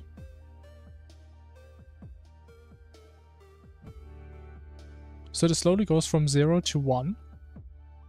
So they should become transparent within 5 seconds. Now, if that's working, I think that's pretty smooth. Pretty smooth.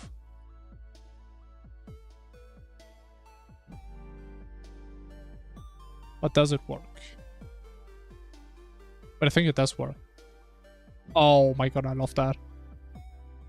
Oh my god, look how clean that is. God damn. Wait, where am I?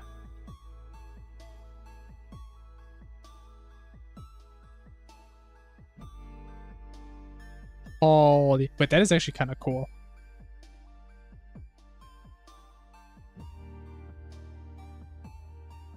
Oh, I like that. So I guess we kind of have a design decision to make now. Do we want to have new projectiles that keep spawning, but they despawn relatively quickly?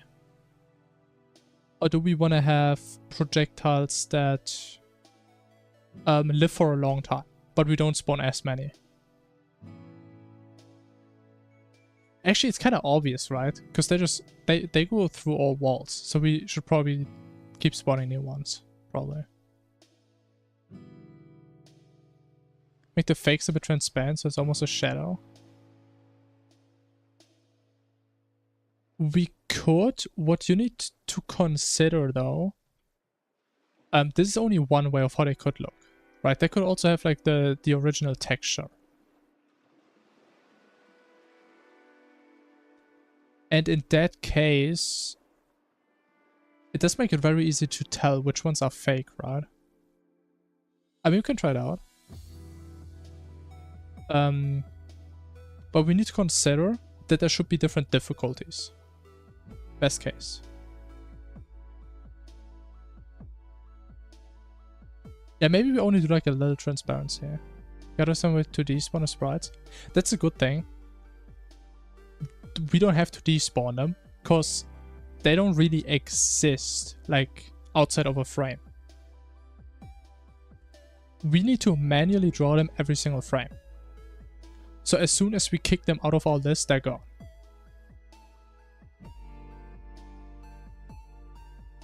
What if it scales on bosses, mini bosses, and normal? How hard it is? That's not really how a mod works, unfortunately. Like right now, the difficulty is pretty much one slider that goes from 1 to 10. That changes either if you manually change it or based on your current progression. So yeah, that's not how we designed it at all. Because it's mainly meant to be fought during actual boss fights anyways. Hey Valid, hello. Bro, Valid, we've been cooking. Cooking big things, big times. Set it to 10. 10 is too brutal, man. Ah, man. I like it. I like it so much.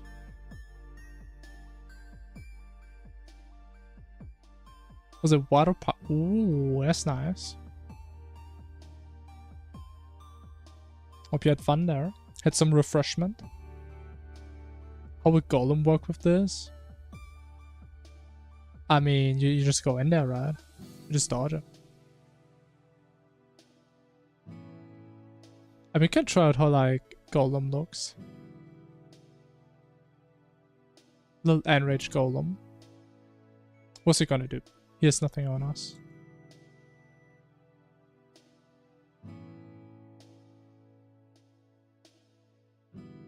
Actually, we need the hat. I need your hat, man. Give me your hat.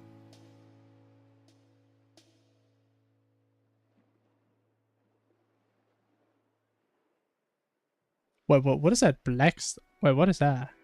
Oh, these are the fireballs. I'm stupid. I mean, fakes are only for projectiles. They're not for, like, other things, because we can't really detect them.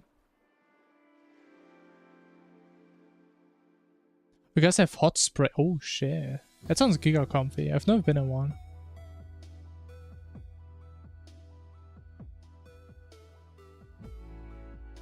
Oh, you know what's kind of mean, though? That Golem is shooting multiple projectiles. So they split into, like, 10 in total right now. But okay, I mean, this is, like, max difficulty we're playing right now.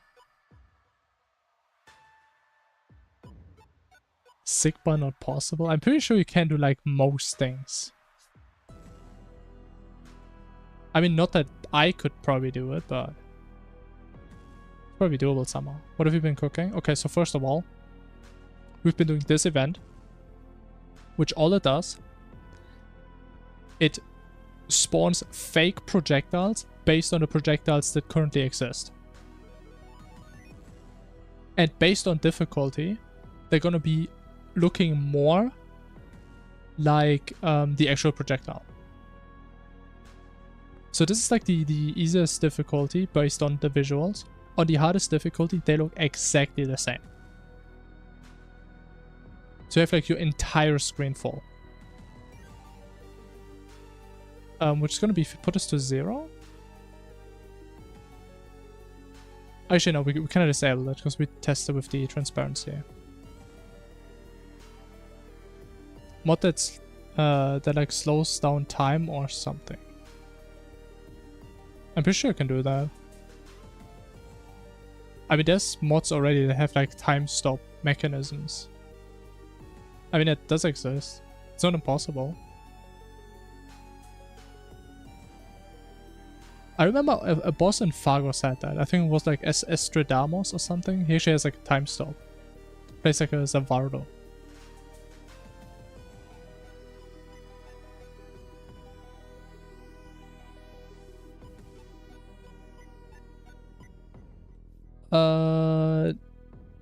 No, we can't really do that. It doesn't make a lot of sense. We just need to determine the initial color and we lerp from that to transparent starting at a certain time. We don't want to start at black. Every down was, yeah, close enough. Something like that. So we have a color, which is gonna be the, I don't know, the base color.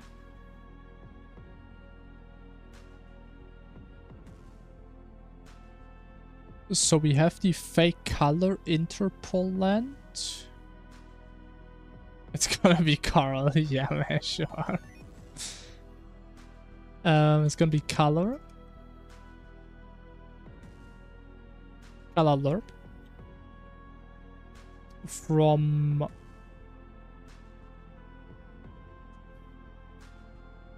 but the higher we go, the harder it gets, right? So we go from white to black. Based on that interpolant.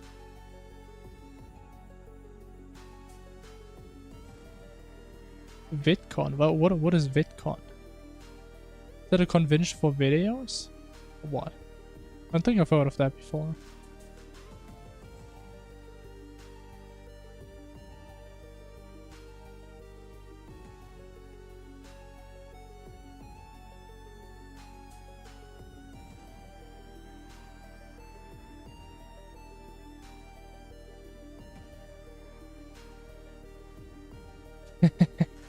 Good copy pasta.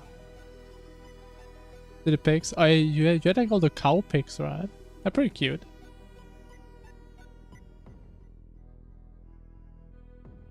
Was one of them like the escaping calf? Probably not, right?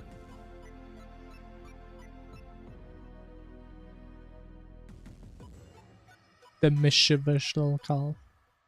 Yeah, he was. Oh, that was him.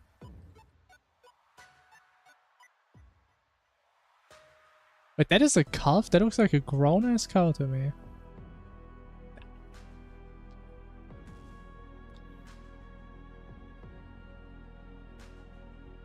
I guess we can also have one parameter that tells us at which point we're gonna start despawning stuff.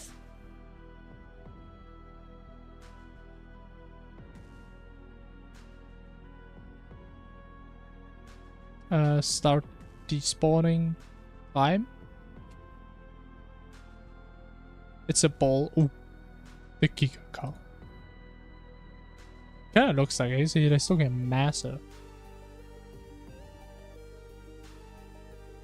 It's looking ginormous.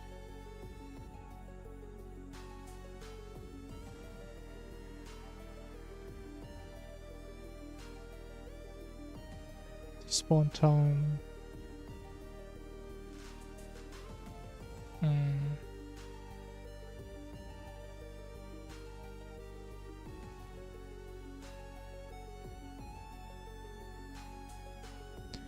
And then in the update method.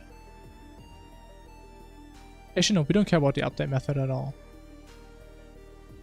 Full time, alright, man.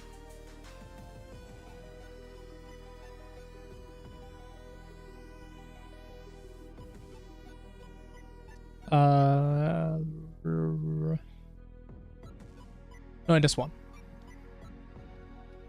We want to lerp from the base color to transparent.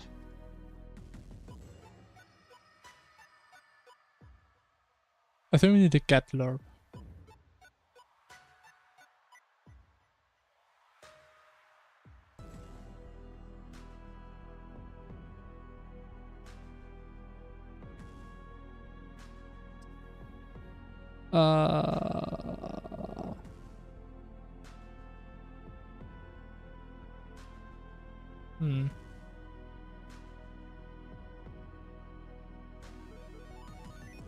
I mean, if there's some special thing, you should probably try to sleep now.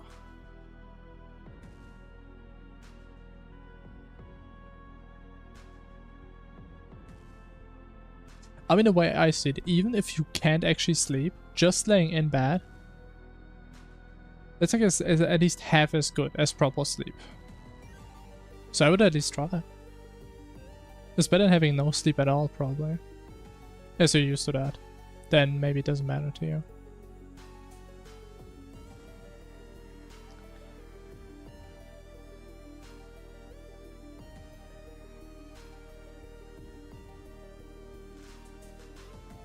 How do we actually do that? So we need to interpolate from the time where we start to despawn.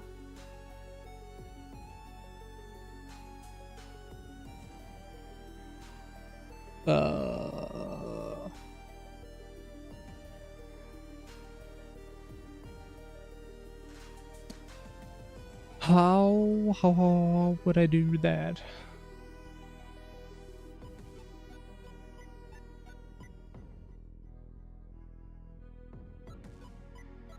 You're not slave. I mean, you probably have more experience with your own body, right, than I do, obviously.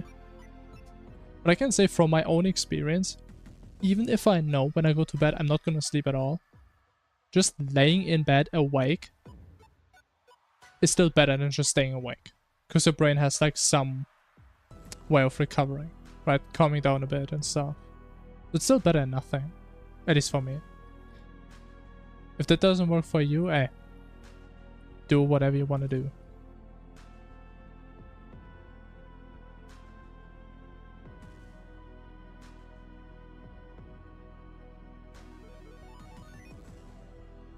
Okay, you know what? I think we're gonna...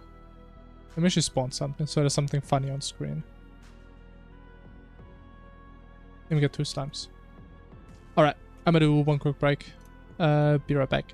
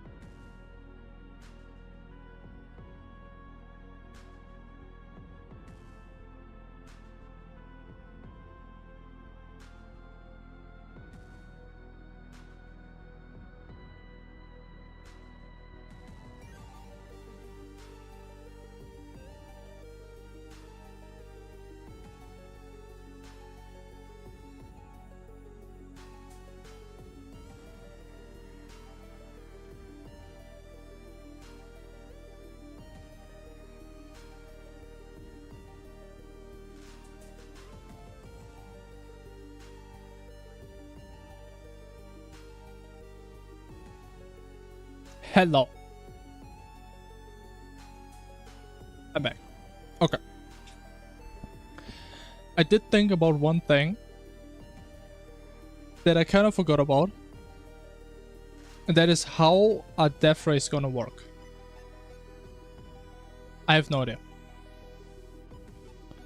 But we should probably try that out. I mean, surely it's not gonna completely break, right? No way.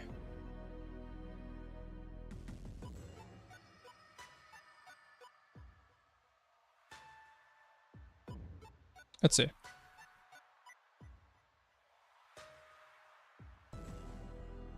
Okay, I mean, it's a bit messy so far, but it's fine.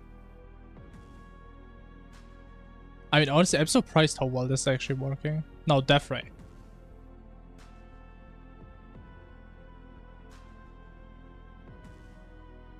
Oh, wait. Okay, that is interesting. That is really interesting. Because I have seen on a Terraria wiki that the actual Death Ray sprite is only like one tiny piece, and you see it exactly here as well. Like these little half moons, this is the Death Ray. I still have no idea how they're drawing a Death Ray with just this texture. I have no idea. So I guess technically it is working as intended.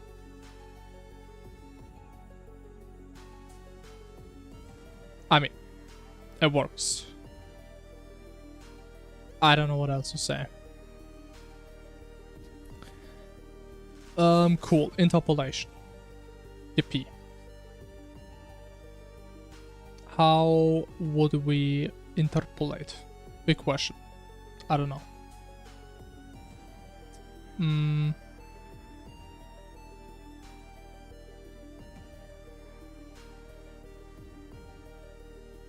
So we need to make it that our projector has like some lifetime. At this time, we're gonna start to despawn. And at this time, whatever that is, it should be gone. Right? Which means our interpolation function should give us 0 here for this entire area. And it should go from 0 to 1 in here. And the rest, I mean, it doesn't matter if it goes like above 0, above 1. Nobody cares. Which means we can just do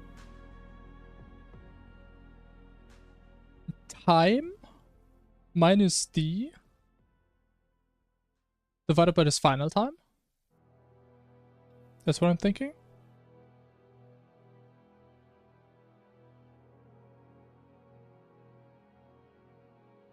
I think so. Right, so we know a lifetime. So we can say lifetime minus what? Lifetime minus the time when it should start to despawn.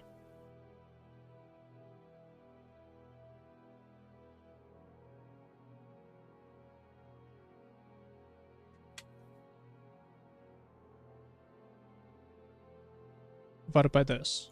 No?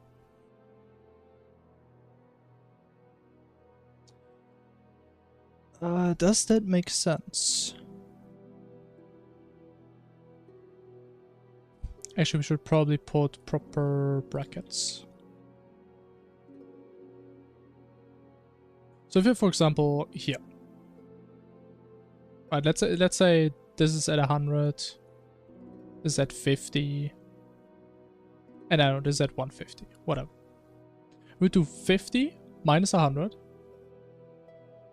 Which is something below 0, so it should automatically be clamped to 0. Which actually, I don't know, does it clamp?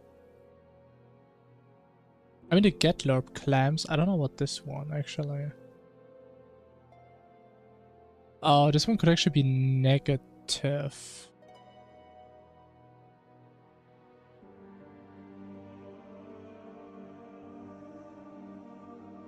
Yeah, that's an issue if it's negative. Okay, so we need to clamp it manually, probably. Now, if it's here, we do 100 minus 100, 0. divided by something is 0. So we start at 0. Perfect. Let's say we're here, which is like 120. So do 120 minus 100 is 20. 20 divided by 150 is something between 0 and 1. Okay, I think that works.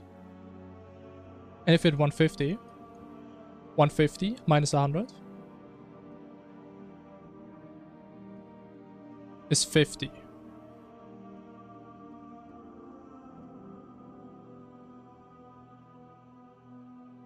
Okay, it doesn't work. No, I thought I had it, man. Okay, we need a get lerp. I can figure this out. I think I should slowly get to a point where I intuitively understand as soon as I can figure it out, we need a get lerp.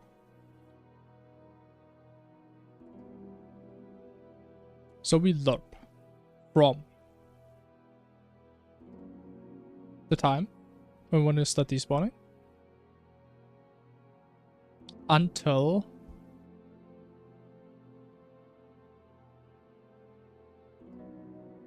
oh, we actually haven't defined how long it's going to take to despawn. Which I think we're just going to make it a constant. That doesn't really have to be like a parameter we can fine tune.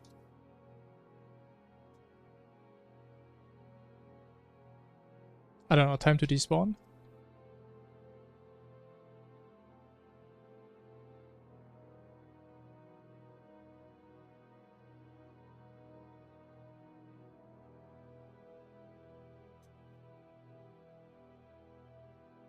And we interpolate based on the lifetime.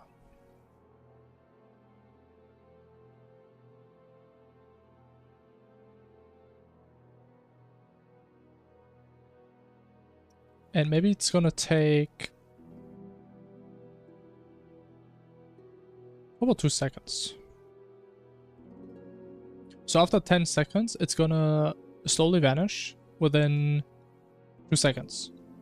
Is what it should do. Then we need like another if somewhere where if we are past that time, we just kick it out of the list. So we don't even have to check it anymore.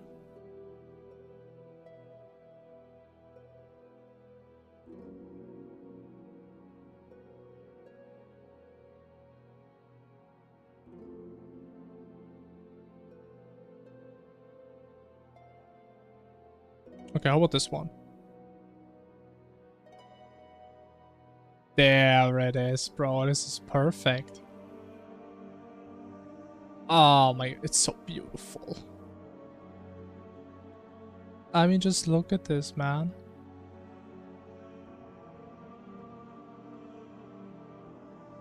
Oh, it's so nice. I love it.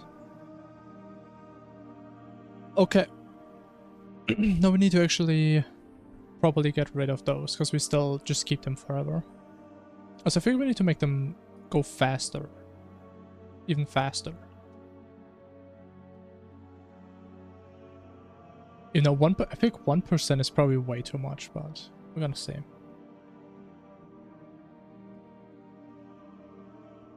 What did I say? What we do? Oh yeah. Wanna despawn them.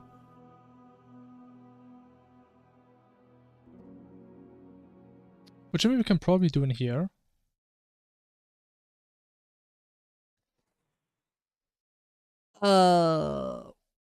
We can, because we have to do a reverse list traversal, which I hate.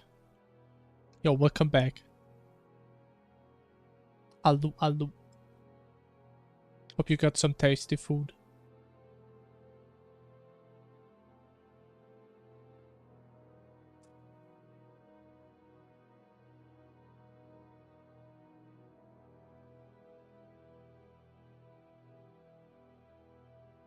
Okay, 100%. We do some negative. Yeah, that's the loop. I need this. I'm just gonna copy it, man. This is so easy to mistype.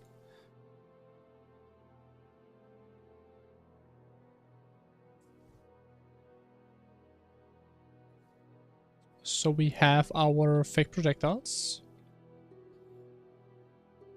-1. Yeah, seems about right. then if the lifetime is greater, then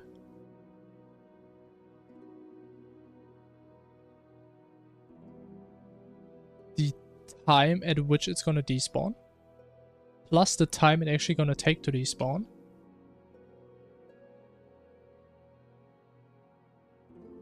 then we get rid of it.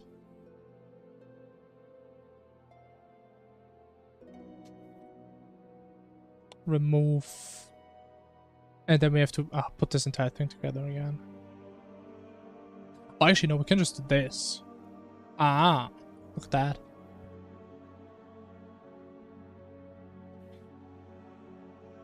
Oh wait, we can just access items like this, no? Maybe not.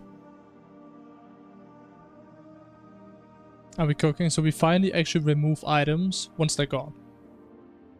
Once they're fully transparent. That's crazy, right? Just to make sure we actually do it right, so let me print it, because we can't really see it.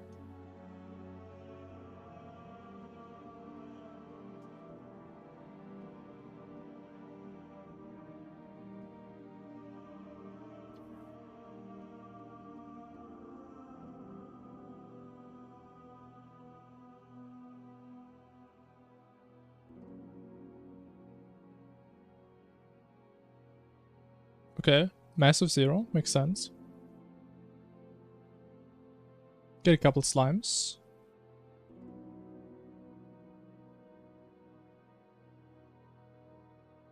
Wait, why do the entries go up so linearly? Oh yeah, because we call the method like every other second. Oh, you see the despawns? Look at the despawns. Look at that, the number do be going down. There's only a couple.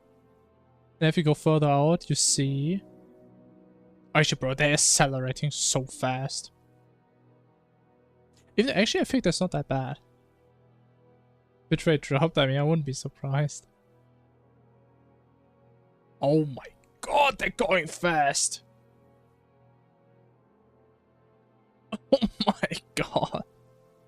I think they actually despawning because they just get out of like render list or something. God damn, they're fast. Okay, but since I'm still not lagging,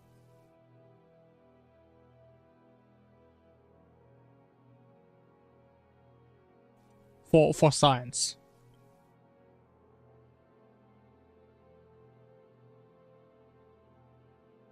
I mean, I still have 60 FPS. Bitrate more. I mean, it's probably not that bad. Okay, that's pretty bad. Bitrate is actually dying. Okay, actually we can probably get a couple more because I'm still not lagging. Just a couple more. Oh, I dropped. I have 59 FPS. 58. Oh, this is unplayable.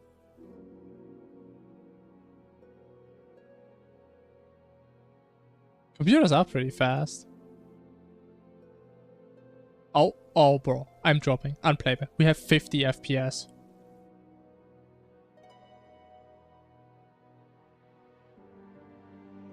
It's kind of funny how you can actually tell every second when we spawn a new projectile because it's like lagging for 1 second. And I mean, it's crazy. You need to consider every single frame we iterate over 43,000 objects. Just to increase their lifetime alone. Every single frame. Computers are pretty damn fast.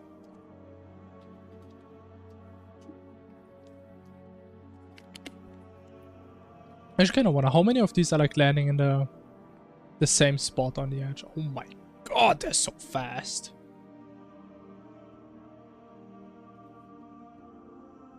I mean, I wonder if there's like a single spot where it wouldn't get hit. I think there isn't.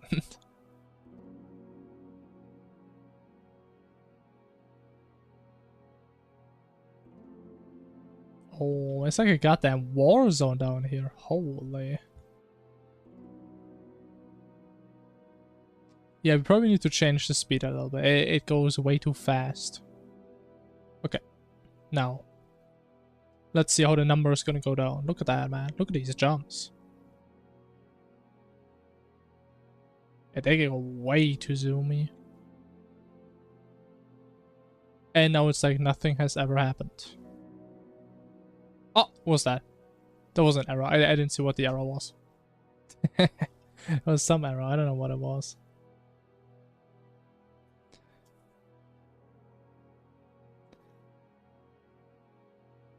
Oh no. Anyways.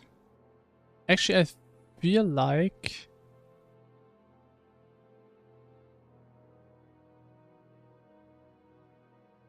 I don't know, could the issue be this? Because we remove too many things and then we like jump out?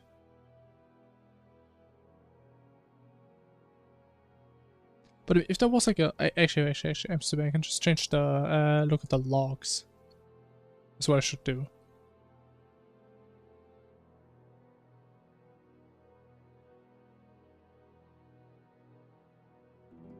Let's see. Yeah, index out of range. Line 74. Okay, that's exactly what I thought. Because I'm an absolute moron, that's why.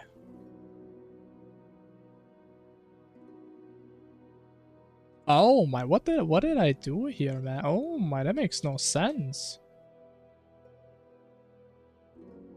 Like I say, if it's time to remove the projectile, remove it. Then in the next time, hey man, take that projectile, change the parameters. Bye, fat. So smart. Okay, that should fix it.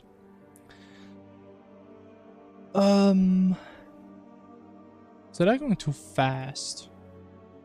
Maybe do like this. What is that? That is 0.005. That is 1. That is 0.5%. No.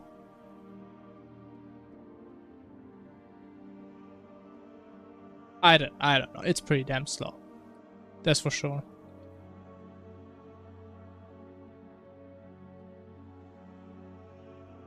I mean, they should accelerate a bit, but they shouldn't go too crazy.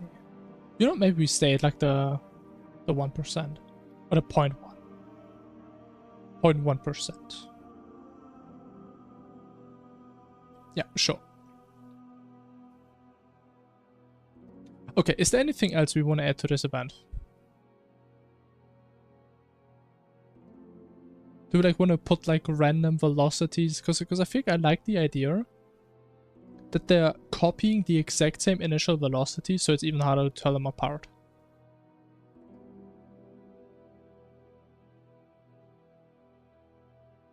So I think we don't really want to change that. Oh, but I do like that. How they like slowly go out. Even though they're too slow to actually matter. To get somewhere. Such.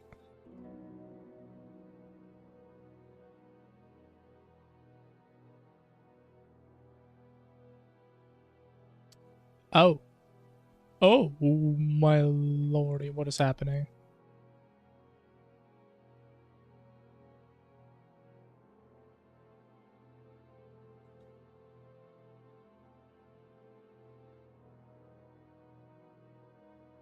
Gotta walk the dog. Alright, man. Sure. Yeah, I don't think it's an issue with the sprites. Oh, actually, you know what? It is an issue with the sprites. No, what you mean. Yeah, it actually is an issue. Because it's using a sprite sheet, I believe.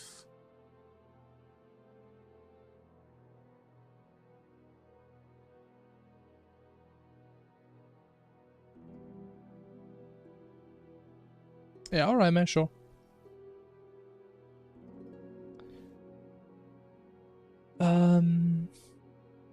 I wonder if there's a way to detect that.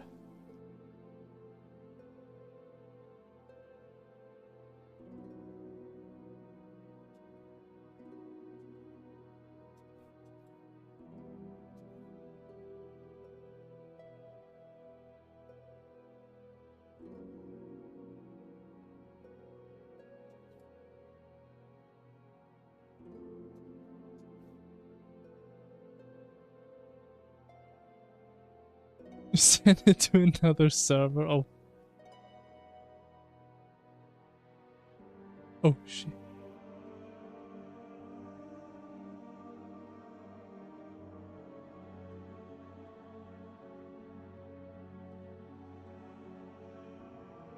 Oh.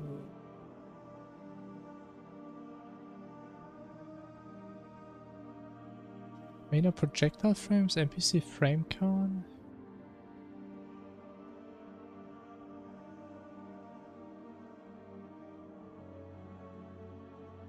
Oh.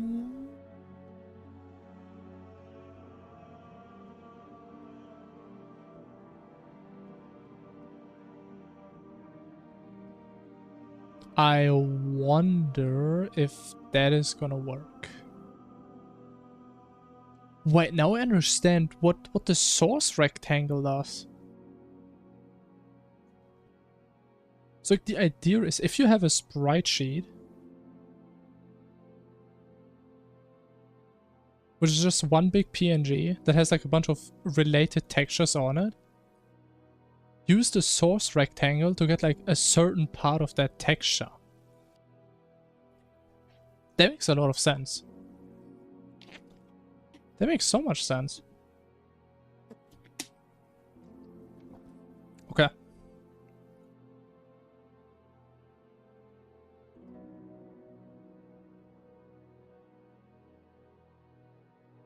So we grab the texture here. Was Smart Am I compared to the last Smart update? At least 2 more. At least. Maybe even +3.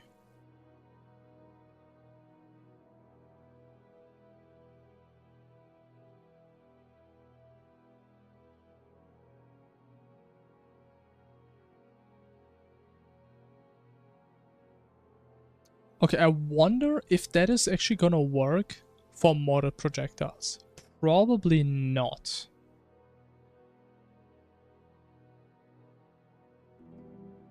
But I mean, it is what it is.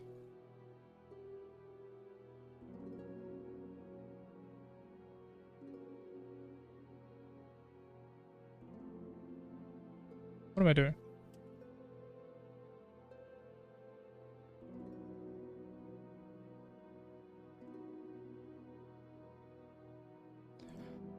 Okay, so grab the texture.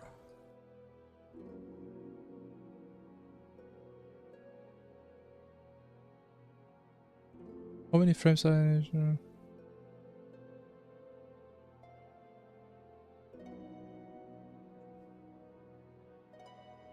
But how do we actually use this properly?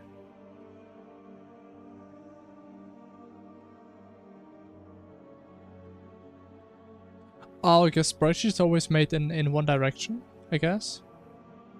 I mean, I'm just gonna hope, honestly. If it doesn't, then yeah. Because I can only really guess, because I've never worked with that.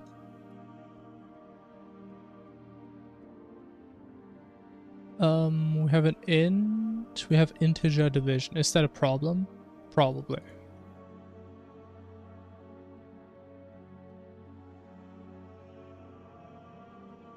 Actually, no. We're talking about textures. They probably all have, should have integer heights and stuff. Yeah, that's fine. Okay, rectangle, boom. So we need to select the texture. Oh no, actually, we need to memorize the rectangle. I mean, either we memorize it, or we have to compute it every single time. Which I think I'm probably going to do for now, just to make sure it's actually going to work.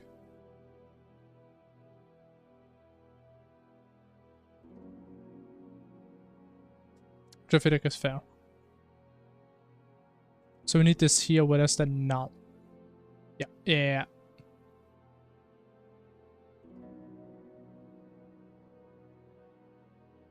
So we have the texture. We don't have the projectile type. Ah.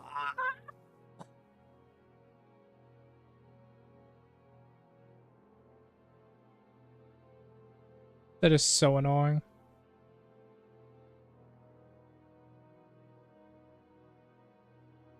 That is so annoying. I actually need to change the entire list just so I know which projectile that is. I mean, I think I do. Alright, we put even more stuff in here. That's an int, right? It should be. It doesn't even fit on my screen now anymore.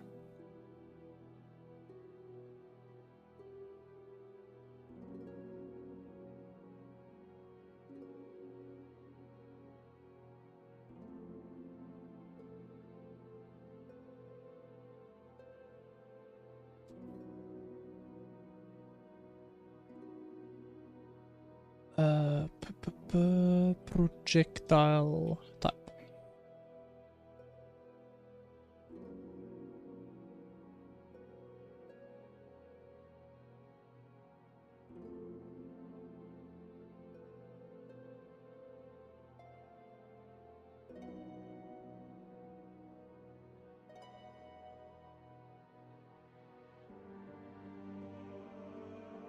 Okay.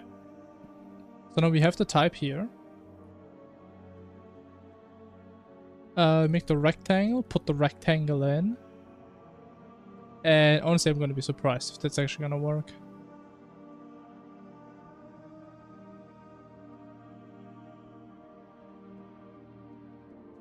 I'ma be real surprised.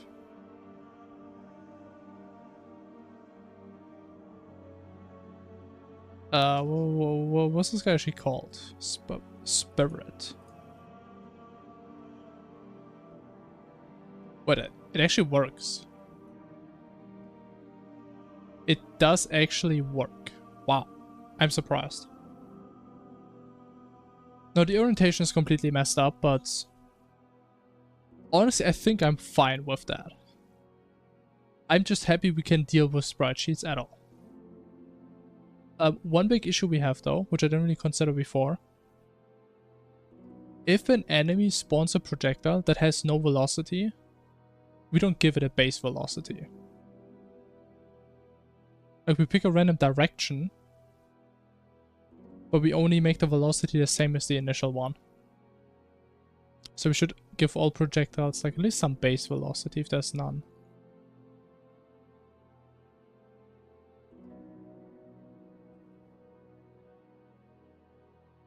So we need some maximum. Either like this or, I mean, 1 maybe. Yeah, we just need some base speed. Because I shouldn't really be standing still. That's a bit awkward.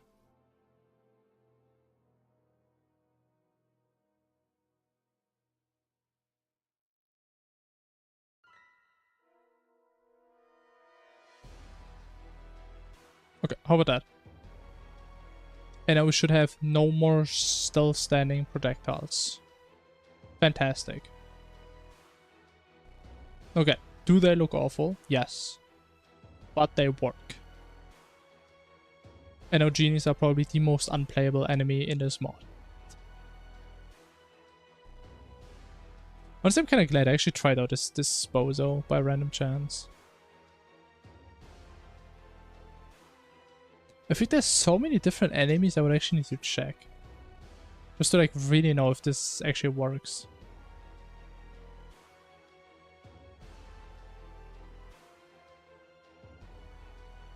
What if we do like a Santa? Oh, he's too shy.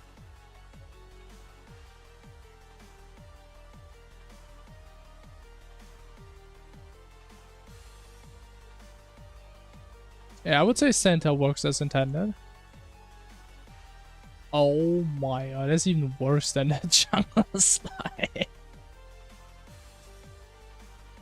Holy, oh my god.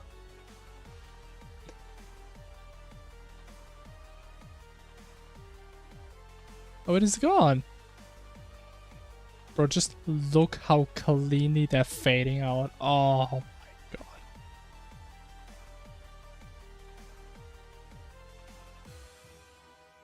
Actually, maybe make the fade out a bit longer. I think 2 seconds is a bit short. What if we just do 5 seconds? So it's very slowly.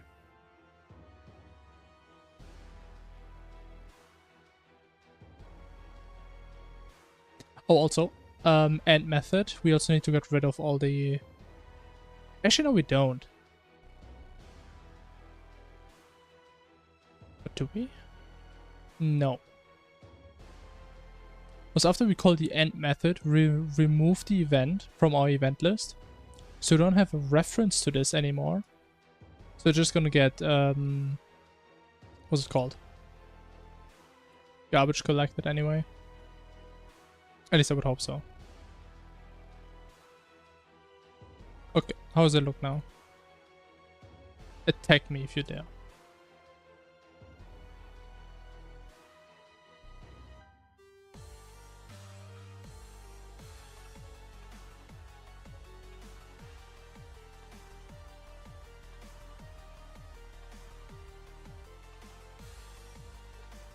Oh yeah, I like that. Oh my god. Oh, slowly they're fading out. That is so clean. But also going so fast. Oh my god. Going way too fast.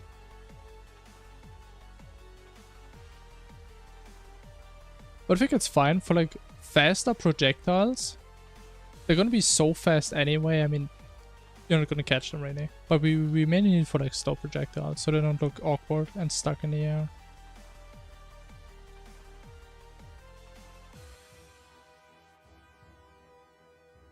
But I mean, I'm gonna be honest.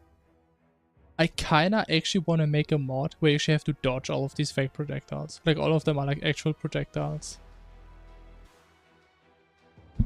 I would just look, that would actually be kind of fun to dodge though, no?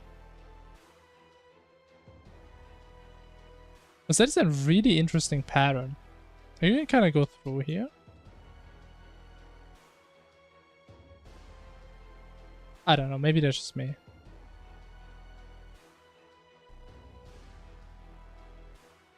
Okay, maybe that's a bit unfair. That's like Toho levels, man. Holy. Okay, the thing is though,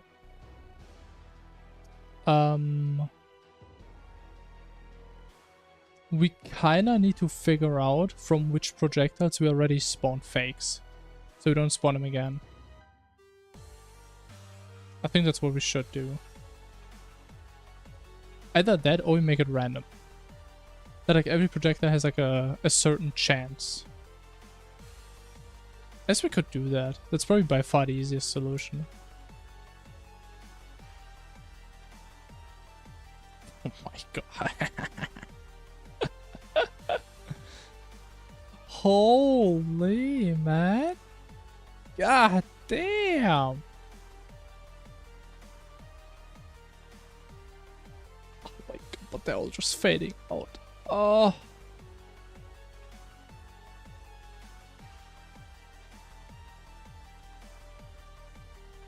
I don't, am I the only one that thinks that is omega satisfying? I can't be the only one. I wish I could zoom out further, man. I can't really. It's so good.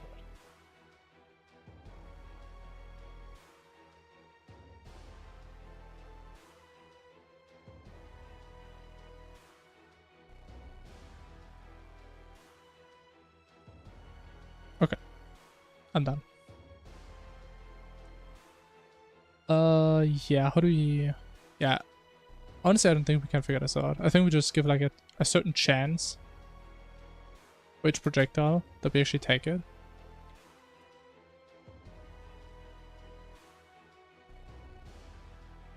I don't know what to call it, man. Would be fair. The issue, it really depends on like which boss you're fighting. Because if there's a boss that has like very little projectiles, I guess that's not really gonna do something. But so be it.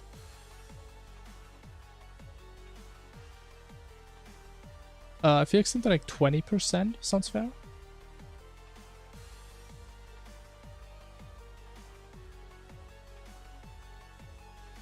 and then we iterate through every single projectile that exists.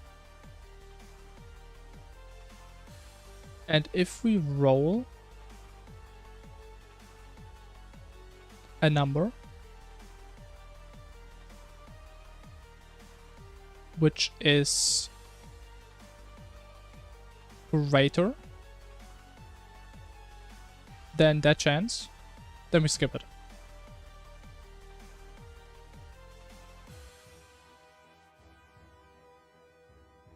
Right? So if this is 0.2, if we roll anything greater, which is an 80% chance of happening, then we skip this one projectile.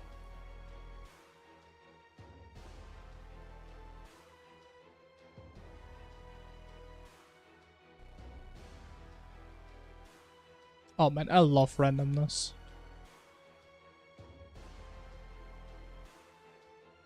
Where's my Santa?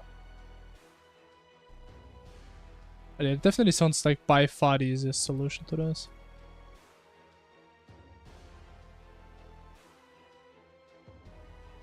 And if you look, no, this one doesn't always spawn it every second. But it should be on average every 5 seconds, even though it feels like it's more often. Okay, still a lot of presents.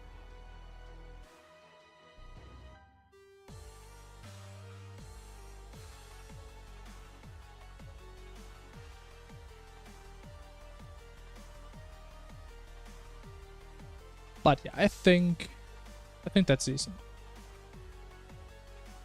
Again, we just need to balance these. I don't think there's a lot of other things we want to do.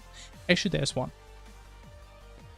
We do need to define how often we actually want to do these events.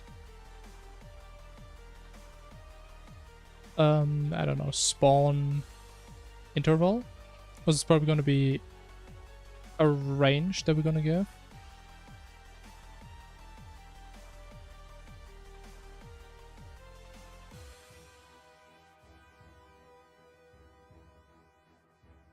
And right now we do it every second somewhere. Yeah, every second. Also, we don't need this anymore.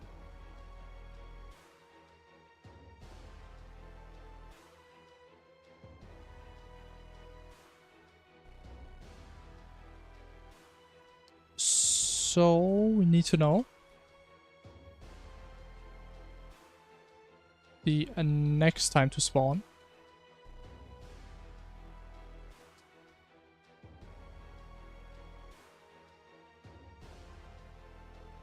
At least the good thing is we don't really have like a spawn sequence or something, so we can just start rolling a random number.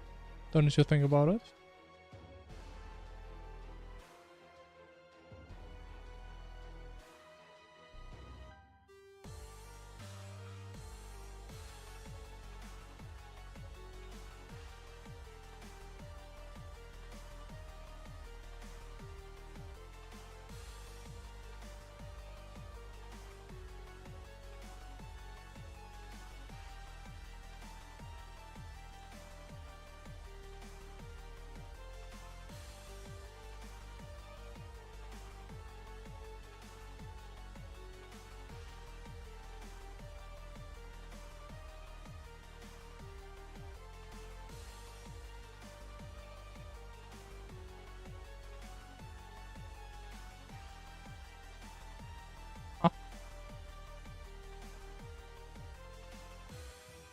Oh.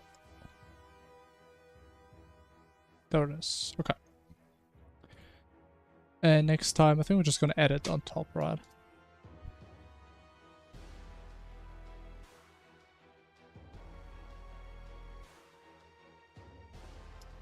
Yes. And actually what we should do, we should actually make it happen in the beginning, I think. Because right now, if we, for example, say the event should happen every, like, I don't know, 5 to 10 seconds, the event starts, and then it takes 5 seconds until it's actually going to happen. So it's like unnecessary downtime, kind of.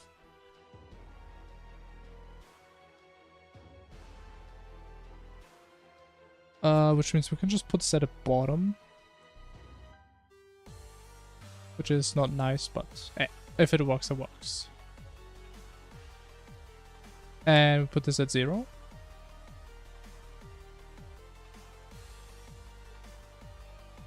And that's about it.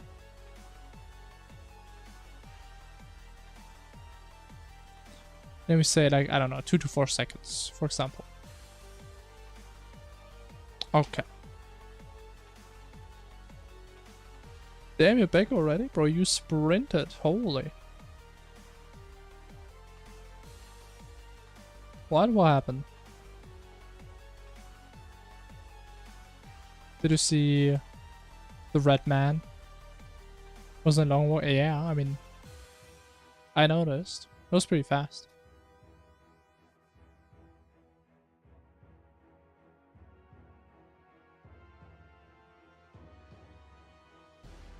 But the thing is though, for actual balancing, we probably need to have the interval pretty low. Especially for fast projectiles, it doesn't really do a whole lot, because it's not bouncing around. It's only really good for slow projectiles.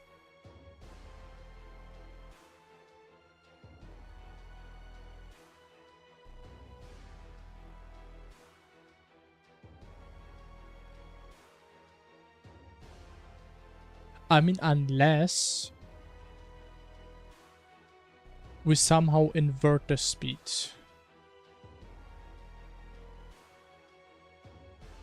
Increase interval based on projectile speed. Yeah. I mean, the thing is, we could do that. I mean, we'd have to like think about the real idea behind it, but that wouldn't be too hard to implement. But I think I like having it as like a hyperparameter we can fine tune. So it's a bit more predictable.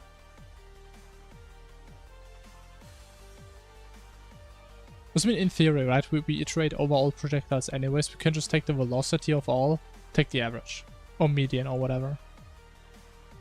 And then based on that, we somehow derive a metric.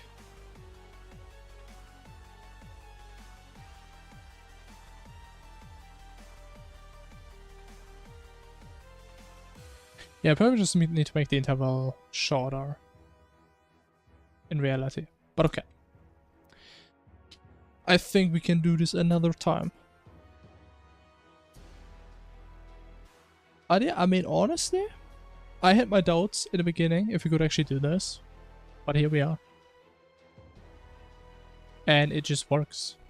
It just does what it's supposed to do. And it's beautiful. And we even fixed the desert spirit, isn't that crazy? You know, fixing is maybe an overstatement, but it doesn't look horrible.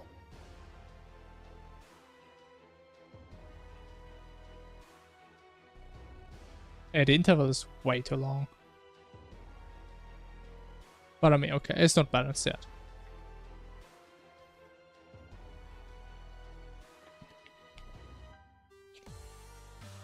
Even though I can't wait to actually test this in like Infernum and see how it's just gonna completely break on model bosses.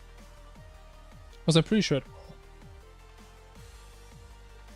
At least bosses that use sprite sheets, which I would imagine is gonna be a lot.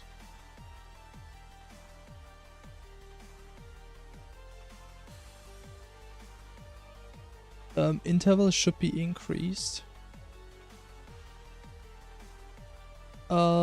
Maybe you have the right mindset, but you don't know how we have it structured. So if I talk about the interval, we pull a random number from this interval, and that is going to be the next time when we spawn the fake projectiles. So like the bigger this interval is, the potentially longer it's going to be till the next time that we get fake projectiles. And right now it's, I think, yeah, it's 2 to 4 seconds. Pick a random number, and that's going to be the next time when we spawn fake projectiles. And it should probably be more like 60 to 120, which is probably still too long. It should last less time. And again, that's kind of the decision we had. Oh, I mean, still have. We're probably gonna make them last less, yeah. I think right now they last for 10 or 15 seconds, and then they take like 5 seconds to fade out or something.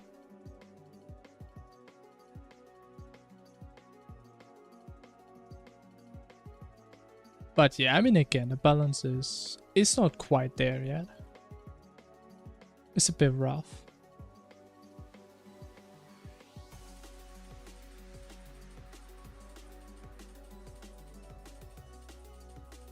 Yeah, I mean, it's not horrible.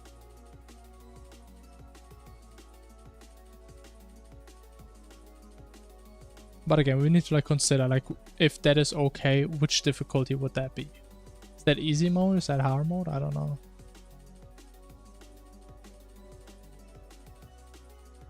But yeah, we're probably gonna do that stuff tomorrow.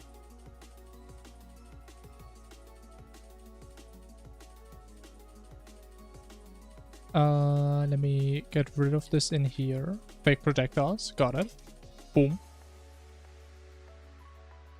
And with that, I think we have 10 events now? Or 11? 4, 5, 6, 7, 8, 9, 10 events. Wow. Okay, I think it's obvious what I have to do before we call it. It is obvious. Everybody knows what's gonna happen.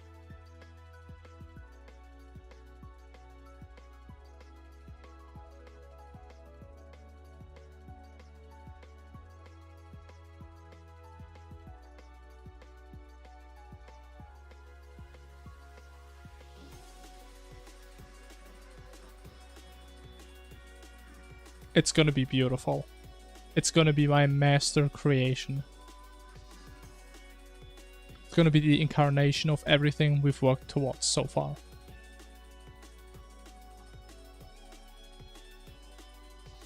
Oh. Why did this one break? Okay, we need to fix that. Oh, look at that. Oh, even the death race gets split. Look at that. Isn't that cute?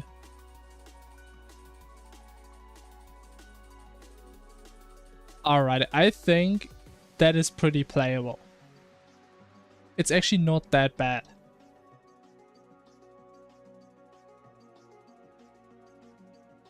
Oh no, wait, why is the text offset? Oh no.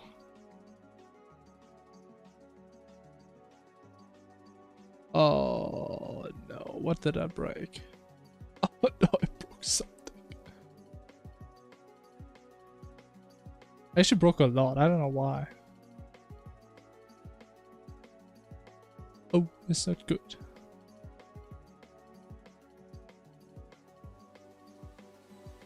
Yeah, I do have an idea of what it could be. I mean, we can figure it out, surely.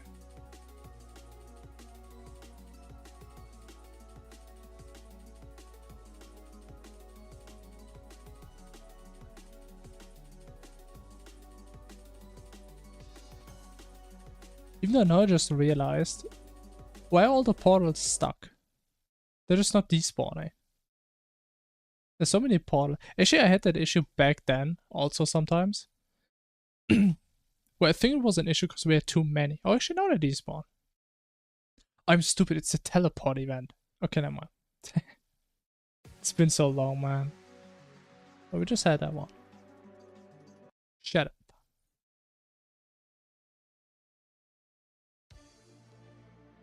I mean, I feel like... How hard would it be to actually finish the game with this? Honestly, I think the worst part about all of this is the big portal. Wait, what? What happened? Oh. What happened? Where am I? What is that, a Satanist? Think so, maybe. Bro, I actually don't know. I can't even open my... I don't know where I am. But I think... Wait, I'm outside of the screen. Yeah, like the cursor goes to my player position, but it goes to the top.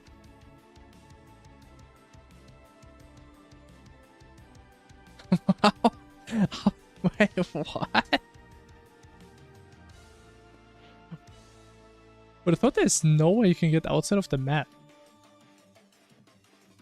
How do we get here? Let me see what the error is.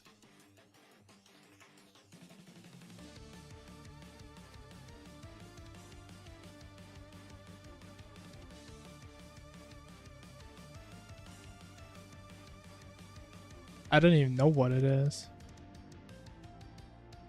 Yeah, I mean, to be fair, like the best mods out there are the mods that give you like errors and bugs that you have never seen before, right? Well, actually, if you look on my mini-map, bro, it actually shows me outside of the map. I can't even... Let me click on that. Oh, no, this is so annoying. Bro, I can't even deal with the cursor event normally. I'm actually outside of the map. I mean, can I still type? I mean, I can still do the typing check. That's cool.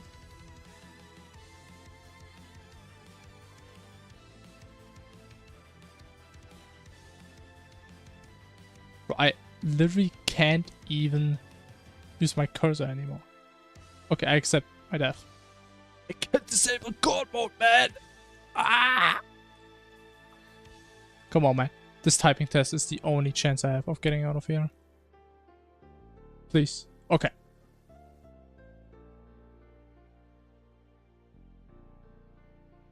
Please. I need salvation. Free me from this eternity. I can't even get killed. I'm literally invincible.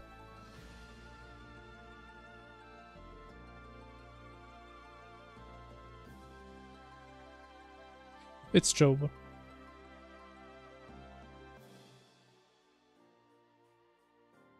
It is what it is. I guess we're immortal now.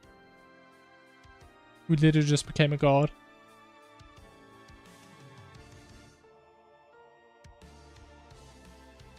Let me actually see real quick. Why did this stuff get messed up? Could it be... Oh. Could be because we're doing this here.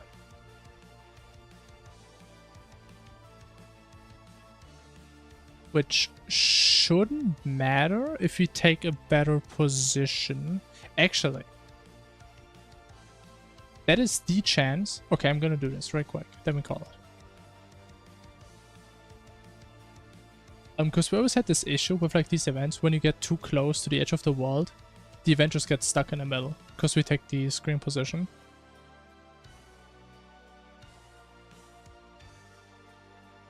But now... we can actually use the player position. So instead of using the middle of the of the screen, we take player position minus main.screen pause. Or not. Oh, yeah. Center. And we do the same for the typing test.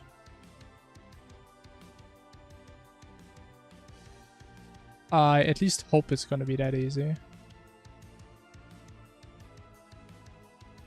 Screen center. I guess we'll just replace this. I hope.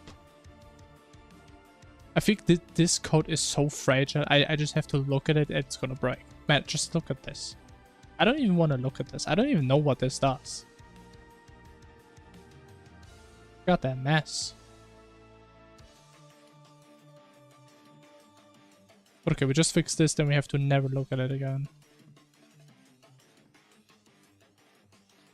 Okay, did that fix it? Okay, my hotkey to reload mods doesn't even work anymore. Can I even quit the game?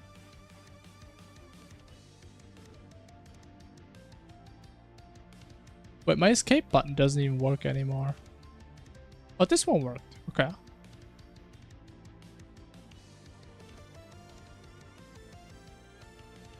Did we fix it? Did we achieve peak?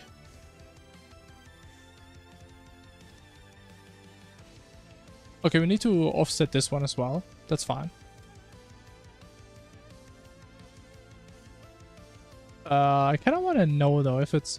Oh yeah, I don't have death mode, go mode anymore.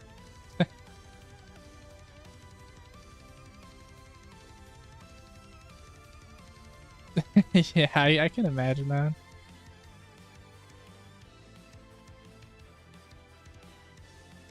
Okay, but if you look, oh my god, look at that! It's actually around the player now. Oh my god, it's beautiful. Oh, it's so beautiful. Now, where do we have the second text?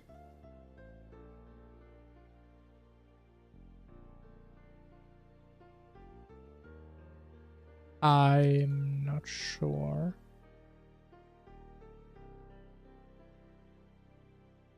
I mean, it's somewhere in here. We don't need to control F.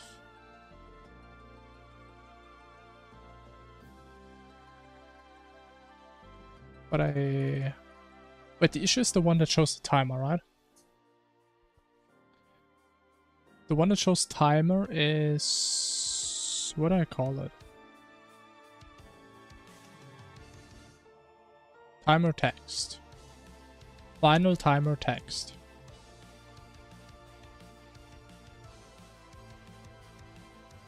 Align position.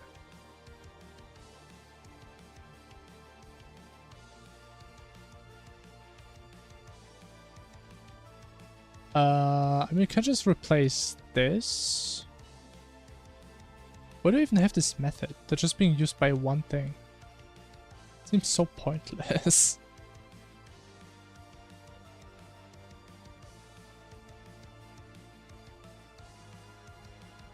Okay, that makes total sense, right? Sure.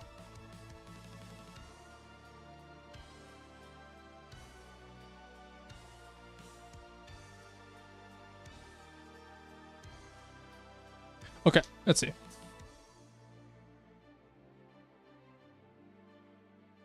Isn't it crazy? By accidentally breaking the code, we just made it even better.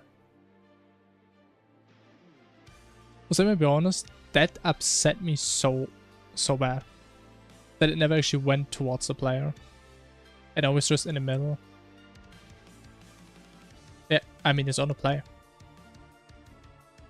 This one. Okay, can we reach the top of the world again? Oh no. We can. Oh my god, it's on the play. Look at that. It's right there.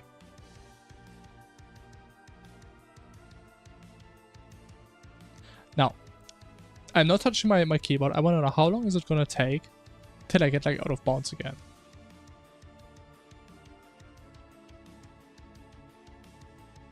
I'm still not sure how that even happened. Like, it must have been like the Medusa that just kicked me so far away. But how? If it's always spawning close to me? Maybe it had like a max distance.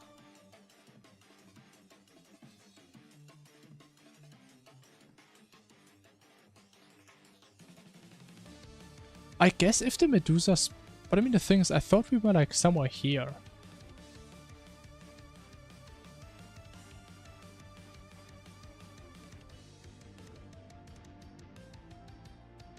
Maybe not. Maybe she just put me straight up. I guess that would have worked.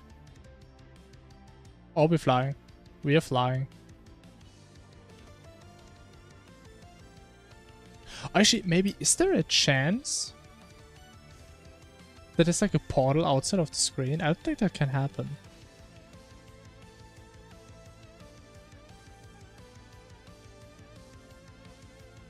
Does Minus ever return Nan? I mean, why would she? In what sense? Not that I know. She just makes her go really fast.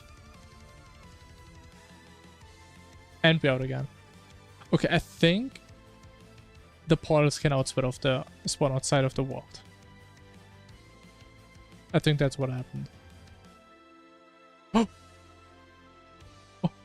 Oh! I'm scared.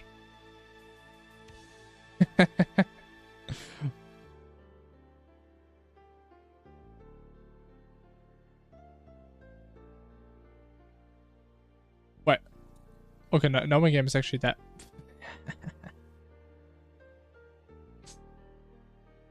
What is a parsec? I don't know what that is. This is so scary, man. I'm still surprised that the game lets you do that. I mean, I guess I teleport the player outside. But I'm surprised the game doesn't try to catch that.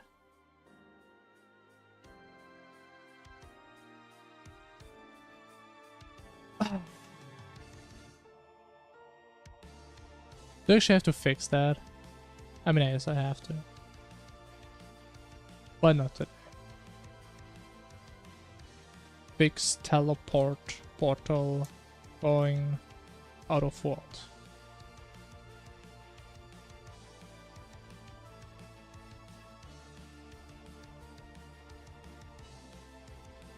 Bro, like you literally can't even really move the cursor anymore. Actually, sometimes it does work.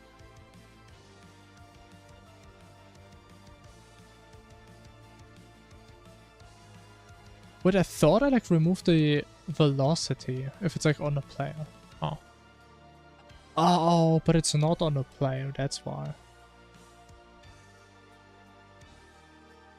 Really? I've never heard of that word before. Ah.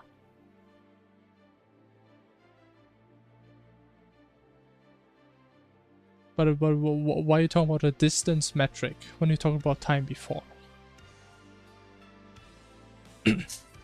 That's a bit confusing. It doesn't really make a lot of sense, does it?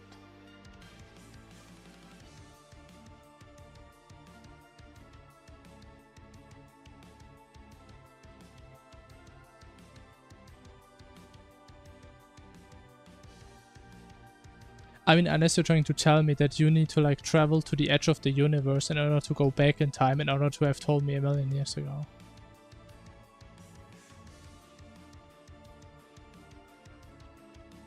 Have the gods use that?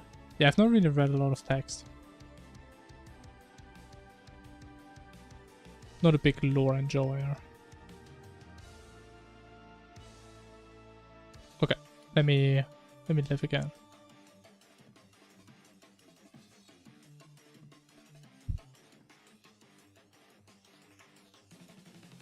Death meter? You already mentioned that. I don't know what you mean by that. Isn't that like an accessory you put on?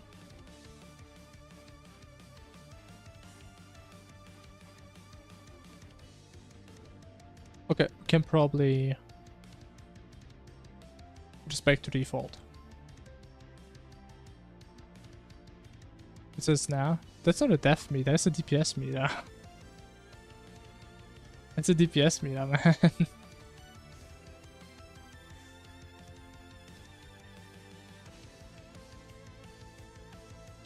Also, I use this character a little bit for testing out setups, which is why I have this random loadout here.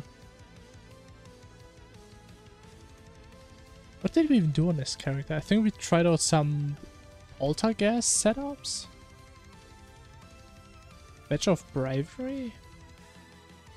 Maybe dog setups? I think it was dog.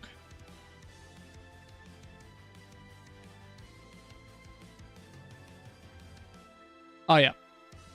The Stellar Striker. Okay. Let me at least see my most beautiful creation again. I just want to see it again. I have to.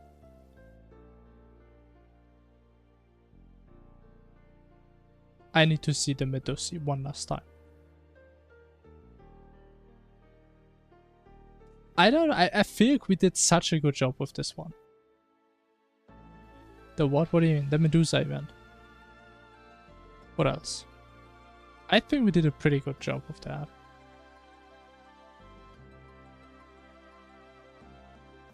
Even though that is still a bit brutal. Possibly. But I mean, if you don't want to get sucked in, I mean, just don't look at her. I mean, it's really that simple.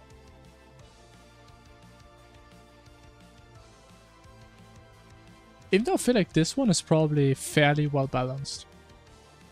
I mean, you can literally just look away.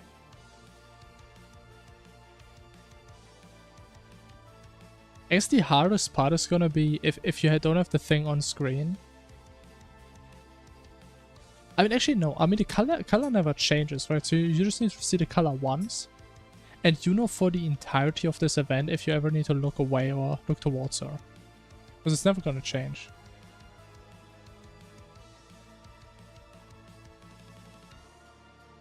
It makes you change direction. I think it depends on the weapon. It's only some weapons. It's not all. But it's... I think it's most of them, yeah.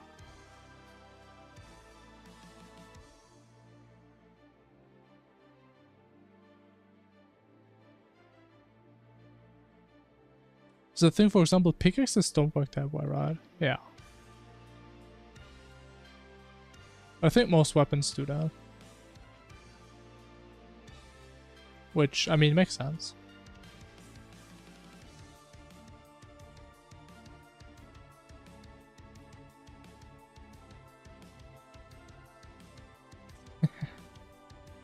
I think the most annoying part about this one is gonna be... Oh, I'm a lizard. Why is that a lizard?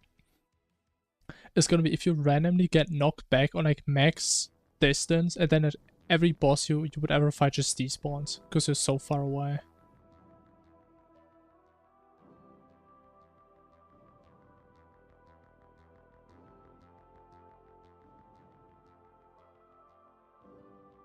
So I don't know, maybe we need to come back to this and like do some balancing in that direction. We can just get knocked over the entire world.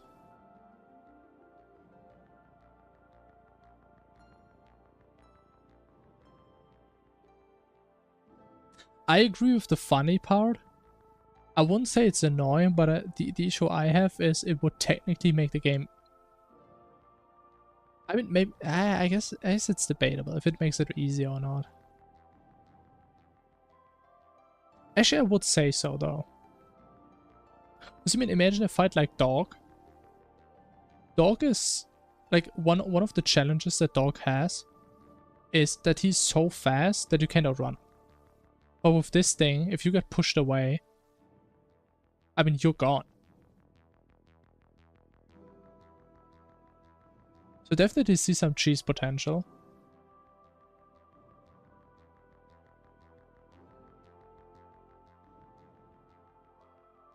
I mean, maybe we can do something where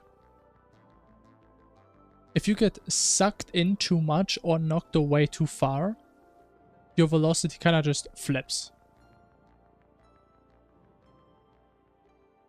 Yeah, man, like the laser is so good. Honestly, I still love, I don't know really why it happens, but I love how it's like slowly going away. Like, look at this, how it's like, oh.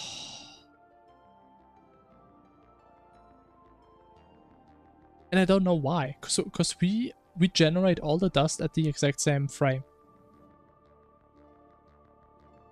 It looks so good. Because of the scale. The thing is, for me personally, I wouldn't assume that the time it takes for it to despawn is longer because it's bigger.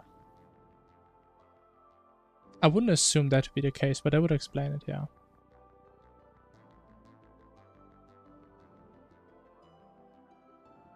What's this? I don't know what to call it.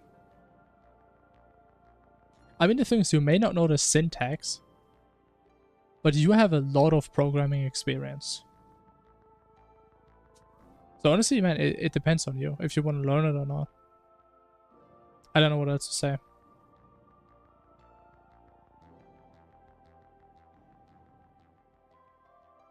I mean, you do. I mean, it's obvious.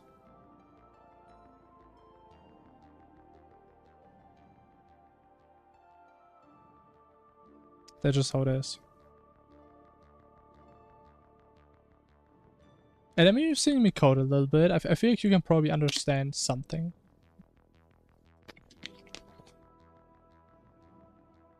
Don't know what you made.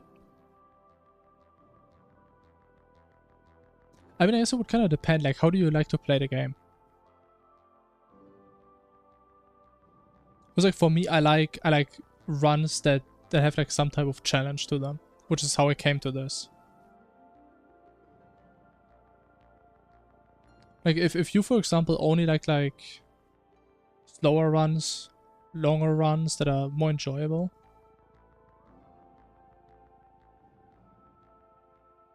So then me, but you do like challenge. I mean, maybe come up with your own challenges.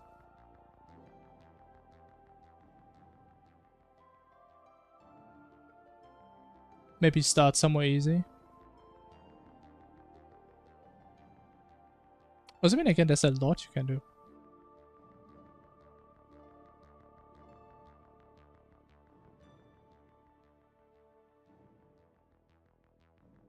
Good enough for some mods and Famous 3 up for some bosses. But I mean, I don't know if you would like a direction like that, but you could also make a mod that has these types of challenges, but you also get rewards if you complete them. Maybe in a way where it makes fights more interesting, but if you succeed in these events, it actually makes the fights easier. I mean, again, I don't know if you would enjoy that, but that is something you could do. I mean, or you just don't play this with like Inferno, but like vanilla, for example. I mean, you don't need to put this on to like a different mod if you don't want to. Like, the main reason why I play Inferno so much is because I think it's really enjoyable. It's not even just a challenge. If it was the pure challenge, I would probably play Masochist mode or something, but I just think Inferno is very enjoyable. An idea. I mean, you know, I'm not an expert, but maybe I have some idea if it could work.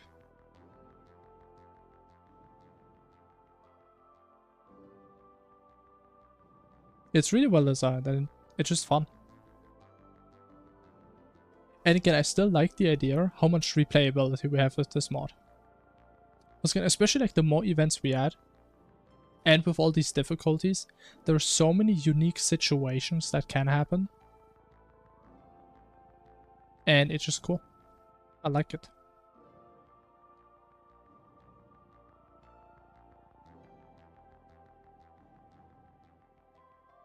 But yeah, but I mean, at the end of the day,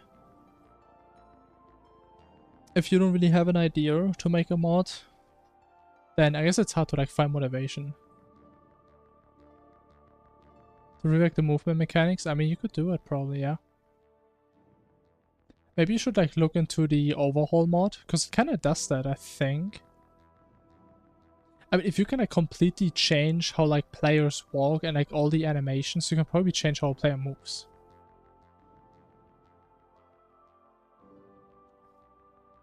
I mean, if I had to guess, if you make a class that inherits from mod player,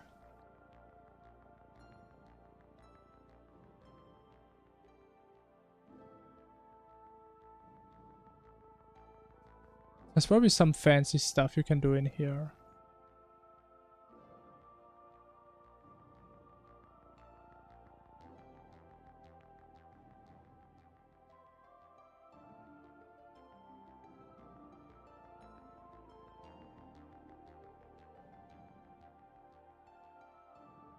A stamina meter.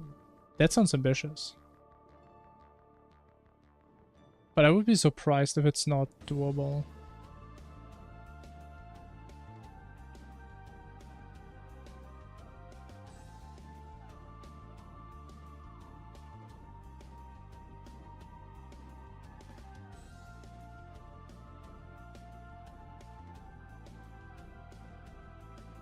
Yeah, it's a lot of things to do. Pre-item check.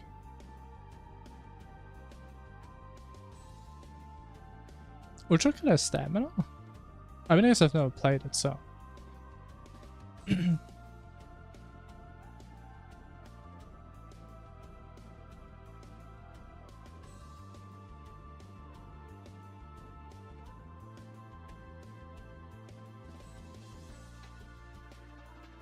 But I mean, if you're really into that and you really want to make that happen, I'm I would be really surprised if there's no way of doing that.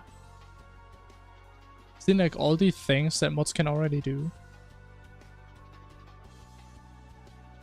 I mean, especially if you talk about like giving abilities. I mean, it's not the same thing, but it's kind of similar to like Rage and Adrenaline, right? You have a meter that can fill itself up, that can get depleted. You can press buttons that take stuff from that meter.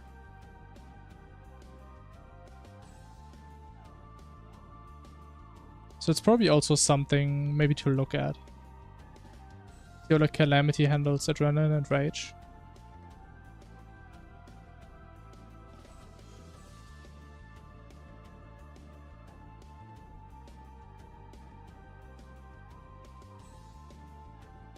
Have a dash button as well. Were there like 2 dashes? I think there was like a Betsy dash and I think the B dash as well. I remember playing with those. Those were so good. I just don't know how to make me. That's what I'm saying. Maybe you want to look at how they do it to get like an idea.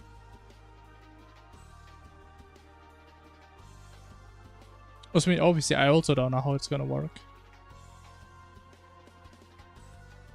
So that would require some research.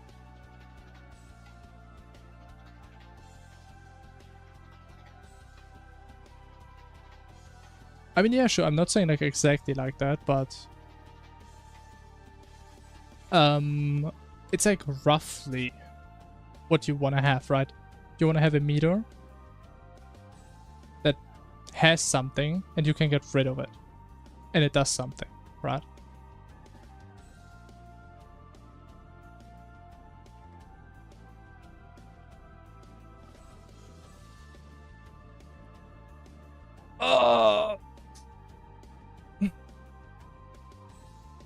Make the meter out of dust. Yeah, I mean, it's a good idea. I mean, like you've seen how much you can cook with dust. I mean, look at this thing. It's so beautiful. It's so goddamn beautiful. I cry every time I see these effects.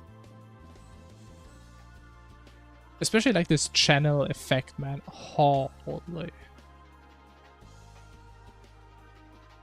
Even though I still feel like this one would look way better if you would like either delete the dust at the end or like make it go transparent really fast. Because I don't really like how it's just staying there. Not how flexible they are. I mean, you put them somewhere and then they stay there. Or you give them velocity and then they go somewhere.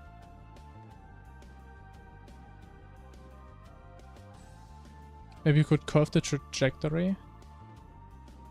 I mean, sure you could, yeah. You just need to change the velocity to something.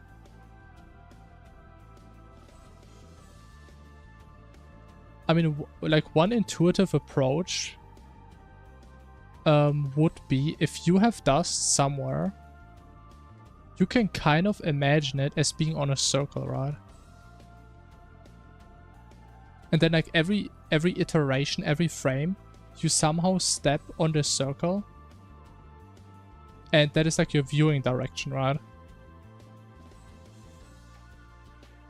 And then at some point you have this viewing direction. And then at the end it just curves that way. That would be like my intuitive approach. But I mean, of course, you can't just call this on the dust and make it happen. Like you have to think, how are you going to make that happen?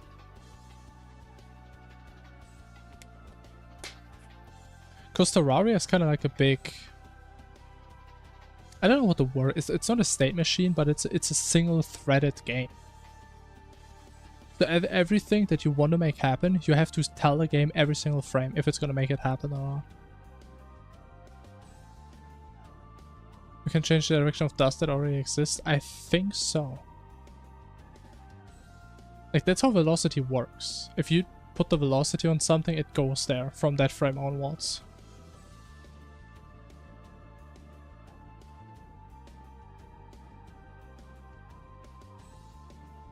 So it should work. A bigger question would be if like the dust has enough lifetime. But yeah.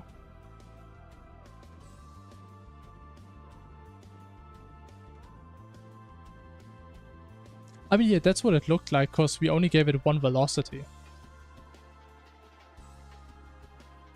Right, we didn't like try to curve it, so we give it one velocity, it goes in, and then it's gone.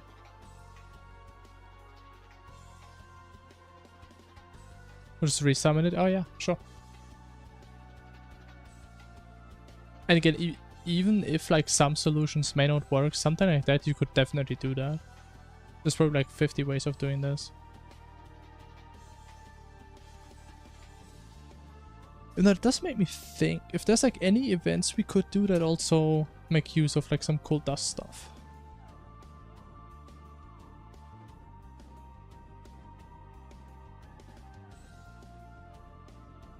Also, I really like the idea of making like some cool patterns.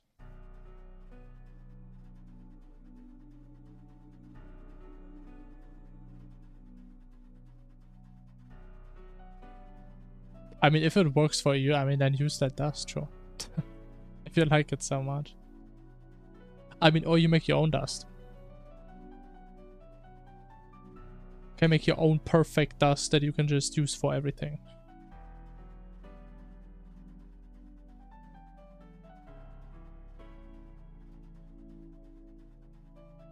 But okay, I think it is time to call it here. I believe so. We cooked a lot. And it's not gonna be the last time that we cooked. Yeah,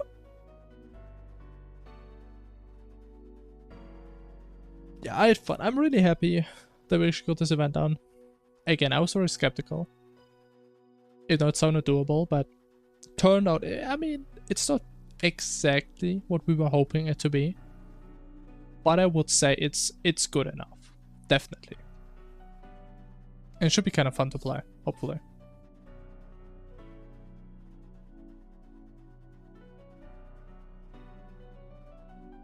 I mean, the thing is, I don't think Scratch is really meant to be, like...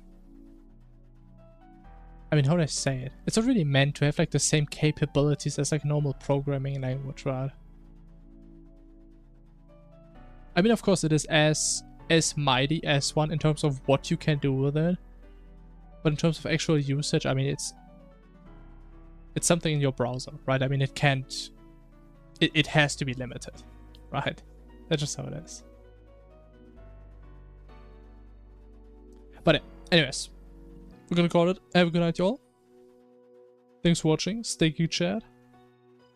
And we shall continue this cooking session. Actually... Maybe not tomorrow. I'm not sure. We may play something else tomorrow. I'm not too sure about that yet. But yeah, we gotta see. Anyways, have a good night, y'all. Bye-bye.